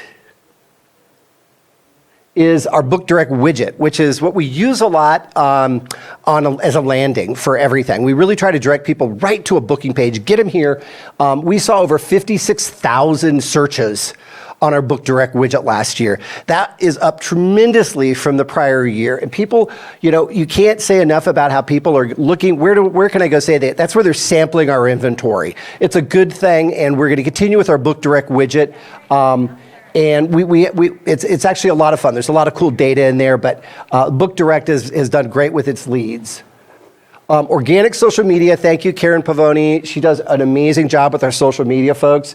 2.8% increase in Facebook followers in 23, and a 13% increase in our Instagram followers in 23. So great stuff, a lot of out-of-county performance there. If you'll notice, a lot of it's video too. That's a big change. We're doing a lot more video. We're doing a lot more stuff to engage people because really short-form video is where social media is at right now. So happy to see these kind of numbers. Monthly blog, that's okay. The monthly blog and our newsletter, it's really the foundation of kind of our stuff. We get to own all these people, which is great. In 23, we had 9,000 contacts. Our open rate was really super great, definitely above industry average. And our click-through rate was very good. We see that people who click through to our website from our newsletter spend a lot of time on the website. Best visitor to your website you can get is somebody to come from your newsletter. The other thing that we did is we really tried to dig into what can we what kind of promise can we make to somebody who's coming to Lake County? What can we tell them to do? What kind of itineraries can we give them? What kind of events can we put out there? And we see a lot more engagement with that. And so we've worked really hard with the agency, and we're pleased at where we are. Paid search is just that. These numbers were all down across the year because we didn't have as much money last year to buy paid search. And so it's just kind of a factor of how much money you've got, but almost 500,000 impressions, 46,000 clicks to our website from our search. And then our click-through rate is extremely good at a little over 10%. Where they go, you can just, like, where are they going, what ad groups? You can see it's all about the outdoors. It's California places to go, camping in California. Those are those keywords that once we lean into those, we continue to spend against those type of keywords. And then we work in these ad groups, and again, it's outdoor entertainment, vineyards, hikings, casinos, spas, weddings, and events. And we find a lot of traffic coming from those top-performing ad groups. Facebook, paid social, Facebook and Instagram. We spend a lot against those. It is over 5.2 million impressions. We have on the very far left side, we do this really cool carousel that we change every quarter. We take 8 different properties and we feature 8 different stakeholder properties. So we engage people with, like, look at this cool place, look at this. And of course, we've been leaning really hard into Hutopia because they're new, they're cool, and it's something that we have exclusively. But we do vacation rentals, we do Skylark Shores, we do Robinson Rancheria, we do everybody. And then we have some beautiful brand stuff, and then we see a lot of engagement, and social media is very good for us, but we need more assets, and we'll come to that later. Programmatic display banners. So these are banners that play. How do you say it? It's like Ken Burns. We don't have video. So we do things that are like, we do pictures that move. And it's good, but it's kind of gotten a little tedious. So we're working on that too. But this is really the top of that funnel where you build that big impression. You reach people and they say, I've never heard of Lake County, or what's Lake County all about? And that's where you reach them at the very top of the funnel. You create that interest. And next we have our video performance. So we run on connected TV, which is really kind of super affordable for people like us or a place like us.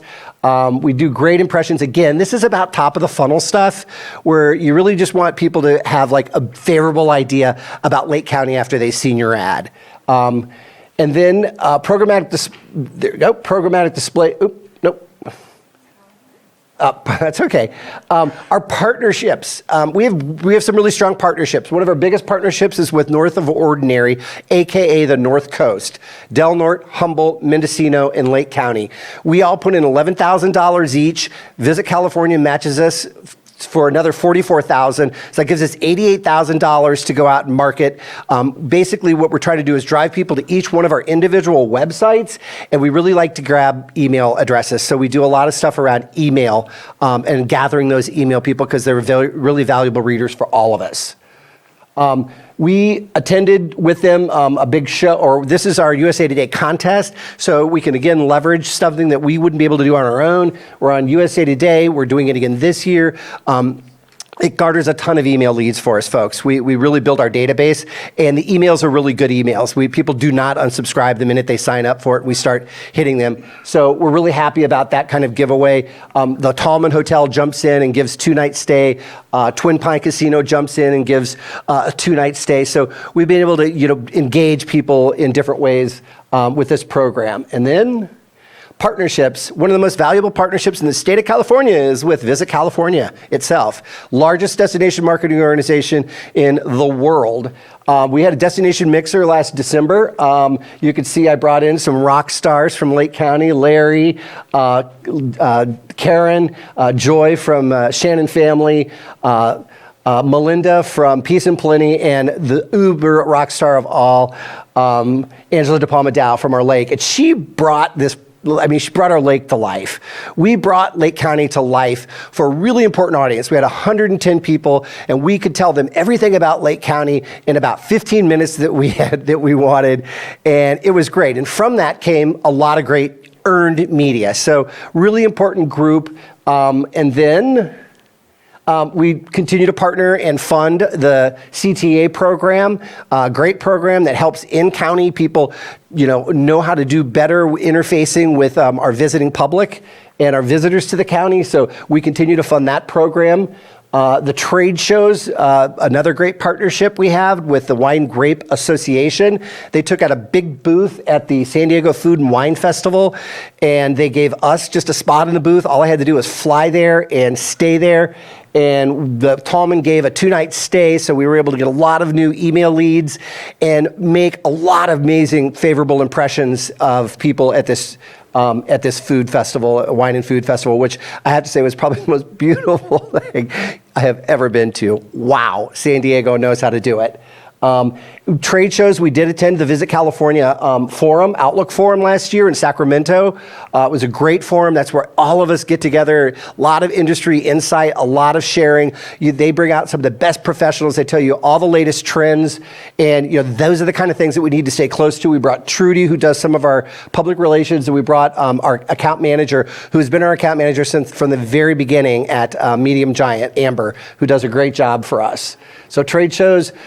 You guys remember this map, believe it or not, the map was in the middle of 2023, a fully paid map. It was kind of like just band-aided us over till we got to where we wanted to be today. A lot of distribution outside of the county. Again, all the visitor centers and Sonoma Airport, and then a lot of in-county. And best of all, fully ad-supported, folks. It was paid for by advertising.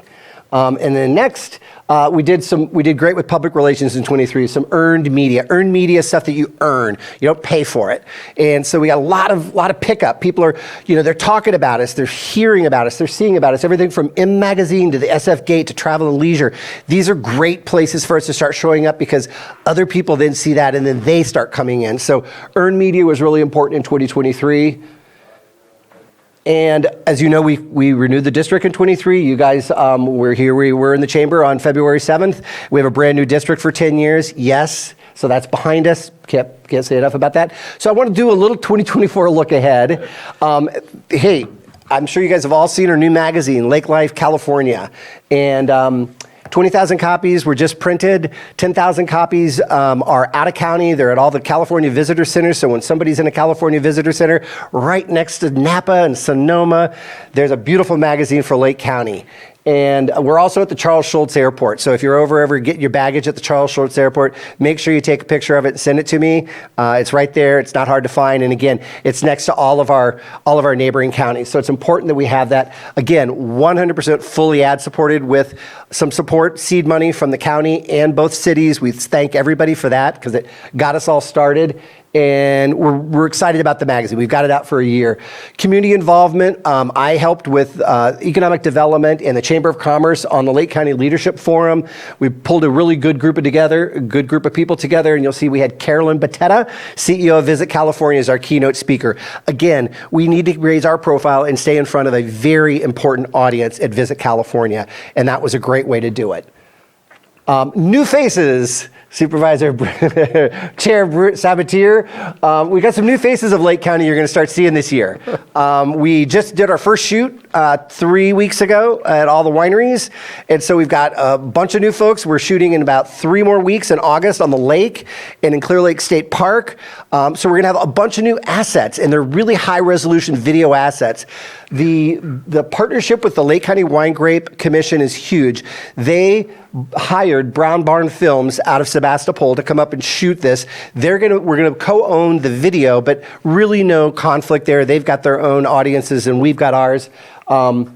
We're going to take all that footage and we're going to put that all into our asset bank and start making all of those commercials that you saw that we were running on connected TV and social. And we'll have a whole new audience now and a whole new group of people to use. So we're really excited about that. And it was 100%, it was a great partnership. Our out of pocket was nothing on the shoot. And so super excited about that.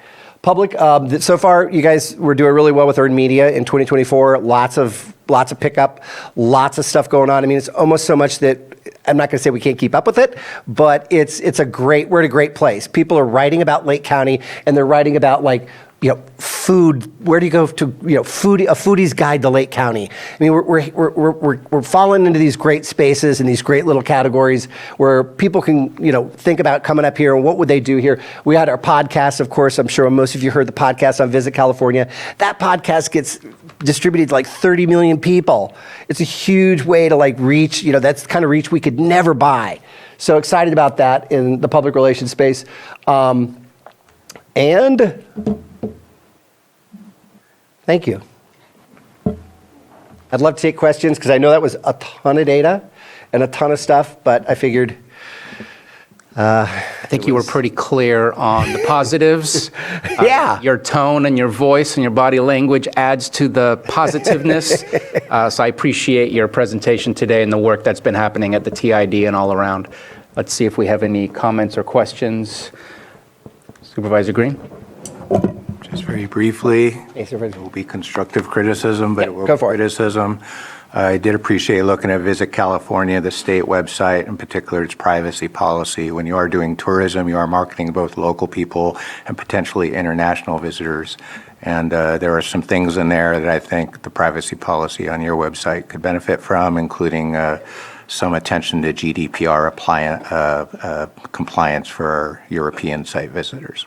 Got you. I have shared some information internally because I think that's a concern I share with our website as well. So I just Okay. wanted to point that out. Cool. It is what it is. At least the one is there, but it very much looks like a generic one-off, and I do think more attention is needed, and I think Visit California would be a good resource for you. Okay. Any other comments or questions? I appreciate you obviously hearing some of the constructive criticism of the past, hence you yelling my name today. Love to see the evolution. Yeah. The TID has had a slow start. Now you have your 10 years. You have your legs beneath you. I can only imagine what's going to happen over the next few years, and I appreciate these annual reports. Appreciate seeing the increases, especially the TOT increases that we're seeing. Yep. Those are all good signs. There is one thing that it's not a concern, but it doesn't match mathematically. And I know that we've done a decent job. I don't know that we could ever be perfect at changing how we attack our TOT in the sense of Airbnbs, because they're kind of difficult to find and continuously capture the TOT tax that should be paid to the jurisdiction. I know the city of Clear Lake just jumped ship from HDL, and I think they're doing their own thing, and they actually saw a pretty decent increase in the number of Airbnbs. But knowing the amount of fish tournaments that occur within the city of Lakeport, that number from the beginning seems somewhat low, especially when I'm comparing it to, and great job at Middletown Rancheria, but when I'm comparing it to them, I'm like, how is it possible with all the fishing tournaments that occur? So I'm not sure if there's a push that the TID can do to get all of us at the same level for our TOT and getting access to our Airbnbs and whatnot, because all of that counts for you. Yeah. And so just a thought, when I see the numbers, that I feel like it could be more. Granted, I'm glad we are where we are, but I think there's potentially some missed opportunities. Yeah, I would completely agree. Just this week, we found 2 in Clear Lake that we shared with Alan that are definitely not registered.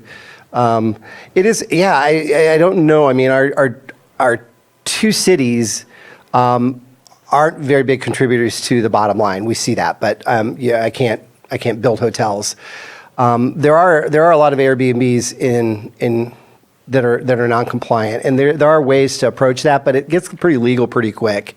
It's really, and I don't think it's complicated because we're not the only one that face it. A lot of other places, cities, counties face the same thing, and they require registration. And we could do that with Airbnb. We could require that in order for Airbnb to place a listing on its site for the County of Lake, that they need to have a registration number, or the listing won't go live. But I mean, you're talking legal time now. You're talking. And I know I just came back from a conference, and I forget if it was VRBO or Airbnb, but they were at the conference, and they talked about how they're working hand in hand now with individual counties, working on ordinances. So I have information to pass on to our property tax collector just to see, and I know that Supervisor Pyska wants to comment on my statement. Well, initially, I know that our tax collector has brought this up to us recently, and it seems like things are constantly in flux there, and so there's always opportunities to have those conversations with him. Yep. But what I really wanted to talk about or ask you, because we do have new projects, and this was something that we talked about at the TID often, and I just haven't been able to make all of the meetings like I used to, so I apologize for that. But that was a conversation before, is how do we grow revenue when we're not seeing new projects? And now that we have new projects, do you have projections of what this next year might look like with Hatopia being online and also Canocti Harbor? And are there any other projects coming that maybe the full board's not aware of? Well, you would have known Getaway Home, that is scheduled to open 59 units down off of Morgan Valley Road in Lower Lake. We're only the first time because of we haven't seen really any of the revenue from those new projects yet because it just doesn't come in that quickly. So, and I've asked Patrick, and he also can't break it behind you. He can't break it out. Yeah. You can't break it out like, okay, here's how much they paid. So I think we're going to get a better indication, but it's just going to take some time. Mm-hmm. But new product is without a doubt where we're going to do better. We have to have new places and new product for people to come and stay in Lake County.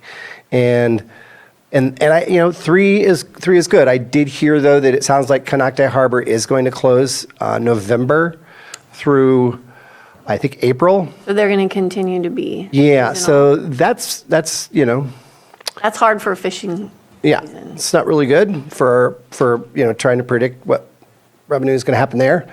But they're filling the place up when they've had these shows. They're doing their stuff. So you just have to take it. I know both cities are talking to prospective hotels, and there's the project, there's the property out here and on the lake, but we don't have a lot of new stuff.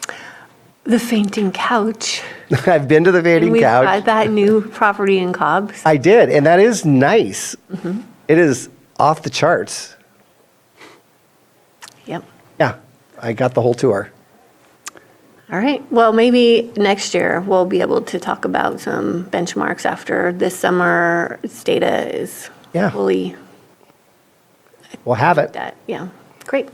Any further comments or questions, Supervisor Simon? Last comment, yeah, appreciate the energy you bring on the reports, but we've come a long ways, and like I said, we just up for another decade, so continue telling our story. Sometimes you'll get a negative article that goes out about the lake or something.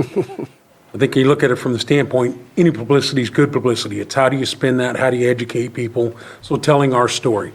When we first talked about creating this TID and getting into this, that's what it is. So I appreciate the work that's being done, the communication, the meetings, and we'll just keep growing it. So from a tribal standpoint, we completely support it. We'll make sure our dollars are spent, in the right spot, and you guys are doing a great job at that. So greatly appreciate everything, and every customer that comes through would just continue to tell Lake County story, because there's great eateries around the lake, opportunities, and we all know economic development and hotel development is something we just need to continue to push. Cities are looking at projects, tribes are looking at projects, the whole community. We got plenty of places to go, we just need to continue that. And I like to see the graphics of looking for the camping, the cabins, those types of things, because we're developing those. And yeah, Hatopia is a very unique place. The day that project was presented in my district, I thought, what a great idea. Yep. So perfect thing. I appreciate the Six Sigma family bringing that to Lake County. Thank you. Vice Chair Crandall. Oh, no, I was just going to highlight that a lot of the improvements that you've put out there, I've seen it grow exponentially. Very good work. And I know that with Airbnbs and whatnot, I thought I was doing something great, meeting with a couple of folks a couple months back, but staff's already been on it and different departments already looking at what to do with that from here forward. Yeah, I know that should be something coming eventually here this year or so, or maybe, yeah. Okay. Did I cut you off from saying something? No. Quick question. I see you're on the Gram and Facebook. Are you doing any other new social media? I know Discord is huge. I know that and it's not necessarily social media, but it's where people are. And also TikTok. Are you looking at any of those things? We have TikTok as a channel. We just really don't have the assets for it. Right. You have to post on TikTok like 5 times a day almost to even find yourself anywhere. So we tried, and I think a lot of destinations, it comes up at every one of the conferences we go to. DMOs are struggling with TikTok just because of the sheer volume of it. So, and there's no paid option. Like you can't really advertise on TikTok. So it really has to be organic, and you almost need like a celebrity, somebody that, can take it and be your personality. And you need influencers. Yeah. And influencers, we've done a lot with influencers. We're looking at a really cool influencer for this year that we're going to share with our North of Ordinary crew. That board meeting's next Friday, so we'll hope to hash something out there. But yeah, and Visit California sent some influencers through, and that wasn't on our ticket at all. And we got a lot of good earned media from those folks.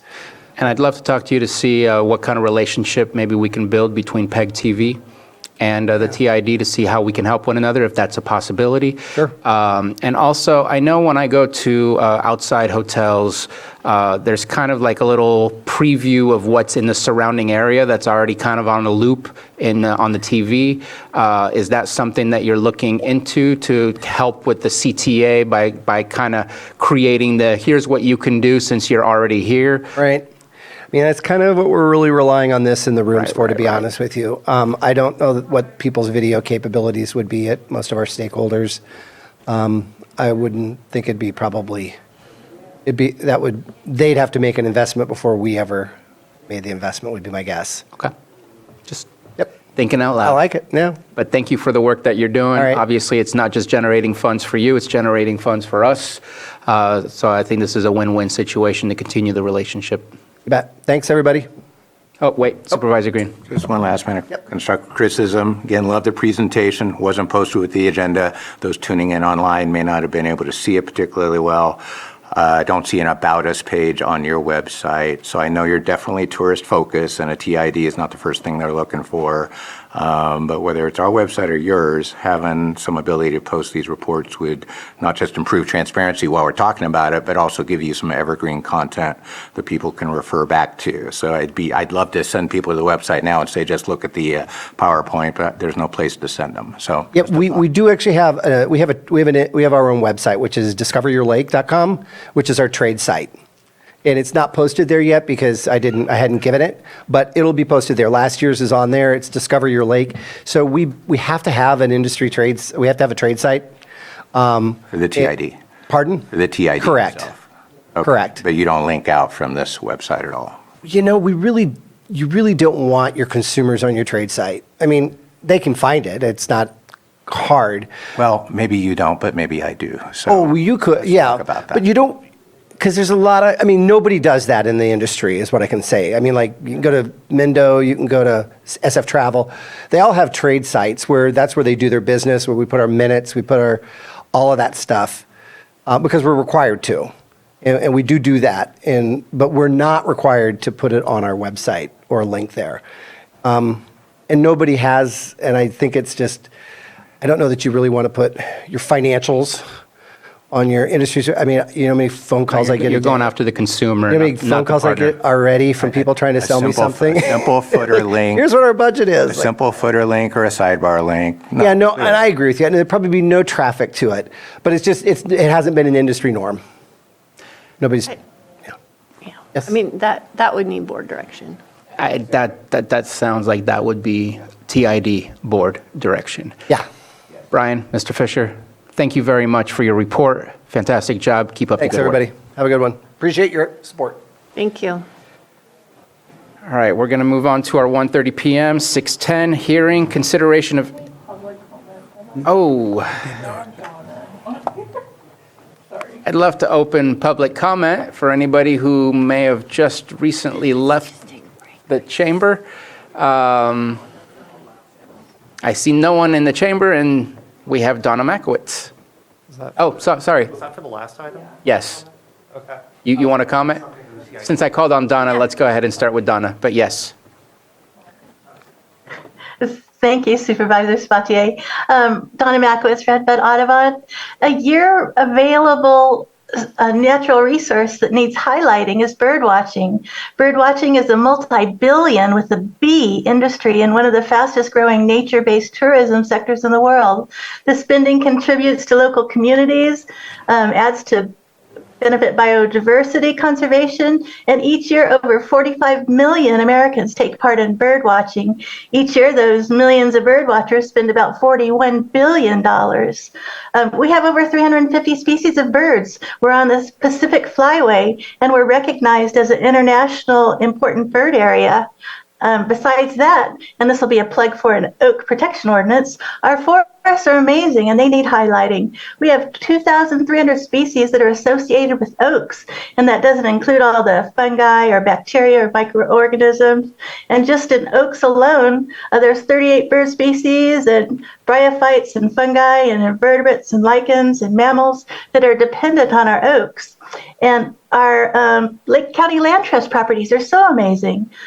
Some people don't even know or haven't even been out to the Rodman Preserve. So Lake County is a beautiful place, and I just wanted to share what I thought. Oh, and in the Clear Lake Oak Keys, we have over 100 short-term rentals like B&Bs, and I don't know how you monitor that. Thank you for letting me talk. Thank you for your comments. Mr. Sullivan.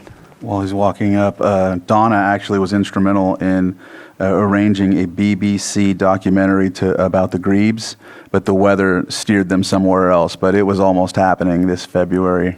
Yeah. So good afternoon, Patrick Sullivan, Treasurer Tax Collector. I'm just going to add a little bit to the discussion about driving more revenue to TOT and the TID. In fall, it is our intention to go forward with an RFP for new software that can help identify short-term rentals. It's similar to what we had before, except there's a lot more options out there. So there are certainly unregistered listings again out there that are not reporting and not paying taxes. We did attempt to work with Vrbo and Airbnb, try to see if we work on an arrangement, but we really did not get any sort of engagement. The other issue that has come up with working with them is that many counties have not found Airbnb or other comparable companies to be the partner that was promised. They've begun not enforcing a lot of the agreements against property owners in the area. So people have been able to opt out of paying the required taxes to Airbnb, which, since Airbnb, as part of the agreement, requires us to give up a large number of our rights, it's effectively made it, I would argue, impossible to proceed with them. So I think at this point, we're going to look at software and kind of go back down that path. My hope is that that software will also be made available to other departments, including code enforcement or others that could benefit from it. So it could help be part of a broader solution. So thank you all. And just as a quick suggestion, if it's possible to partner with both jurisdictions as well to capture as much of it as possible rather than just one, that would be great for that software. Yeah, I think if City of Lakeport or City of Clear Lake wanted to, it would probably be possible to join in. They usually pay by the listing, so theirs would be a very minimal cost. But I'm happy to run that by them when we get there. All right, thank you. Thank you. And we do have, please come on up before I move on to Zoom. Michael Wagner. I just wanted to chime in on something that had been said earlier about ecotourism, I think is what the term would be. And I didn't really see that buzz term in the presentation. And it would seem like it might be something that'd be helpful and useful, especially just given the day and age that we live in. The idea of ecotourism and the Lake County Land Trust, that's like right here at our fingertips. Organizing some tours or something along those lines would seem like income generators and really focusing on the environment. Thank you. Thank you very much. Oh, and the hand went down in the Zoom room, must be for the future item. Just as a response to that, I do know I appreciate the, and I might have it wrong, but the idea of marketing Lake County was to say this is an adventure. This is, I know it puts the country in wine country. It has great pictures of the outdoor activities that you can do. It might not say ecotourism, but it definitely shows what you can do and the beauty of the area and why you want to be here if you're going to be taking a vacation trip somewhere. So I think that they do a good job. It might not be the specific term that's being utilized, but I think it's the same basic concept of what's being used. And with that, I'm going to close public comment, and we will move on to, and we will take a 6-minute break. We will come back at 2:15. It's going to be a long one. All right, let's go ahead and reconvene. This is our 1:30 p.m. item, hearing consideration of A, appeal AB 2303 of Planning Commission's decision to revoke a major use permit, UP 19-15 for Legendary Farms at 2290 Soda Bay Road, Lakeport, APN 008-01029 for high severity violations, and deem Justin Smith and Melissa Smith responsible persons. And B, appeals AB 2302 Roberto Estrada and AB 2304 Michael Wegner of the Planning Commission's decision to deem these persons as responsible persons for the high severity violations at Legendary Farms UP 1915. Director Turner. Thank you. Mireya Turner, Community Development Director. Last year, toward September 28th, the Planning Commission did uphold the recommendation to revoke the use permit 1915, as well as deem a number of persons, responsible persons, for the high severity violations that took place at that location. It's taken a while to coordinate. We did receive 3 appeals in a timely manner, and each of those appellants also had legal representation. So we've gone through a period of trying to coordinate calendars. This was the first available date where everybody had it free on their calendar. The 2 appellants did submit their documentation in a timely manner consistent to the ordinance requiring a 96-hour notice for submission of documentation. And with those documents came requests for a continuance. Okay. And the continuance, what does that date look like that was being offered or discussed? This morning, the accepted next available date was September 17th at 9:30. But I think we did receive correspondence after that point. So we did recommend that the attorneys be present on Zoom to speak to the board regarding a good date. Okay, and I do see that we have Emerald Law Group that's here. I'll just be blunt with what I would like to see, and I'm going to ask the board. This has been going on, so I believe the violations that were approved and upheld by the Planning Commission were from 2022. Yes. And that the Planning Commission was September 23rd, September 28th, 2023? Yes. And that we are now finding ourselves in July and being requested to continue to September. I just think that time frame is too long. I want to get this off of your docket so you can focus on the other stuff. And I feel like we need to make a decision sooner. I'm okay with looking at a continuance, but not to continue it for an extra 2 months further on down the road, and just kind of checking in with the board, what everyone's, if we can have consensus on that. I think within 30 days, if that's possible. Supervisor Green?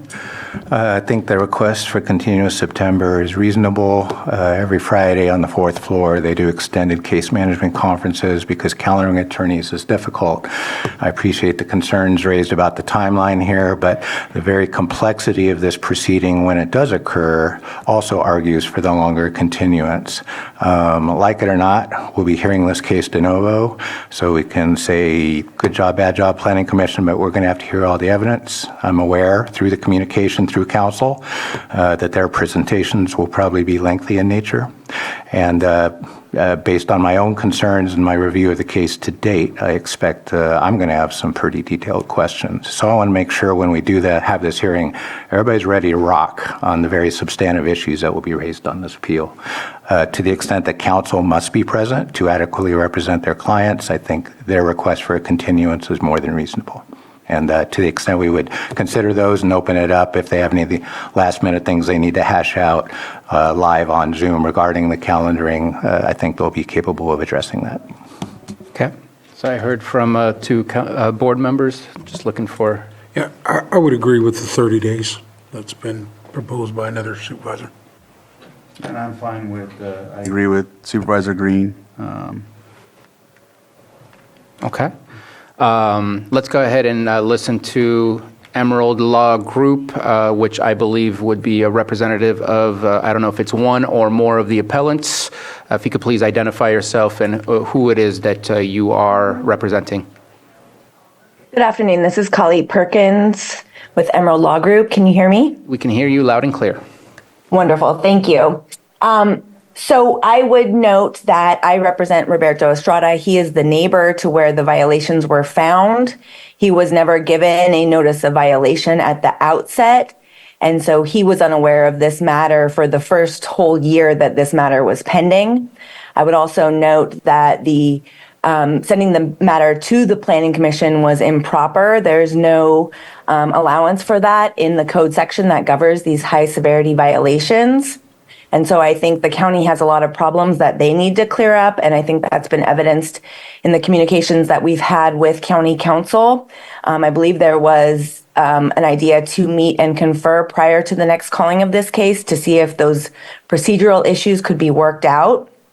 So I would like to put it off at least 60 days so that we can try and meet and confer with council to see if there's any viable path forward for this high severity violation based on the procedural errors that have already occurred. As for the date of the 17th, I have a personal medical appointment that I have to attend. We've offered two other dates, which is September 24th and October 1st as available dates. And I've spoken with Mr. Rogaway about those dates, so I know that those dates would work as well. He offered those to the Planning Commission. So this is not an attempt to delay. I think this was equally on we did request the continuance, but the board had only set half an hour for this hearing when the code clearly provides us ample opportunity to question witnesses and present our cases. And especially when you consider the outcome of this hearing, i.e. that people could lose the right to cultivate in Lake County for their entire lives. This is upsetting people's livelihoods, people's property values. It's a very high stakes hearing. And so I think it was correct for Maria to agree to a continuance and for the board to allow this continuance because I think there were procedural problems and there was not, you had set it for a half-hour hearing, and we simply could not adequately represent our clients and exercise our rights to a full and fair hearing in a half-hour time period. So I would request that this matter get put over to September 24th or October 1st. And as you can see, we are not necessarily bound, even though I'm sure my colleagues would like me to be bound to the time frame of the agenda. Just because it says 30 minutes does not necessarily mean that we're going to cut everything off and make a decision within those 30 minutes. So I think that argument, we would if you've watched our prior appeals, we want to make sure that people are heard and are given the time to speak up and express themselves and present their case. That's wonderful. And on that basis, I would request a full day for this hearing. A full day. Wow. So right now we have a bit of a mixed bag of votes on what direction to take. I'd like to see if we can maybe find a compromise. I would like this to come back before the end of August. That gives you a maximum of 45 days to be able to come back to us. That way, anytime between August 1st and the end of August, that's when I would like to see this coming back. I have very strong opinions on this matter from what I've read. I would be prepared today with the information that has been provided, both from looking at the Planning Commission and reviewing all the documentation that was provided to us for this. I came prepared today, but I also do want to respect, as we have in the past, to provide continuances so that we can come to a better understanding of what will be coming to us at the board level. But to continue at this moment in time, and I will presume that while in the appeal process, the activities on the property continued to go as originally approved by the Planning Commission in 2020 or 2021 when the use permit was provided. I want to make sure that we get to a end result and an end decision prior to too much time frame going by and too much investment going into this year in case that it results in a denial of the appeal. So I would like for the attorneys to meet with our county council and our Director Turner from Community Development so that we can try to meet that time frame. Can I just state, this is Collie Perkins again for Roberto Estrada. I have a pre-planned 2+ week vacation in August, and I don't have a single day in August that is free. So I would just object to hearing this in August. I think September was the dates offered to us by Ms. Turner. She started with September 10th. And I think September is a more reasonable time frame. So I got a question for County Council. There's a multitude of appeals here. Do we have to take all three together at once, or is it kind of deliberating on the exact same matters of the facts of the case if we take them separately? There may be some issues that may arise if it were to be taken separately, although because it does involve, I believe, the same set of properties and the same nexus of facts. However, I'll defer to Director Turner to see if she foresees any problems in trying to segment this out. One of which would be if your board decides on one recommendation for out of the three, and then takes up or considers the other recommended actions at a later point in time. One potential question or issue might be, well, what if any, how would that affect the prior determination that your board would have issued by that time? And I guess the way that I'm splitting up in my mind is a revocation, and then on the other side, there's the persons deemed responsible. Would that be possible to split it in that way? Or again, we're just reviewing the exact same case with the exact same evidence and just redoing the same process? So again, I would defer to Director Turner to see what she anticipates as far as what's before your board. It appears from my initial review of it that it does involve the same set of facts and circumstances, so that to your point, Mr. Chair, that there may be some duplication that if under that scenario, if it were to be segmented out. I would be happy to split it into multiple staff memorandums and schedule it at the convenience of the board. One, the Planning Commission did take two separate actions. One was approving the revocation of the use permit 19-15. The second action was deeming various persons responsible persons. Should the board desire, I would be happy to break it into those two sort of thematic units and schedule it at the convenience of the Board of Supervisors. Okay. Well, I appreciate your flexibility and being willing to split that. I'm not sure that that's the best decision to make, but I appreciate you making that offer. Supervisor Green. Thank you. And I appreciate your, what I assume is an attempt toward efficiency, but also caution that if we don't do it right when we finally get this done, it's probably going to add costs and create some inefficiency down the road. This is a complex case. This is a complex ordinance. There's going to be facial issues and issues as applied to the various properties, not the same as the premises, and the various people that have control and custody of those properties, which are not the same as the people who have custody and control of the licensed premises. I don't know of a practical way, based on my lay experience, to split this baby in half. And so I would very strongly recommend this board keep it all together. And when they're represented by council, we have to make sure that we bend over backwards, make sure council is there available to represent them with all the tools available at their disposal. You know, we're not going to short ourselves. We shouldn't be shorting them either. So, and I just want to remind you that again, the appeals were originally submitted 7 days after the decision of the Planning Commission. So that means by the end of September 2023, this has been in the works. And I would like to suggest that all tools have been allowed to be used in order to get to where we are today. I would like to see this come back within the month of August, as was the consensus of this board. And if there's a further request for continuation, we will obviously listen to that request, just like we did today. But I would like to see this get completed and people understand exactly what the decisions will be, rather than continuing to hang in limbo. Do we need a motion? Did you hear a consensus that I didn't on the 30 days? Yes, I believe there was Supervisor Simon, Supervisor Pyska, and myself, and that would be a majority of the board. County Council. Yeah, so if your board determines to continue this hearing, it would be a motion to continue this public hearing to a date and time certain.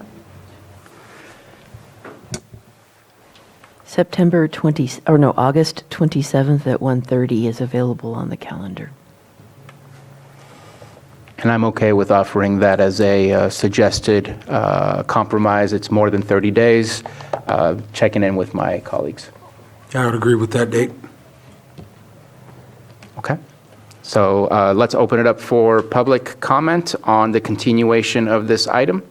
I do see we still have Emerald Law with their hand up. Want to make sure to get to them first. And let's go through the Zoom. We'll get to you. Yes, again, I think this is going to be a full day hearing. We have numerous witnesses to present and lots of questions to ask and lots of evidence to go over. So I would request that any date it's set for, that the hearing start at 9:30 a.m. Okay. Thank you. The notion of witnesses and so on, I know that typically we have public comment of people who are sworn in. I've never handled it. It sounds almost like you want to handle this like a court case where you will be questioning witnesses. I think we need to work with county council to figure out what exactly is your knowledge of our public hearings, because I've never experienced that here, at least in the Board of Supervisors. Because I want to make sure you understand what you're walking into and what our process is, just as well as we understand our process. Because I don't want you to be set up for something that you can or cannot do. Yes, I've thoroughly read Ordinance 3112. I confirm with Ms. Johnson that we do have the opportunity to question witnesses. Thank you. Okay. I'm getting a look, but I think that I'll ask County Council to make sure to connect with the individual representatives of the appellants so that they're aware of what the process is. That would be great if we could do that. Then I have a hand from Joe Rogoway. Yeah, hi, good afternoon. This is Joe Rogoway. My request is to set this beyond the 30 days for a variety of reasons. This is a complex legal matter, as the board knows. So far, it appears that the county has proceeded in excess of the authorities granted under the relevant chapter and has been using the wrong chapter for these proceedings, and that's why this has gone to Planning Commission. So there's likely going to be some issues with respect to whether or not this board can even hear an appeal from a Planning Commission that was sitting ultra vires, which is to say outside of its legal authority. So my request is for this to be reset no earlier than 60 days from today's date, for the date that it is reset to be a full day hearing, and for the county to provide a memorandum to the parties and its council as to the county's belief as to which process to follow with respect to the hearing procedure. Okay, I appreciate your request, but as you've heard, we have made the decision to give you a maximum of 45 days. We are setting it hopefully with a motion coming soon for August 27th, and I would definitely again reiterate to reach out to our county council and make sure that we all understand the same process that we're going to walk into, and we will see where we are in August, on August 27th, if that is the motion that is made. So thank you very much for your comment. Let's go ahead and move on to the chambers. Let's start with Joan. I'm just public. No. You can come to the microphone if you're going to speak.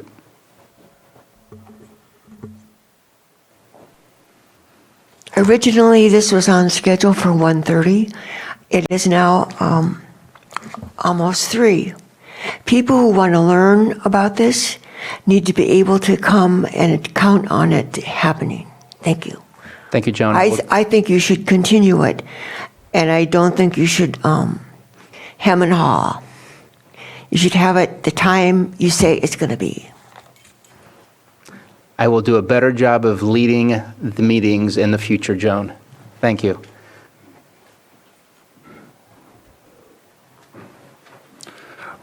Michael Wagner, appellate to this action case, whatever it's called.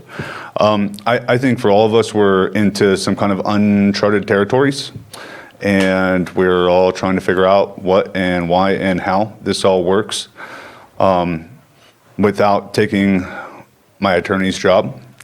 I think pointing out that the ramifications of your guys' decisions will affect everybody on that piece of paper for the rest of their lives, and not just in Lake County, but across the board. You know, DCC, you will have to register, and they will likely deny any license to anybody who's had it revoked. It's, you know, to your point, Bruno, the amount of time that has passed by, that is, I think that's on both sides of this table. Everybody's been trying to figure out what works for each other. One date works for one person, one date doesn't work for the other. In the interest of seeing justice done, the amount of time that's requested is a difference of about 15 days. And with that, I ask for your consideration and understanding in the situation that everybody's in as a group. That being said, thank you for your time. Thank you very much. And I think that we all take our role in ensuring a fair and just decision is the outcome of any of the hearings that we have. So I appreciate it, and I can understand your position as well. Any other comments in the board chambers? All right, I am going to go back to Zoom. Joe Rogaway, I don't know if your hand is still up or if you wanted to say something else. If it's something else, please be brief. Yes, I apologize. I just want to make sure to lodge my objection on behalf of my clients to the board's setting of this matter, as the board has discussed herein, for the reasons stated in my letter that's been provided to the board. All right, thank you very much. Bringing it back to the board and seeing if the board wishes to take action for the continuation. I believe what was offered was August 27th at 1:30 p.m. Is that correct? Yeah, I'd like the motion to move this to August 27th, 1:30 p.m. Second? We have a motion and a second. All in favor? Aye. Any opposed? Nay. Nay. Motion carries. Please make sure to communicate with staff so that we can try our best to come prepared on August 27th. And thank you, staff.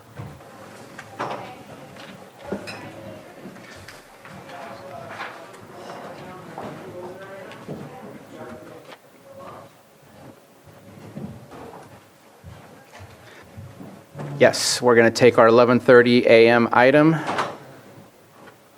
Glad Joan isn't here to know that we're going backwards to 11:30 at this moment in time. Consideration of debt management policies and actions. A, rescind prior fund balance policy and approve fund balance general reserve and debt management policy. B, approve Lake County Debt Advisory Committee policy. C, consideration of 2 options for financing the Armory repurposing project, Lake County Sheriff's Headquarters, and direction to staff as appropriate. D, direction to staff to bring back final bond issuance agreement for approval. E, authorize the county administrative officer to sign all applicable documents prior to the final bond issuance agreement. And we have a whole host of admin staff, tax collector, and auditor controller, as well as KNN. And I'll start it off with Mr. Carter.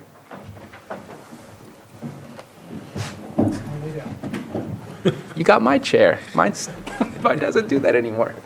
Good afternoon, board. Good afternoon, board. Before I go too far into it, I wanted to make sure that your board is aware that these policies and everything has gone into this item has been multiple meetings with the auditor's office, Treasurer Tax Collector's Office and Administration. So this isn't just one department. So before your board today is mainly two policies. One that is the fund balance, general reserve, and debt management policy, and the second one being the Lake County Debt Advisory Committee policy. And then your decision on those two policies, then we would go into the debt conversation.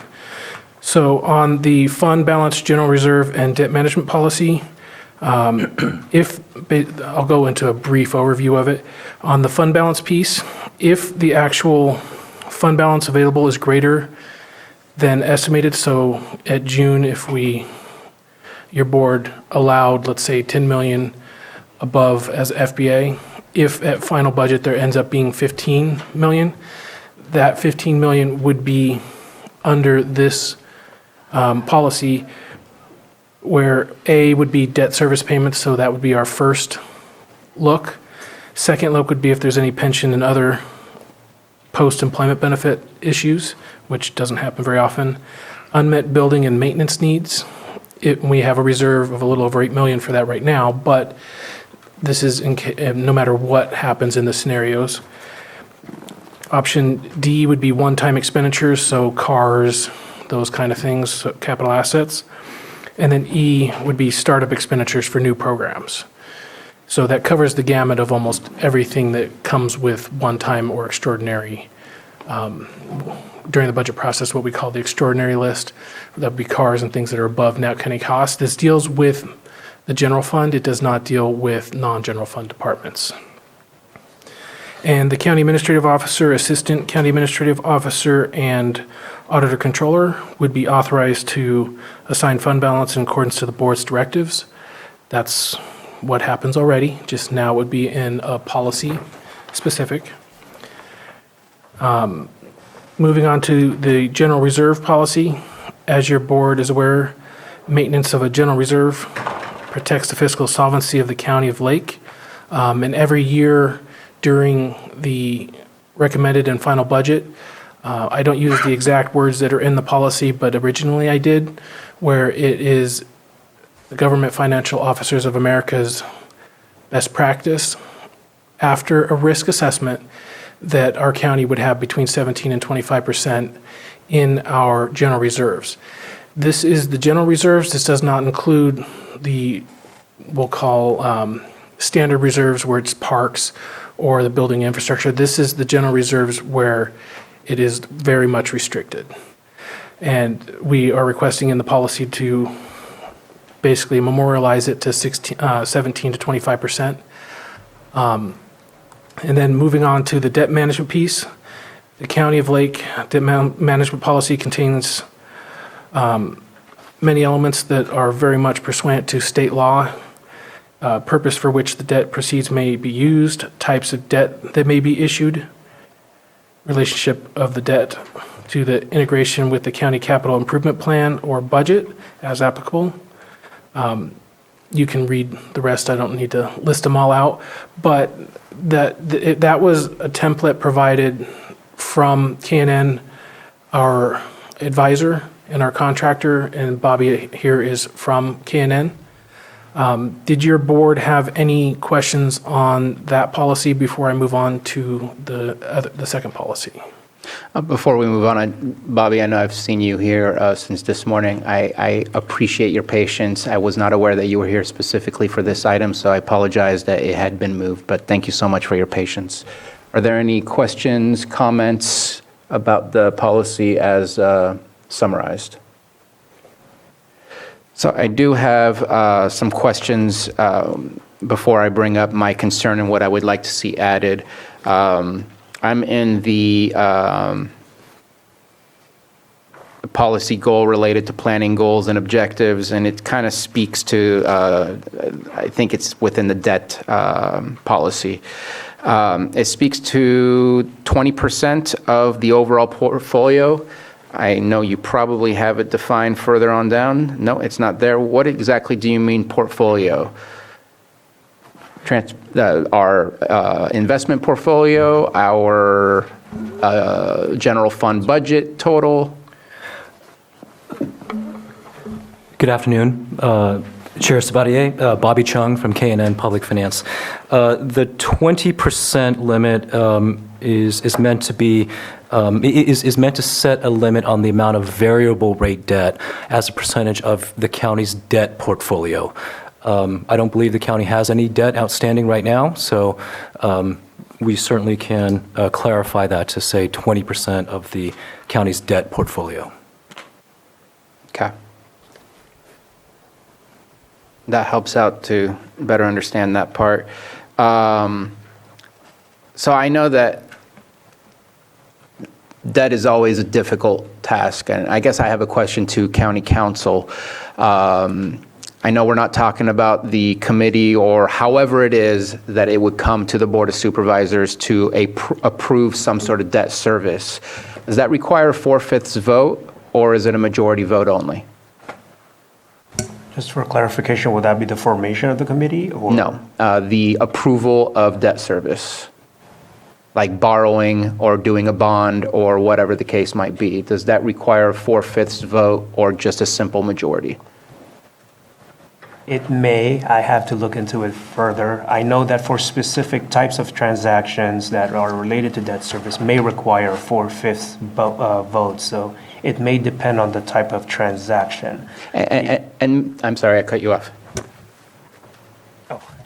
So in terms of just a general authorization for or granting of authority or delegation of authority for general debtor to conduct these kinds of transactions, not necessarily the specific ones, that may not require a 4/5 vote, but again, I have to look into that further. And maybe my question is actually unnecessary. I would like to see a requirement of 4/5 vote, just because going into debt, whether it's a bond or whether it's a loan, I think is an important decision to be made, as important as approving a budget. And so I would love to see a higher threshold than just a simple majority, whether or not state law requires that it be 4/5. But if there's ever a type of loan or debt service that we do that doesn't require it, I'd like to make sure we have that higher threshold, just because those things are important, makes me nervous, and I think that having the higher threshold would be better. So that's something, at least for my colleagues and I to discuss, that I would like to see there.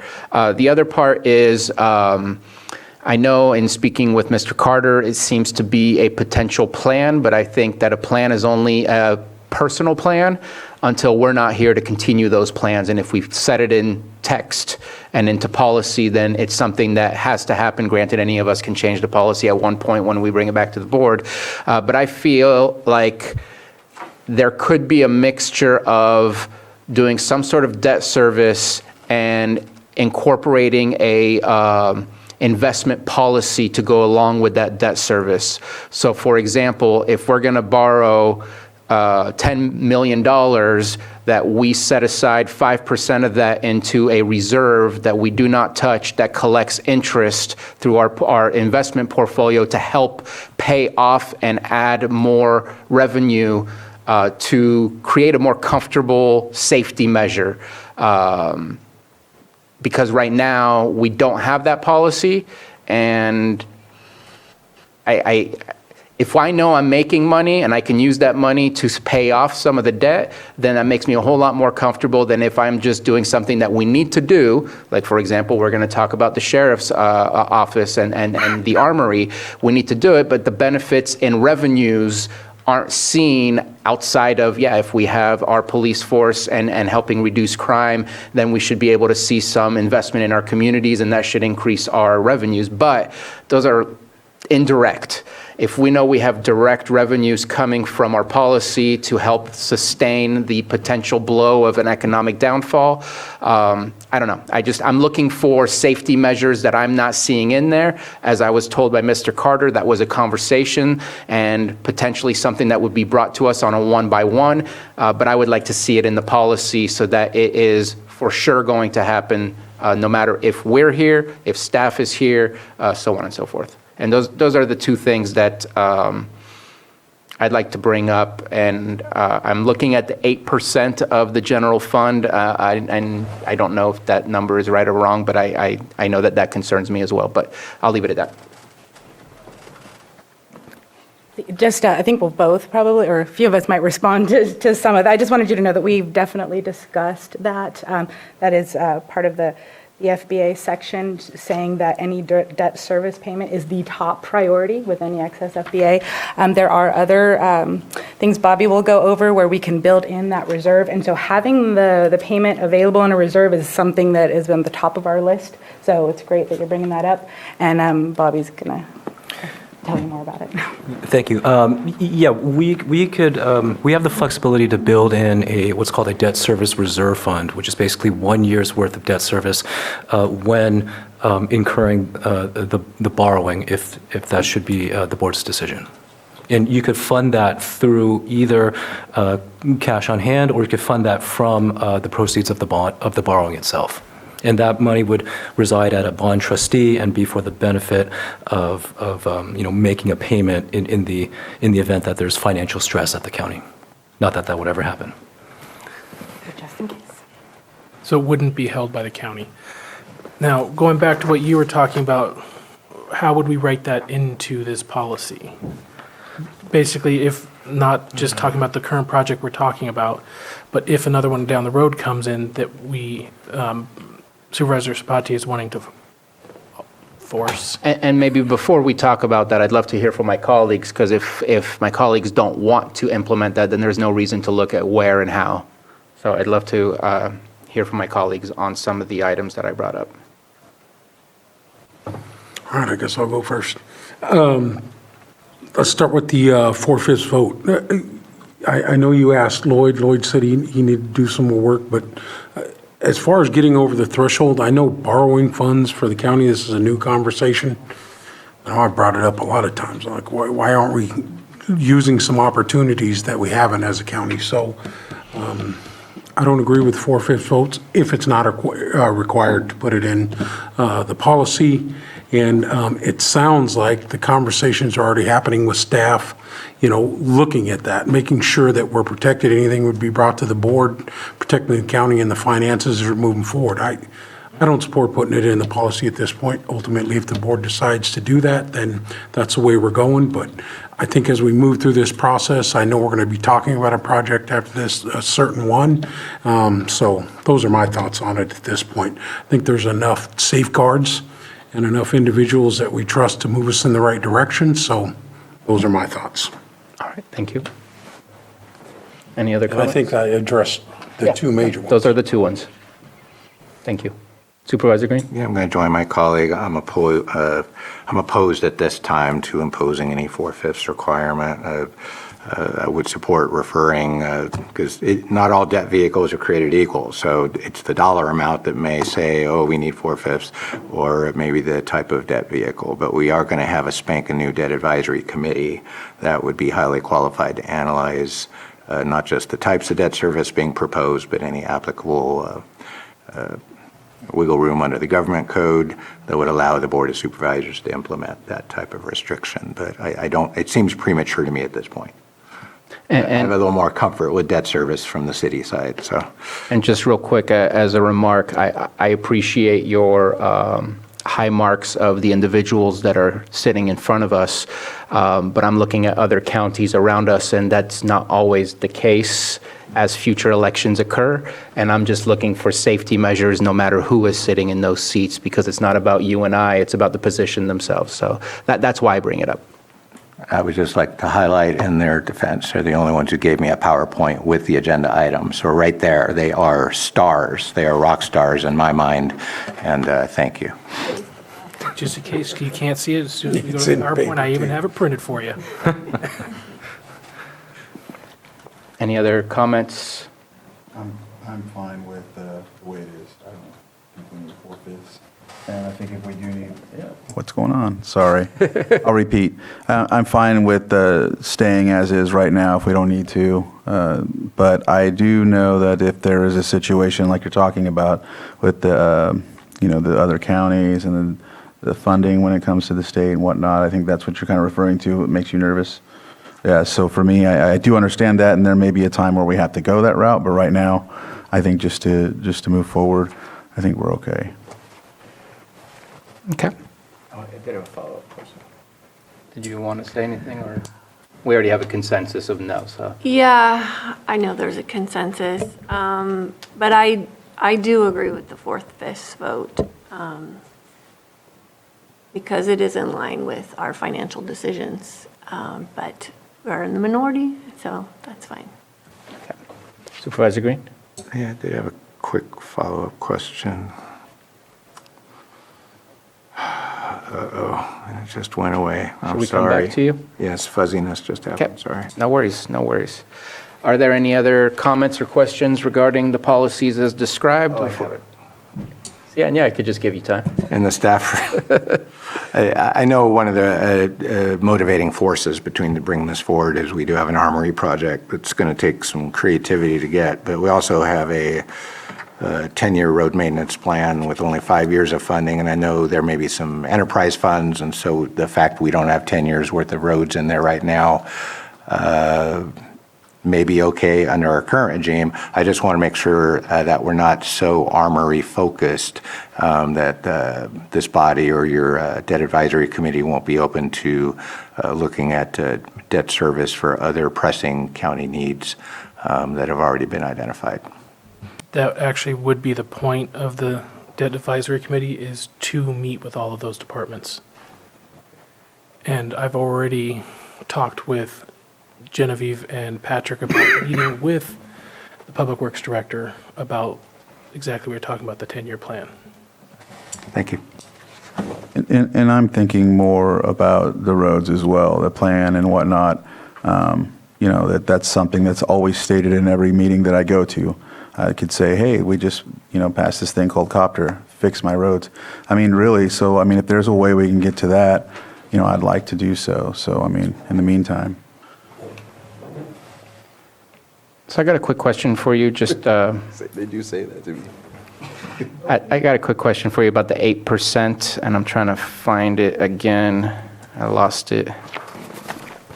It's in B, under the county shall comply with the following goals. I couldn't find it. B. Yes, so the county shall strive to have general fund lease debt service be less than 8% of general fund expenditures. Can you just tell me what what I should understand from that? All general funds, all expenditures, we can only do a bond or debt service for no more than 8% total? I would actually turn to the expert on that one. Yeah, Chair Sabatier, that places a limit of no more than 8% of general fund expenditures to be spent on debt service. Oh, to be spent Yes. on? The payment. Yeah, the payment. Okay. Yeah, so it's a cap. Think about that on our overall general fund, $100 million right now. That's quite high. I would not I'll just reach read. that. That would be crazy if we went for $100 million. I'm glad we're not talking about that today. And I would just add that there's no magic to that number. It's a figure that some of your peers have adopted to give themselves flexibility to issue debt in the future. Okay. And so I just did a quick calculation. The last actuals that I have based on the numbers from prior budgets that have been provided to us with actuals is our general fund appropriations or expenditures were about $61 million, $62 million, and 8% of that is $5 million.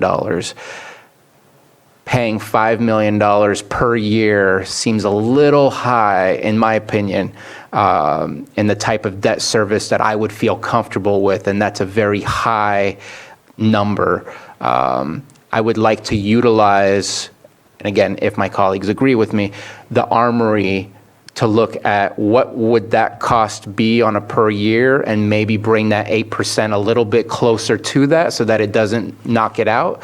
But it also, because that's a lot of money to anticipate and hold even in a reserve if we do if we do the 1 year's worth, that's $5 million we have to find to be able to put in reserve if that's the process we choose to go, and that just seems a little bit high. That does seem high at this point in time, but you're just talking about one project, and that would mean that if you brought that number down, there would be no debt services for roads or anything other possible projects until it's paid off. So that's where it's supposed to give you some leeway. And remember, each time we would go out for debt servicing, we would have to bring it to your board, and your board makes a final decision on which level to take and what the payment is. So if we were saying, oh, go for it and $5 million right now every year, that would not be the goal. This has to give you a little leeway for future as well. But it's 8% of appropriations. Our appropriations go up, the percentage amount goes up. 5 million is kind of your foundation of where you start. We anticipate our general funds to grow and our appropriations to grow as well.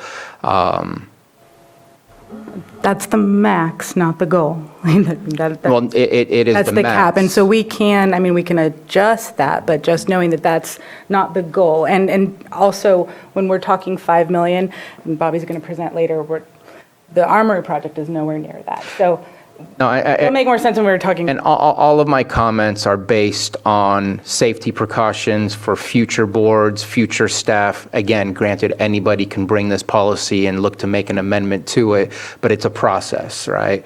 And so I just, makes me a little nervous. So just wanted to bring it up. One point that I was going to raise as well is that a lot of these policies are geared towards the fact that the county has to go through a credit rating process. And so I think there's some danger in artificially restricting us too much. And I don't know, Bobby, if you agree with that or not, but if we put in too many restrictions, it can complicate our ratings review sort of needlessly when we still, your board always has the option, you always have the ability to review anything that comes before you at that time and raise those concerns. I just am concerned about restricting us artificially within the policy itself, so. And on the other hand, I'm concerned about if we don't have the ability to pay off, then that also affects our credit rating as well. And so just trying to find my happy comfort, but happy to move on if there's no further comments or questions from board members. And we're going to take it one item at a time. I'm going to open it up for public comment right now, and then maybe even take action on each individual one. Does that work for you, Mr. Carter? Or do you think we need to? I would prefer that, considering if A and B don't happen, then C is not. All right, let's go ahead and open up for public comment. I see no one in the room and no one in the Zoom room either. So I'll bring it back to the board for action on this policy document before us.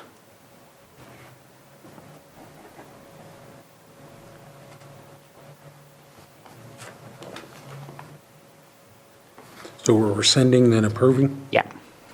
Okay, Mr. Chair, I move to rescind prior fund balance policy and approve the fund balance general reserve and debt management policy. Does that work? Or no, I went too far? No, I think that's Second. It's true. That was confusing. We have a motion and a second. All in favor? Aye. Any opposed? Nay.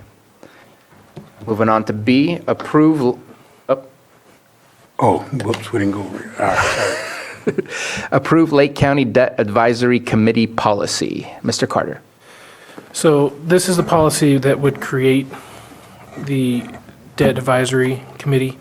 The DAC would meet periodically to consider all county public financing proposals. So we happen to have one now, which is bringing it to the forefront. But if any other department wishes to explore that, we would meet, but meet no less than twice a year.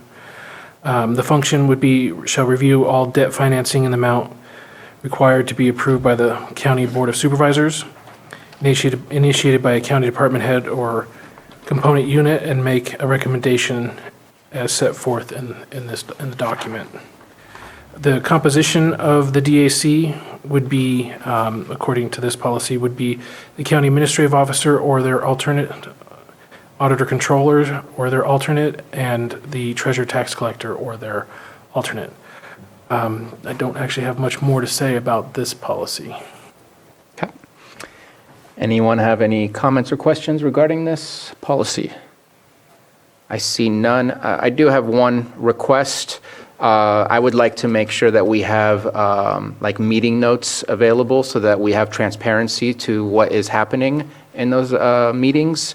And that even if there's a denial by the DAC, that comes at least as maybe a consent agenda just for filing, not for any action to be taken. But I think it's important that the board is aware of what has come to the DAC and maybe why certain decisions were made, whether yes or no. I'm not asking for a Matthew Rothstein type of meeting minutes, but also I don't want just, I'm thinking not just action items, at least give us a brief summary of what was brought, why it was denied, or things of the kind, and looking for my colleagues to see if they agree with that level of transparency. I have one nod. Yeah, I agree with that. Okay. Well, I think it's already in there. DAC will record its recommendations. I'm at the bottom of page 2. I thought that was only if it came to us. Well, even if they decide not to, that's a decision. So I think it's already baked in. I don't think you need consensus. But and it's kind of a rolling one. So instead of a periodic random update to the board, looks like we would There's a report. hear DOC reports in any item coming forward with a capital funding request that would invoke Maybe that. that's why everyone was nodding, because it was already there. You and I had a discussion about this. Yeah, I apologize for that. We would want to do it even if it wasn't in there. My bad. Apologize. But glad that it's in there because I think it's important. So thank you for already having it in there. Okay, that was my only request for this, and no other further comments or questions. And so let's go ahead and open it up for public. Anyone wish to speak on this item? I see nobody in the Zoom room and no one getting up in the chamber. Bring it back to the board for action. Go ahead. Move to approve the Lake County Debt Advisory Committee policy. Second. We have a motion and a second. All in favor? Aye. Any opposed? Motion carries. Thank you, board. Oh, are you gonna? We are moving on to 2 options. So next up, well, we're going to have 2 presentations for your board, one by Bobby from KNN, our advisor, and actually one from the treasurer tax collector, Patrick, related to debt. And I'm going to hand out the slides so you can see it in front of you. Yeah, go first.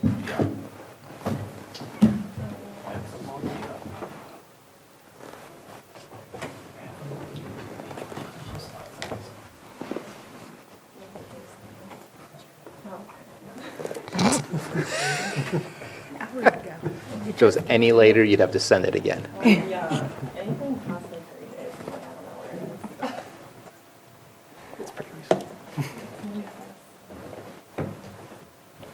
Okay.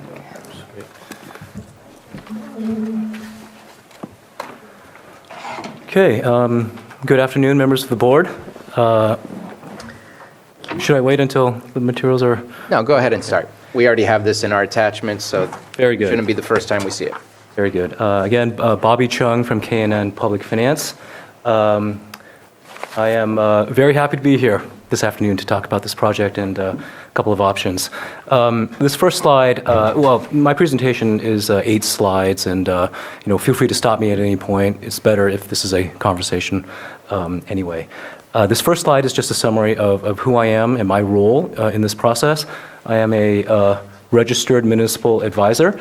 We are registered with the SEC and the Municipal Securities Rulemaking Board. And my role is to help public agencies navigate through the process of evaluating debt financing options. And if you so choose to pursue a debt financing, to help make sure that that financing is executed in a prudent and responsible way. The SEC some time ago assigned a fiduciary duty to us as municipal advisors. So by law, I have to put the county's interests ahead of my own. Just a bit of background, K&N works with over 30 California counties, and I've been with the firm for over 23 years, kind of specializing in California counties. This is the first time I've spoken before your board, so I am... With our track record, this is our first time talking about this. Not surprising that I have not been here before. This second slide is an overview of the project as we understand it. It's a great opportunity for the county to renovate an existing armory facility that the state has passed on. We understand that the estimated project cost for this renovation is about $21 million, and that the county could utilize certain federal stimulus funds for this project if the construction contract is entered into or obligated this calendar year. So there is a bit of urgency to this. And so the county, basically has two options, right? You could pay cash for the project, or you could borrow for some or all of the cost of the project through a tool known as a tax-exempt lease financing. And I'm going to talk a little bit more about what a tax-exempt lease financing is. Whenever a public agency, desires to borrow money, you have to find the right mechanism that's permitted in the California Constitution. And one of the tools that is available to counties and cities and such is this lease financing mechanism known as a certificate of participation or a lease revenue bond. It is a form of a municipal debt that is very commonly utilized by cities and counties. It is a general fund credit.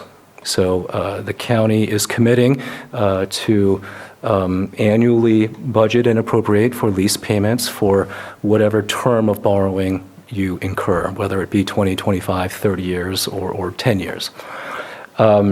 This type of borrowing requires a pledge of a piece of real property to serve as the asset for this lease financing. And that piece of real property could either be the sheriff facility or the armory itself, or it could be another piece of unencumbered property that is owned by the county.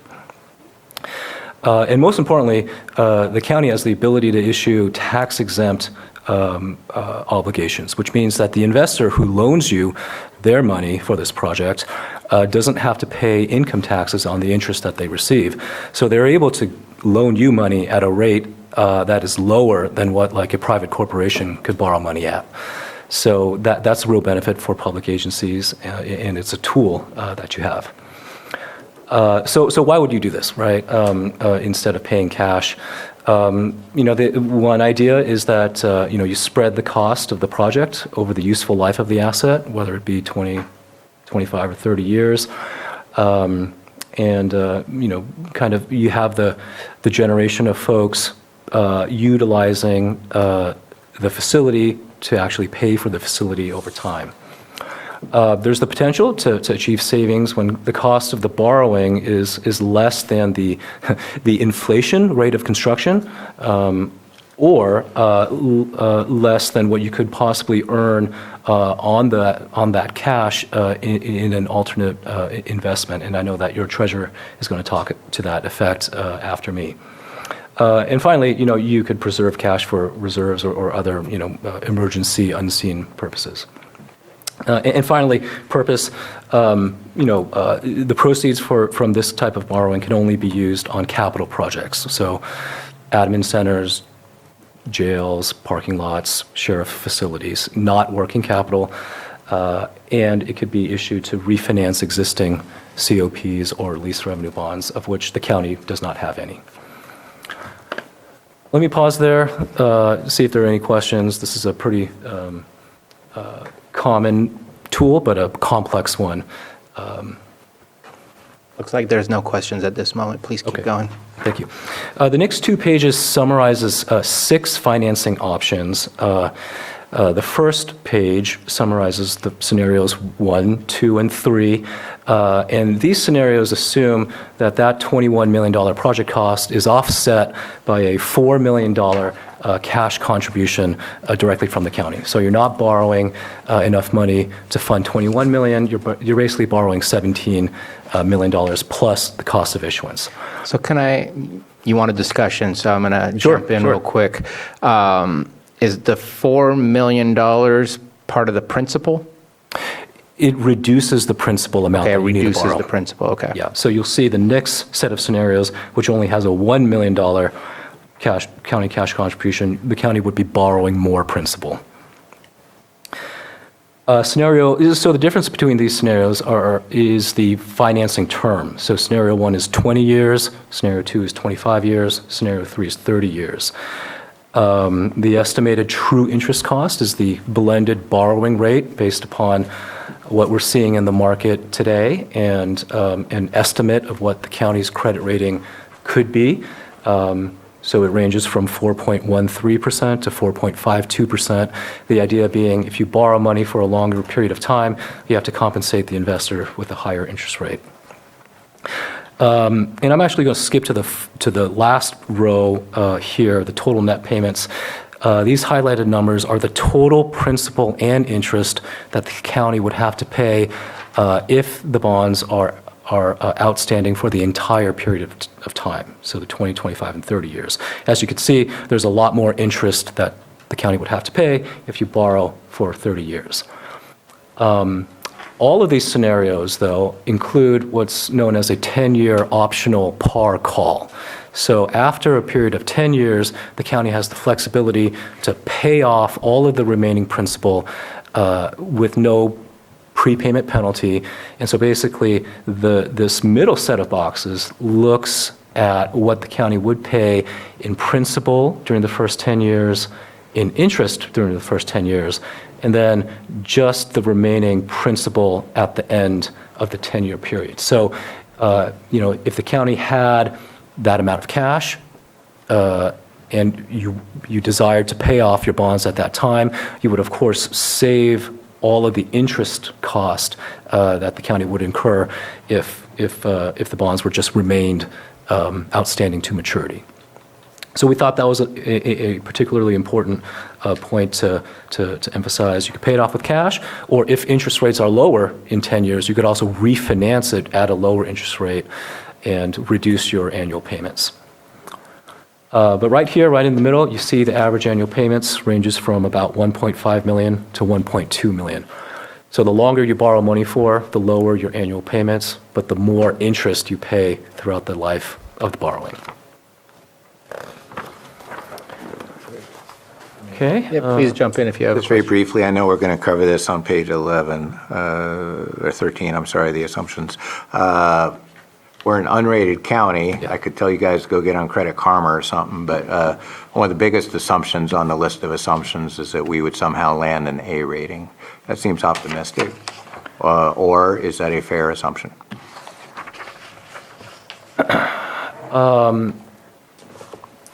Not being a rating analyst, I think that's a fair assumption, right? I work with a lot of California counties, and I took a look at your financials.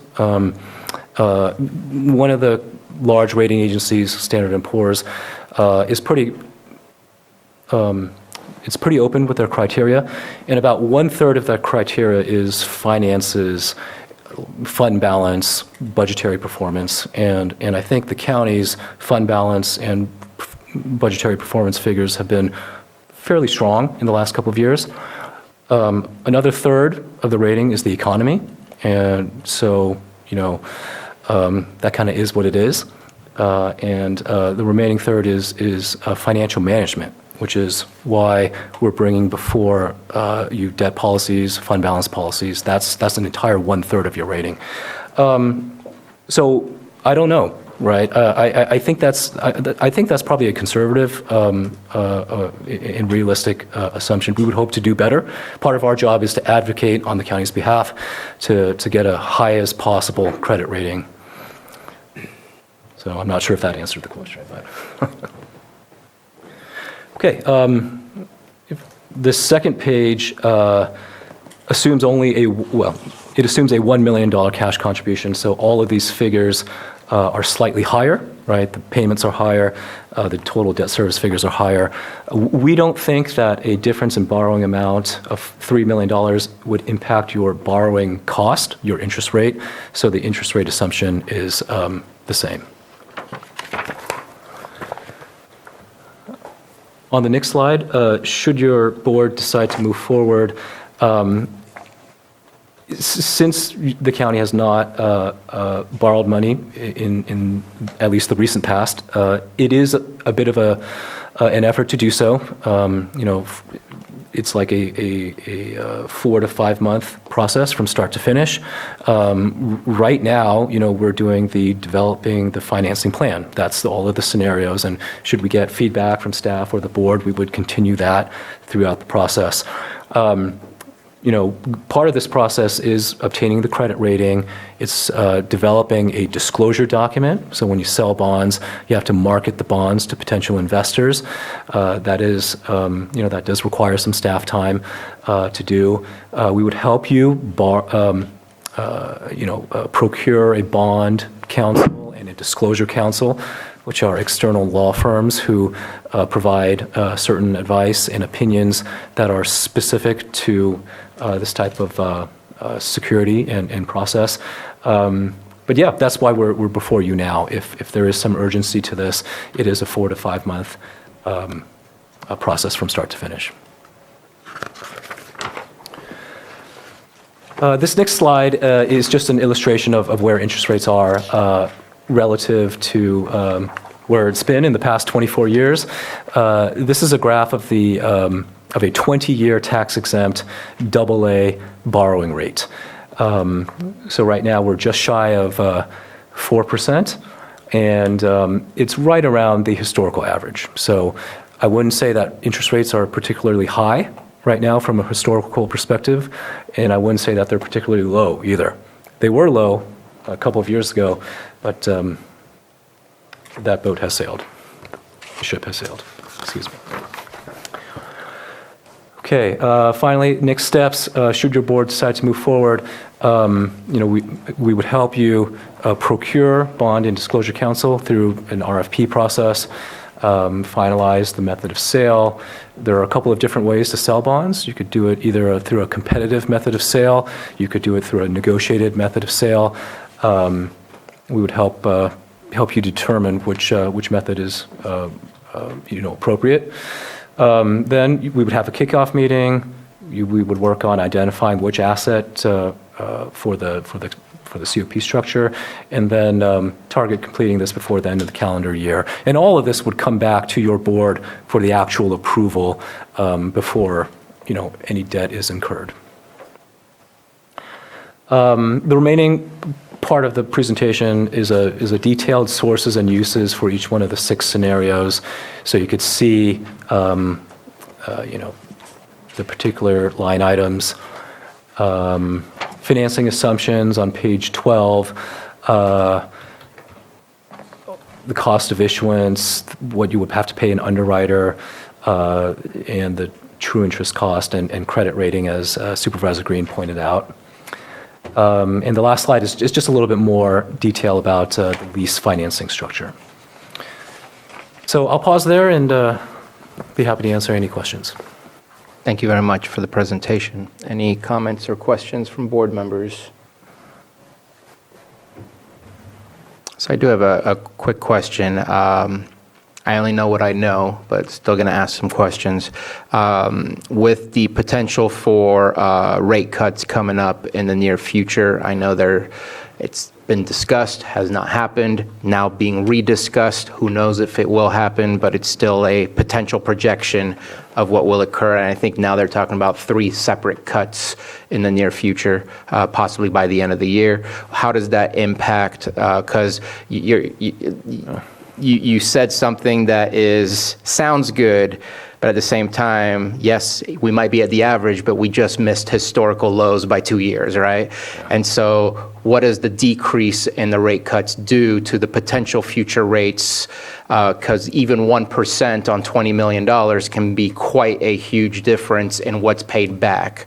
If it's 0.1%, maybe the difference isn't, it's negligible, but what kind of changes do you see might impact that? Well, that's a good question, Supervisor. This is where I pull out my crystal ball. You are correct. The market is anticipating that the Federal Open Markets Committee will reduce their target for the federal funds rate at least twice by the end of the calendar year. And I think that could only help, right? That's a reduction in rates, which reduces mortgage rates, which reduces treasury rates, which impacts the general cost of borrowing in the debt market. I would note that rate is a very short-term rate, so it may move like the 1-year treasury slightly, maybe the 2-year treasury lower, but I don't think, like, if the Fed dropped their target by 1%, I don't think you would see a 1% reduction in a long-term borrowing rate, for instance.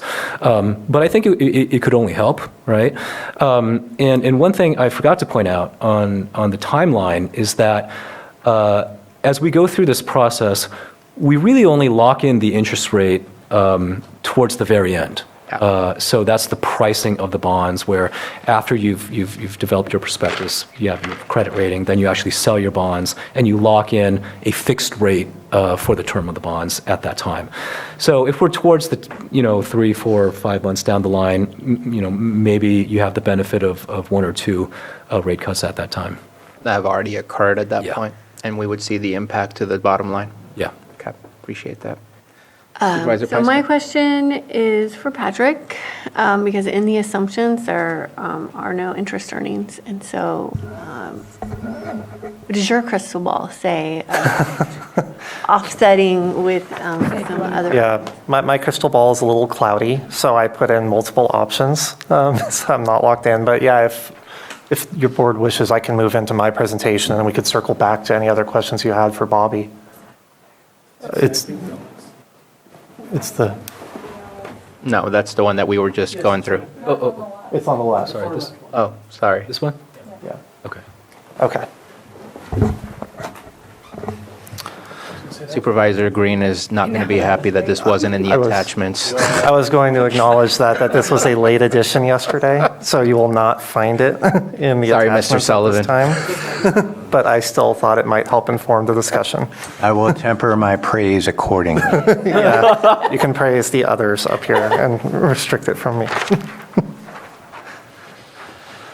All right, so this chart, I hope, may help illustrate some of the alternative options that are out there and give an idea of what would happen if, instead of borrowing, this was using $20 million as an example, instead of borrowing $20 million and financing it through a debt instrument, if we were, well, or I guess actually by borrowing it and allowing that money, if you were to theoretically take that $20 million, set it aside, the rate of growth it could experience in the treasury pool.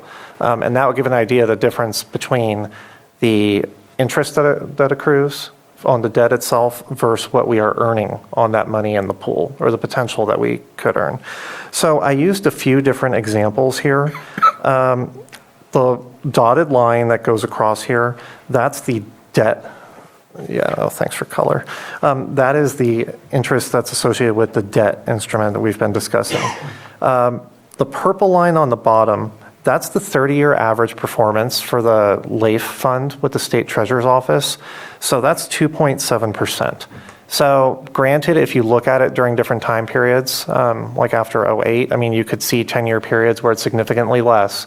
But if we're looking at it over a 30-year period, there's other periods where it's significantly more. But 2.7 is what it comes out to. So you can kind of see at what point further out that it does sort of cross that debt line and where it meets. With these other figures, the 3.3%, That's what we currently earn in our long-term holdings with our custodial bank.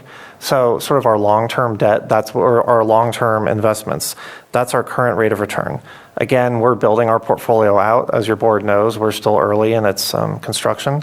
So over the next year, assuming the federal funds rate doesn't change, if there's no dramatic market changes, we expect that rate to continue to grow. I have the green line in here as 4.25%.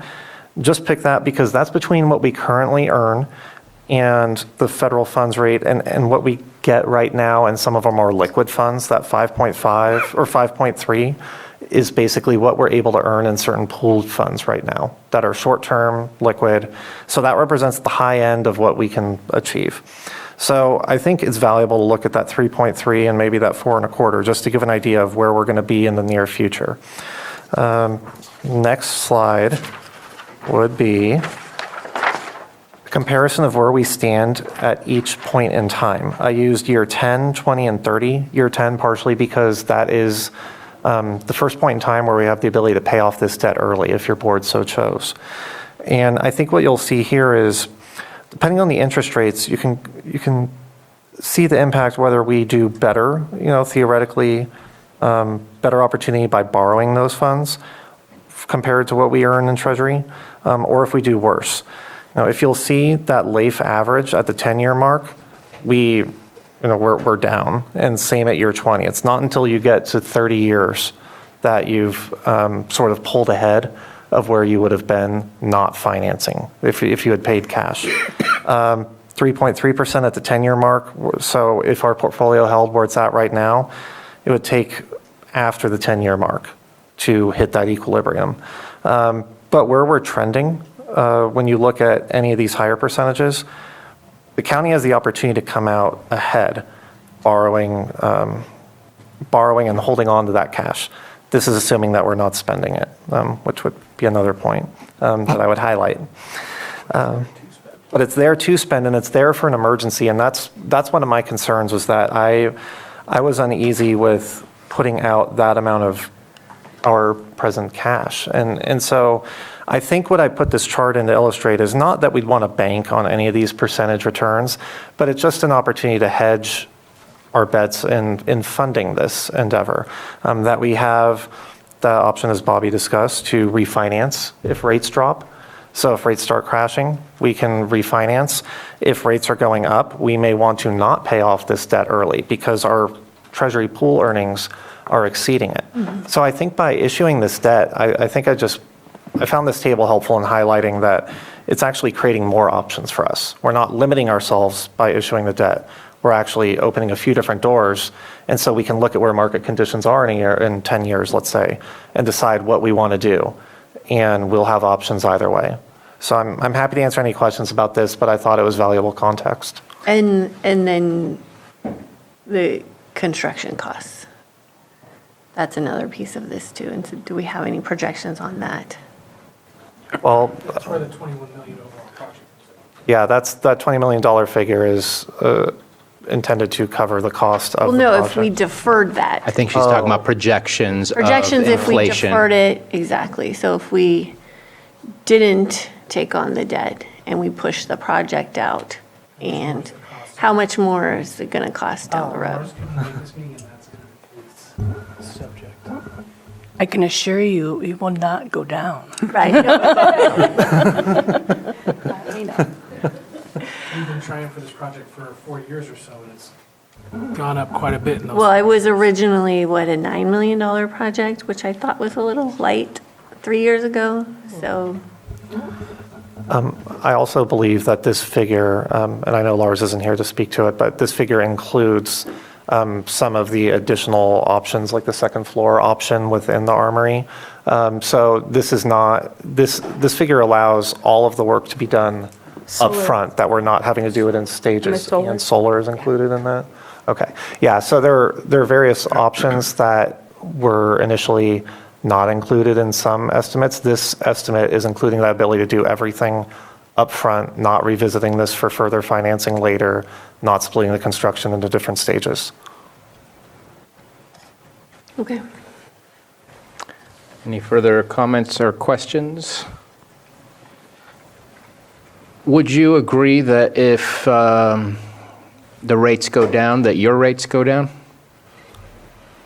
It would be likely that our rates would decrease. We're in the unique position because we're early in the formation of our investment program that we are behind. So our rates, Like the 5.33 where the Fed is, if they start cutting back versus where they've been going, which was the opposite direction for a while, you would anticipate to see that top tier slowly cut back? yes, I would anticipate seeing that come down, and that's why I included that 4.25%, just so that you had something more in the middle, because obviously we don't know where Fed rates are going to go, but we have heard that projection that it's likely to have at least a few cuts in the next year. So yeah, that's why it's a little trickier for us, because we're such a new investment portfolio that we're still building. So the only difference is because we're new, even with rate cuts, we're still likely to see continued growth for at least the next year or two. Yeah, because we haven't hit the ground running necessarily. We're still climbing on. That's right. But it sucks. We want good interest rates for any loan that we take out, but at the same time, it decreases the potential for the investment interest that we are already receiving. So it never goes the opposite directions where we can get both. Except for the portfolio is diversified and the loan is not.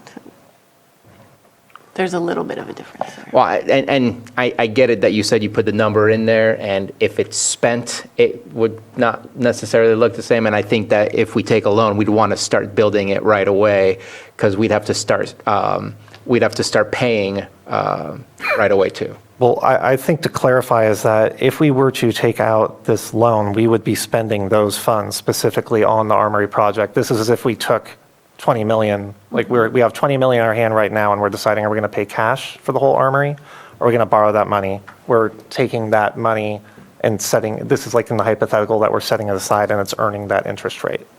And I know Lars isn't here, but I believe the construction was set for April start, and it just goes full force until complete at that point. Yeah. I just don't see us borrowing and sitting on it. No. Better not. Are there any comments? So I'll be brief. Go for it. On this particular one, I get it, need for speed. Even at best available speed, warp 9, is it practical to get a bond package approved and get the Armory project contractually obligated with bond funds we don't have in hand? Yeah, just make it up as we go. We don't worry about the money. Are you talking about the December 31st deadline? It's not make it up as you go. So what is a budget? So you're projecting what revenues you're going to receive versus your appropriations that you're going to have during that year. To go out to contract, you need those appropriations. Well, if the board approves going out to debt, now in September budget, you have the 20 million revenue line and the 20 million appropriation line, which allows you to go out to contract. You can appropriate funds that haven't been obtained through the subsequent approval of a bond issue? It's in the budget, it's the projection that you're going to receive said funds. So yes. Okay. Think about all the grants that are put in your budget that aren't approved yet. If they're not approved, guess what? It comes out of the budget. But Okay. until it is approved or any of that, it is put in the revenue and the appropriations. Until the next budget time, either mid-year or final, it's adjusted. All right. It's what you're expecting, not what is actual right this second. Thank you.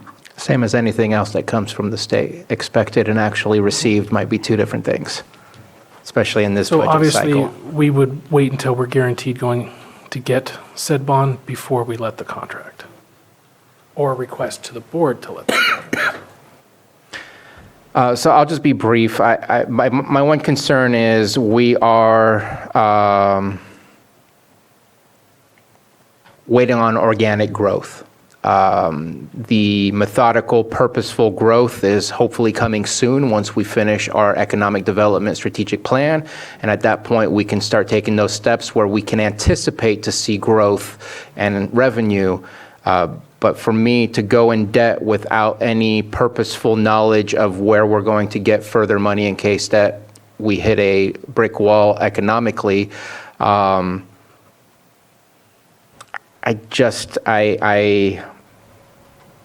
very uncomfortable with it. I'm uncomfortable looking at the full bore of the entire project versus looking at what's actually needed. So looking at the $21 million approximately, and without a plan other than organic growth that we currently have, I'm not convinced that this is the best way to go. So today I will be voting no on this. And I'll just follow if I can. I appreciate those concerns. I really do, but I'm also a survivor of 6 months of pension obligation hell on the city of Lakeport. And one thing I was stricken by the late provision of the nice graphic here is the flat portion of it.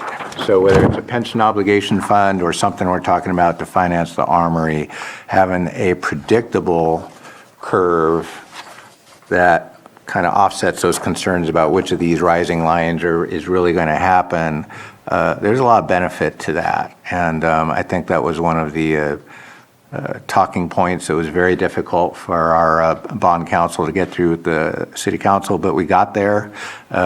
We did have a 2 council member committee kind of helping out with that, and I was honored to serve with council member Parlett on that, who I don't agree with on anything. But we agreed on this pension obligation bond package. So this graphic does excite me. I think it highlights kind of the usefulness of this approach. I am concerned about debt financing in general, but I think the lessons we learn with this particular project will pay dividends because the armory is not going to be the last project we're going to propose for debt financing. So I do acknowledge your concerns. I do have concerns, but I'm going to be supporting this. All right. If there's no further comments, we'll open it up for public comment. There is more comment. Oh, I'm so sorry. Yeah, no, so I'm in support. I feel like we need to try something new. We've tried being more conservative in the past and sitting on reserves and whatnot, and we wait, and then projects fall to the wayside, and costs go up, and then projects sit. Citizens, taxpayers get upset, and then I don't want to bind my predecessor, whoever takes over in any of these positions, to having to wait for a project that might have come up and say, it's still not done, you know, and then they're dealing with the onslaught of you're not doing anything when this is like a 20-year issue. So for me, I feel like I want them to see, I know it's going to incur debt, but at the same time, they're seeing their tax dollars being used. And so for me, that's why I feel like supporting it. And we got to try something new, in my opinion, so I'm okay with that. Thank you for your comment. Let's go ahead and open it up for public comment. I see nothing in the Zoom room, and we have a gentleman coming up. Under Sheriff Bingham, how are you? Good afternoon, Board. Thank you. Under Sheriff Bingham, Lake County Sheriff's Office. I would just like to, obviously, and I'm speaking from the point of view of the Sheriff's Office, this is a project that is sorely needed in the Sheriff's Office. We have completely outgrown our facility. We do everything we can to stay within state standards, but, you know, we are absolutely within state standards, but there's a lot of things like our evidence building that are not to industry standards that we can improve with this project. The services that we can provide to our community can be greatly improved with this project by giving us this new office, giving us this space. We have the opportunity to bring in training to Lake County that we've struggled to in the past because of facilities and the size of facilities, which then increases the knowledge of our deputies that we're able to put out on the street. And two, and you know, I don't want to take too much of the board's time because you guys have all heard this from me before when we're talking about this project, but co-locating all of our facilities on one campus is better for the community. Everything is right there with the Sheriff's Office. When they need to come to the Sheriff's Office, we have a correctional facility, our emergency operations center, our communications, and our main office all in one facility. For ease for the community, that's huge. During disasters, we have our EOC there, we have our main office. For working through disasters and working, it's huge for the department. Currently, right now, our Sheriff's Office is not a resilient structure. It's not a hardened structure, although it is secure. If we had a major disaster, we would not probably be able to work out of our current facility. With the new armory, that being a brick building built as a National Guard armory, built to withstand those type of things, that we could work out of there and continue our operations and serve our community. So I just appreciate all the work that, the CAO's office done, auditor's office has done, KNN, and then your board support on this too. Thinking outside the box, thinking about things that we've never done before in the county as far as debt financing to finance this project that is, quite frankly, sorely needed for the sheriff's office. And then also just kind of long-term, by opening up the current sheriff's office building, you could have other offices that have outgrown, or other departments that have outgrown their facilities, move into the sheriff's office.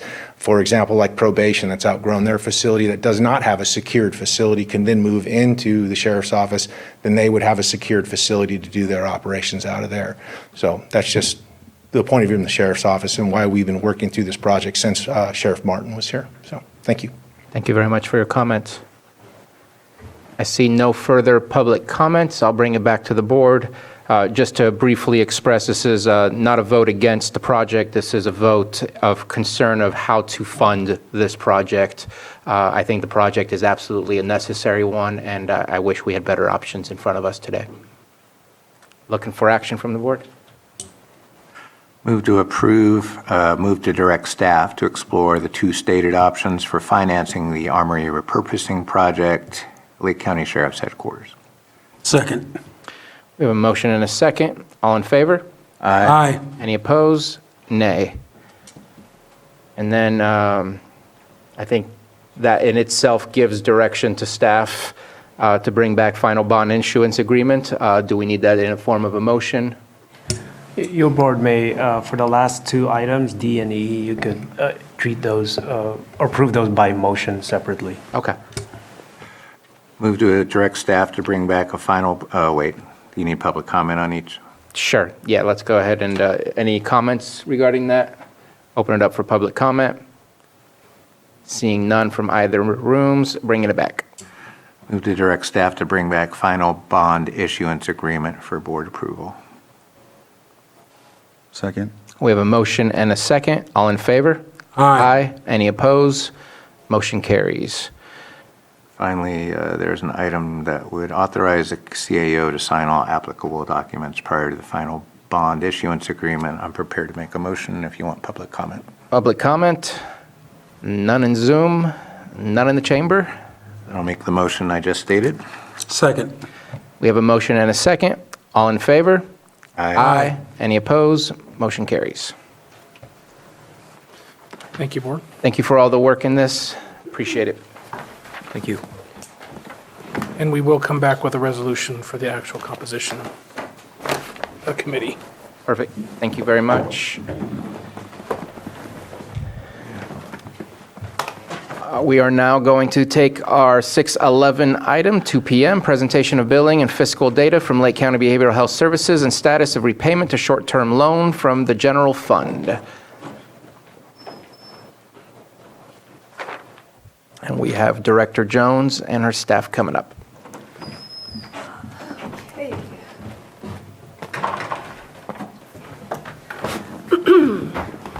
Thank you, Mr. Chair, Board. Following up on the loan that the board approved for us of $4 million total, we are telling you how things are going. I will give a very high-level overview, which is that it's positive. We've seen a lot of positive movements in reimbursements flowing through and our EHR working. We are seeing now reimbursements coming in at pre-EHR, pre-payment reform levels, and actually anticipate that they will increase because payment reform is more money total. So I am waiting for my... I am joined by Amber Luch, who is our fiscal program manager. Would you walk us through, and actually there's an attachment on there. It is the one, it's like the third one, I want to say.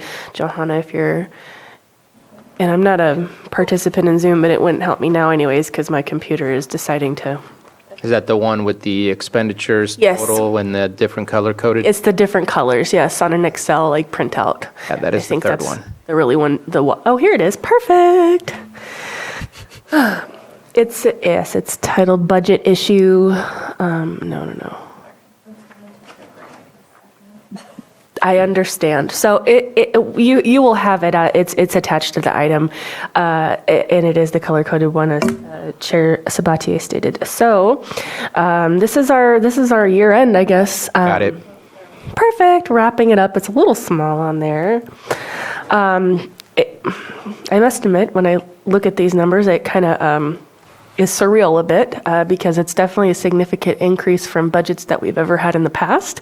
But we saw that all of our expenditures totaled about $20 million, which we've paid out. And our revenues were more than that, which is great. So in excess, actually, we have some carryover of about, I want to say like 300-ish thousand, a little shy of 300,000 it looks like, right? And that's just an estimate. It's likely more. Okay. But it's been kind of hard to get a level set on what portion of this that we're building up we're actually getting back because it's so far delayed. Yes. So we're still obviously dealing with reconciliation issues with the state. However, the reimbursements for Medi-Cal services are our primary bread and butter here, and they are coming in at sustainable levels. As it states in the purple, payments, DHCS, the Department of Health Care Services, basically closes their books, quote unquote, to reconciliate through the end of the year. And so they do this every year. This is a normal practice for them. So they begin to get back up again and issue payments in August. And we expect to see a lot of payments come through in August for Medi-Cal reimbursable services for both the mental health and the SEDS program. Is there anything other that you'd like to add, Amber, that I didn't? I mean, that's really the high level. The dashboards are pretty similar to the last time that we presented to your board, and that's due to, like Lily said, sorry. The dashboards are pretty similar with the payment amounts and the difference between what's been billed, and that coincides with the state budget not being signed yet. So we won't see payment until August. But like Elise mentioned, there's going to be a very large influx of revenue in August. And so the last time that we talked about this, we were up to about, I forget if it was $9 million or $11 million. Yes. So. And right now, where do we stand as to what's owed to us? So we've mental health. We've probably got about 4.5 million outstanding that's been billed that has not been paid. For up through the end of the fiscal year. End of the fiscal year, yes. And then for SUDS, we're at just about 3 million outstanding. So we've gone down to about $7 million. And I know I asked last time, I don't know that there was an answer. What is your typical amount that you wait when things are going well? Like, I don't know if it takes 90 days for you to bill, get reimbursed, and reconcile all that amount. Is it 2 million, 3 million, like on average that you're floating? So before payment reform, on average, it was anywhere between 1.5, 1.7 million. Okay. That's probably going to increase because we're seeing a higher revenue return on the services that we're billing. So we're kind of like in a holding pattern to see what the new normal is going to be. So once we get to around 2 to 2.5 million, at that point, that seems to be more where we should be. Yeah. And that we're not waiting on anything from the past to catch back up. Yeah, at this point, we can operate comfortably on 1.7 monthly, but we should be seeing a much higher amount than that. Okay. And I guess you're waiting till August is over so that the money can start flowing again. Do you have an anticipated time frame if things go as they're going for when the repayments will be made for the loans? I don't believe that we budgeted to repay them in 24, 25. Is that correct? Yeah, we did. Oh, okay, we did. Yes. It needed to be done by December, I think it was. I forget that was 12 months. Yes, so my bad, it is budgeted. It really is going to depend on those August payments. To fully catch us back up, I would say. What do you think? I'm hopeful. I really am. There is a lot of outstanding revenue that is kind of hung up in that IGT process and the state payment. There was also, I mean, little things that add up into big things. For example, we received a nearly $1 million grant. That was the kind of grant that you have to spend and then get reimbursed for, which is not my favorite, but so we had done spending on that because if you don't spend it, you lose it. So there's a lot of reimbursement still that we have to draw down from that. So all those little things, quote unquote, will add up. Absolutely. Okay. I just want to check in with the board since no action is happening at the state level. I think it's useless for you guys to come back in August to tell us no action is happening at the state, and that maybe getting an update during our final budget would be appropriate. I agree with that, yeah. Okay. And then hopefully there'll be more good news and things are sliding back down towards where we should be. I think so. Supervisor Green? Yeah, great idea. And one reason to do that is just, again, I'm not a dashboard reader, but the DHCS dashboards are pretty cryptic, and the numbers I see in there don't necessarily align with the Cal MHSA dashboards. So, for example, on the DHCS dashboard for mental health services, I'm seeing a $9 million figure, but I'm not seeing that same $9 million figure in the Cal MHSA dashboard. And for SUDS, it's like 7.5 approved, but that dashboard doesn't give you how much was claimed. And then in the SUDS dashboard that Cal MHSA puts out, the only $7.5 million is for billed services.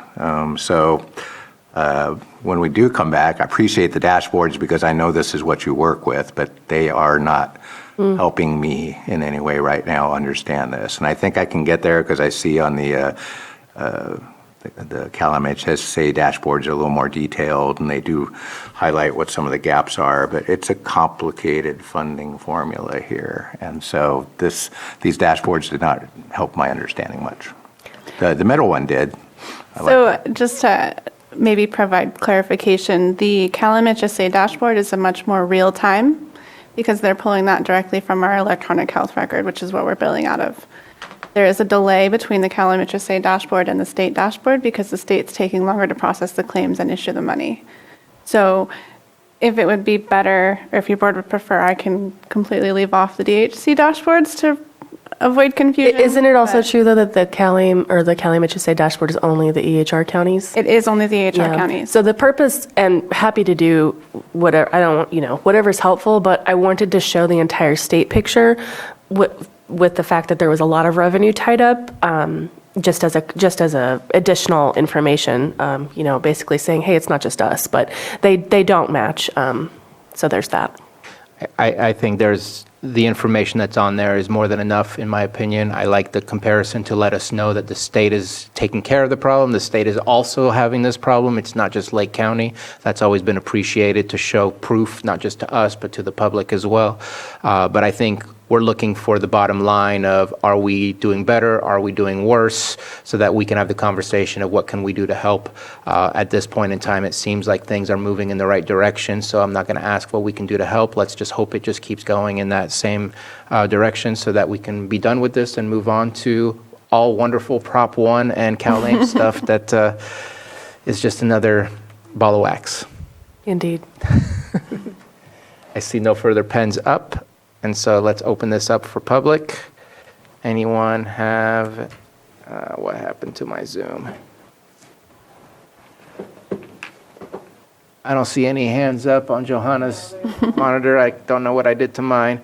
And no one in the room. So thank you very much. Glad to hear the good news. Thank you.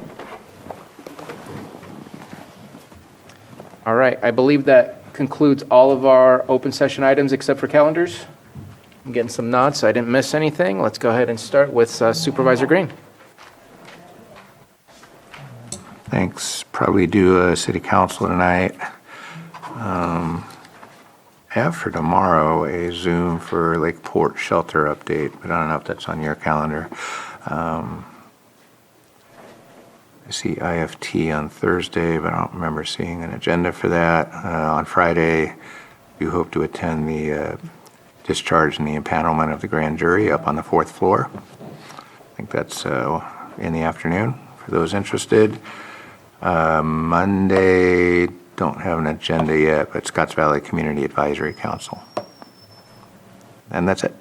All right. Supervisor Simon? Finished the meeting today, and then I have informed my two committees, LAFCO and AVA, that due to the passing of a tribal member, I will not be attending those two committee meetings. I've also sent an email to Congressman Thompson. There was another meeting happening, letting him know that. So this week, just limited after today's meeting, and then I'll be back here on Tuesday for the board meeting. Thank you very much. Supervisor Pyska? I have a number of constituent meetings that I've got to get to in the next couple of weeks, so I'm scheduling those in my blank times. Tomorrow, I hope to have at least one tomorrow morning. I have the Wine Grape Wednesday at the Mercantile tomorrow night. And then on Thursday, I have a meeting with Congressman Thompson and the Cobb Area Council in the evening. And Friday, True Mortality Task Force, and then a meeting with John Ferreira at 11:30.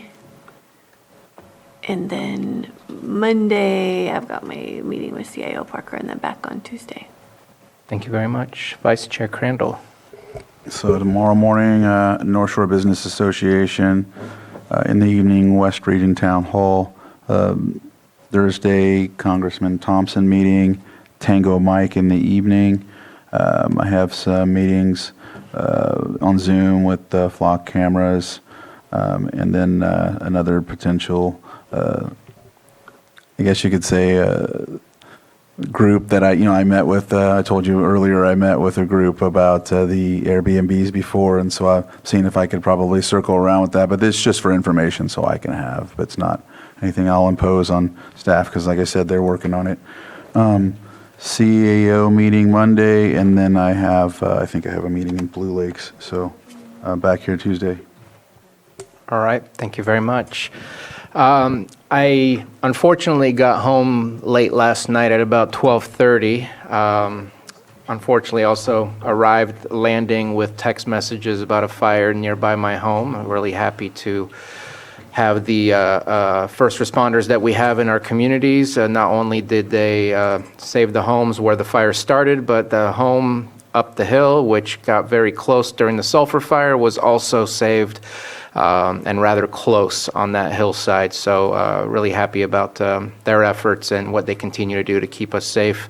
But because of that, I got home very late, and I want to put together a little package of information of all the stuff that I learned and participated in. I just came back from NACO's annual conference over in Tampa Bay. Appreciate staff helping me get there. Luckily, I will get reimbursed for the entire trip as the Economic Mobility Leadership Network that I'm a part of through NACO will be reimbursing that through the Bill and Melinda Gates Foundation. But I'll come back next week with a little bit more of a in-depth summary of what was there. Granted, I only got to specific sessions and not all of them, but just a quick, brief summary. Sonoma County Supervisor James Gore is now the NACO president, and because of doing so, we have a lot of California representation in NACO throughout all the committees. So I would suggest, and maybe I'll see if I can find a list and send them to staff, and staff can send them to all of the Board of Supervisors so that we know who to reach out to if we're looking for changes that need to happen at the federal level, or just connections and information that they may have access to that we don't. These are our colleagues throughout the state that are now in representative positions at the federal level, and NACO, similar to CSAC, is a powerful voice when it comes to federal policy and regulations. I was also approved and appointed as one of the vice chairs, which is like 1 out of 10, so it's not like I'm the vice chair. But I am a vice chair to the Health Steering Policy Committee that I've been a part of for the last year, and I'm happy to serve under the guidance of Phyllis Randall, who's out from Virginia, Loudoun County, I think it is, and she is an amazing person to work with, so I'm looking forward to that, and I will bring back information as I continue to work through that committee. I think that's my brief summary of what we did. California, when we did our voting, we voted for George Dunlap from North Carolina to be the second vice chair. On NACO, the first vice chair is JD, I don't want to say Chase, that's not the right last name. But it's JD, he's from Texas. And so we have some good representation and looking forward to working with them as well. Always good to connect with different folks outside of the state in recognizing that we all have very similar problems. If we want to talk housing, I think everyone wants to talk about housing. We want to talk about emergencies, everyone wants to talk about emergencies. So we're not alone here in Lake County at all, and I think that we have good people to reach out to, so we will connect. Tomorrow, I have a LAFCO meeting. I am starting off with a Lakeport Shelter meeting online. I'll only be able to stay for about 30 minutes, so we'll see. Then there's the AVA, which, if I'm correct, is being moved to Clear Lake? I think so, yeah. So Lakeport will have LAFCO, and AVA will be in Clear Lake. And then later on... No. Yeah. No. And you only need one? Who's the alternate? I am. You are? Yes. Yeah, we could use you. Okay, well, I didn't know if you needed one or two. I'll check later. How about we always need a quorum, so as many people that can show up that can count for the quorum, the better. And then if my colleague, Vice Chair Crandall, doesn't mind, I'm going to tag along with Thomas DeWalt for PEG in order to help him out with some of the new technology that we have for the town hall. Is that this Wednesday? For the Western region? Yeah. Okay. And because I know we got the new, what's it called? Starlink. Starlink. Okay. Yeah, and there's some other issues that he's been trying to rectify as well that have come up. Anyways, I do also have a shelter meeting on Thursday, which will be with a different number of people than the one on Wednesday, discussing some concerns. There seems to be an IFT-only meeting that day as well. I'm looking at Supervisor Green. I see it there, I can double check. Okay. I know we don't have EMCC. I know we don't have EMCC, so I'll check on that. I had not heard about the other shelter meeting, but I don't know if I was intended to be invited to that one, so. Okay. Then there are multiple meetings after that, a couple of them with Congressman Thompson, the Law Library, and then a City Council meeting later that evening. I will see what I can do to come by. The grand jury, was that at 1:30? Yeah, that's fine. Yeah. And then eventually going back to Clear Lake that evening, there will be a candlelight vigil for the loss of Jennifer Matheson over in Austin Park, and I'm going to go take part in that.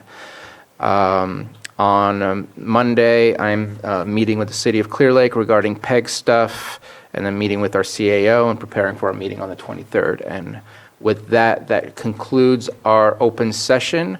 We will have one item in closed session that I will read out right now. 8.1, conference with legal counsel, significant exposure to litigation pursuant to Government Code Section 54956.9D2 E1, 2 potential cases.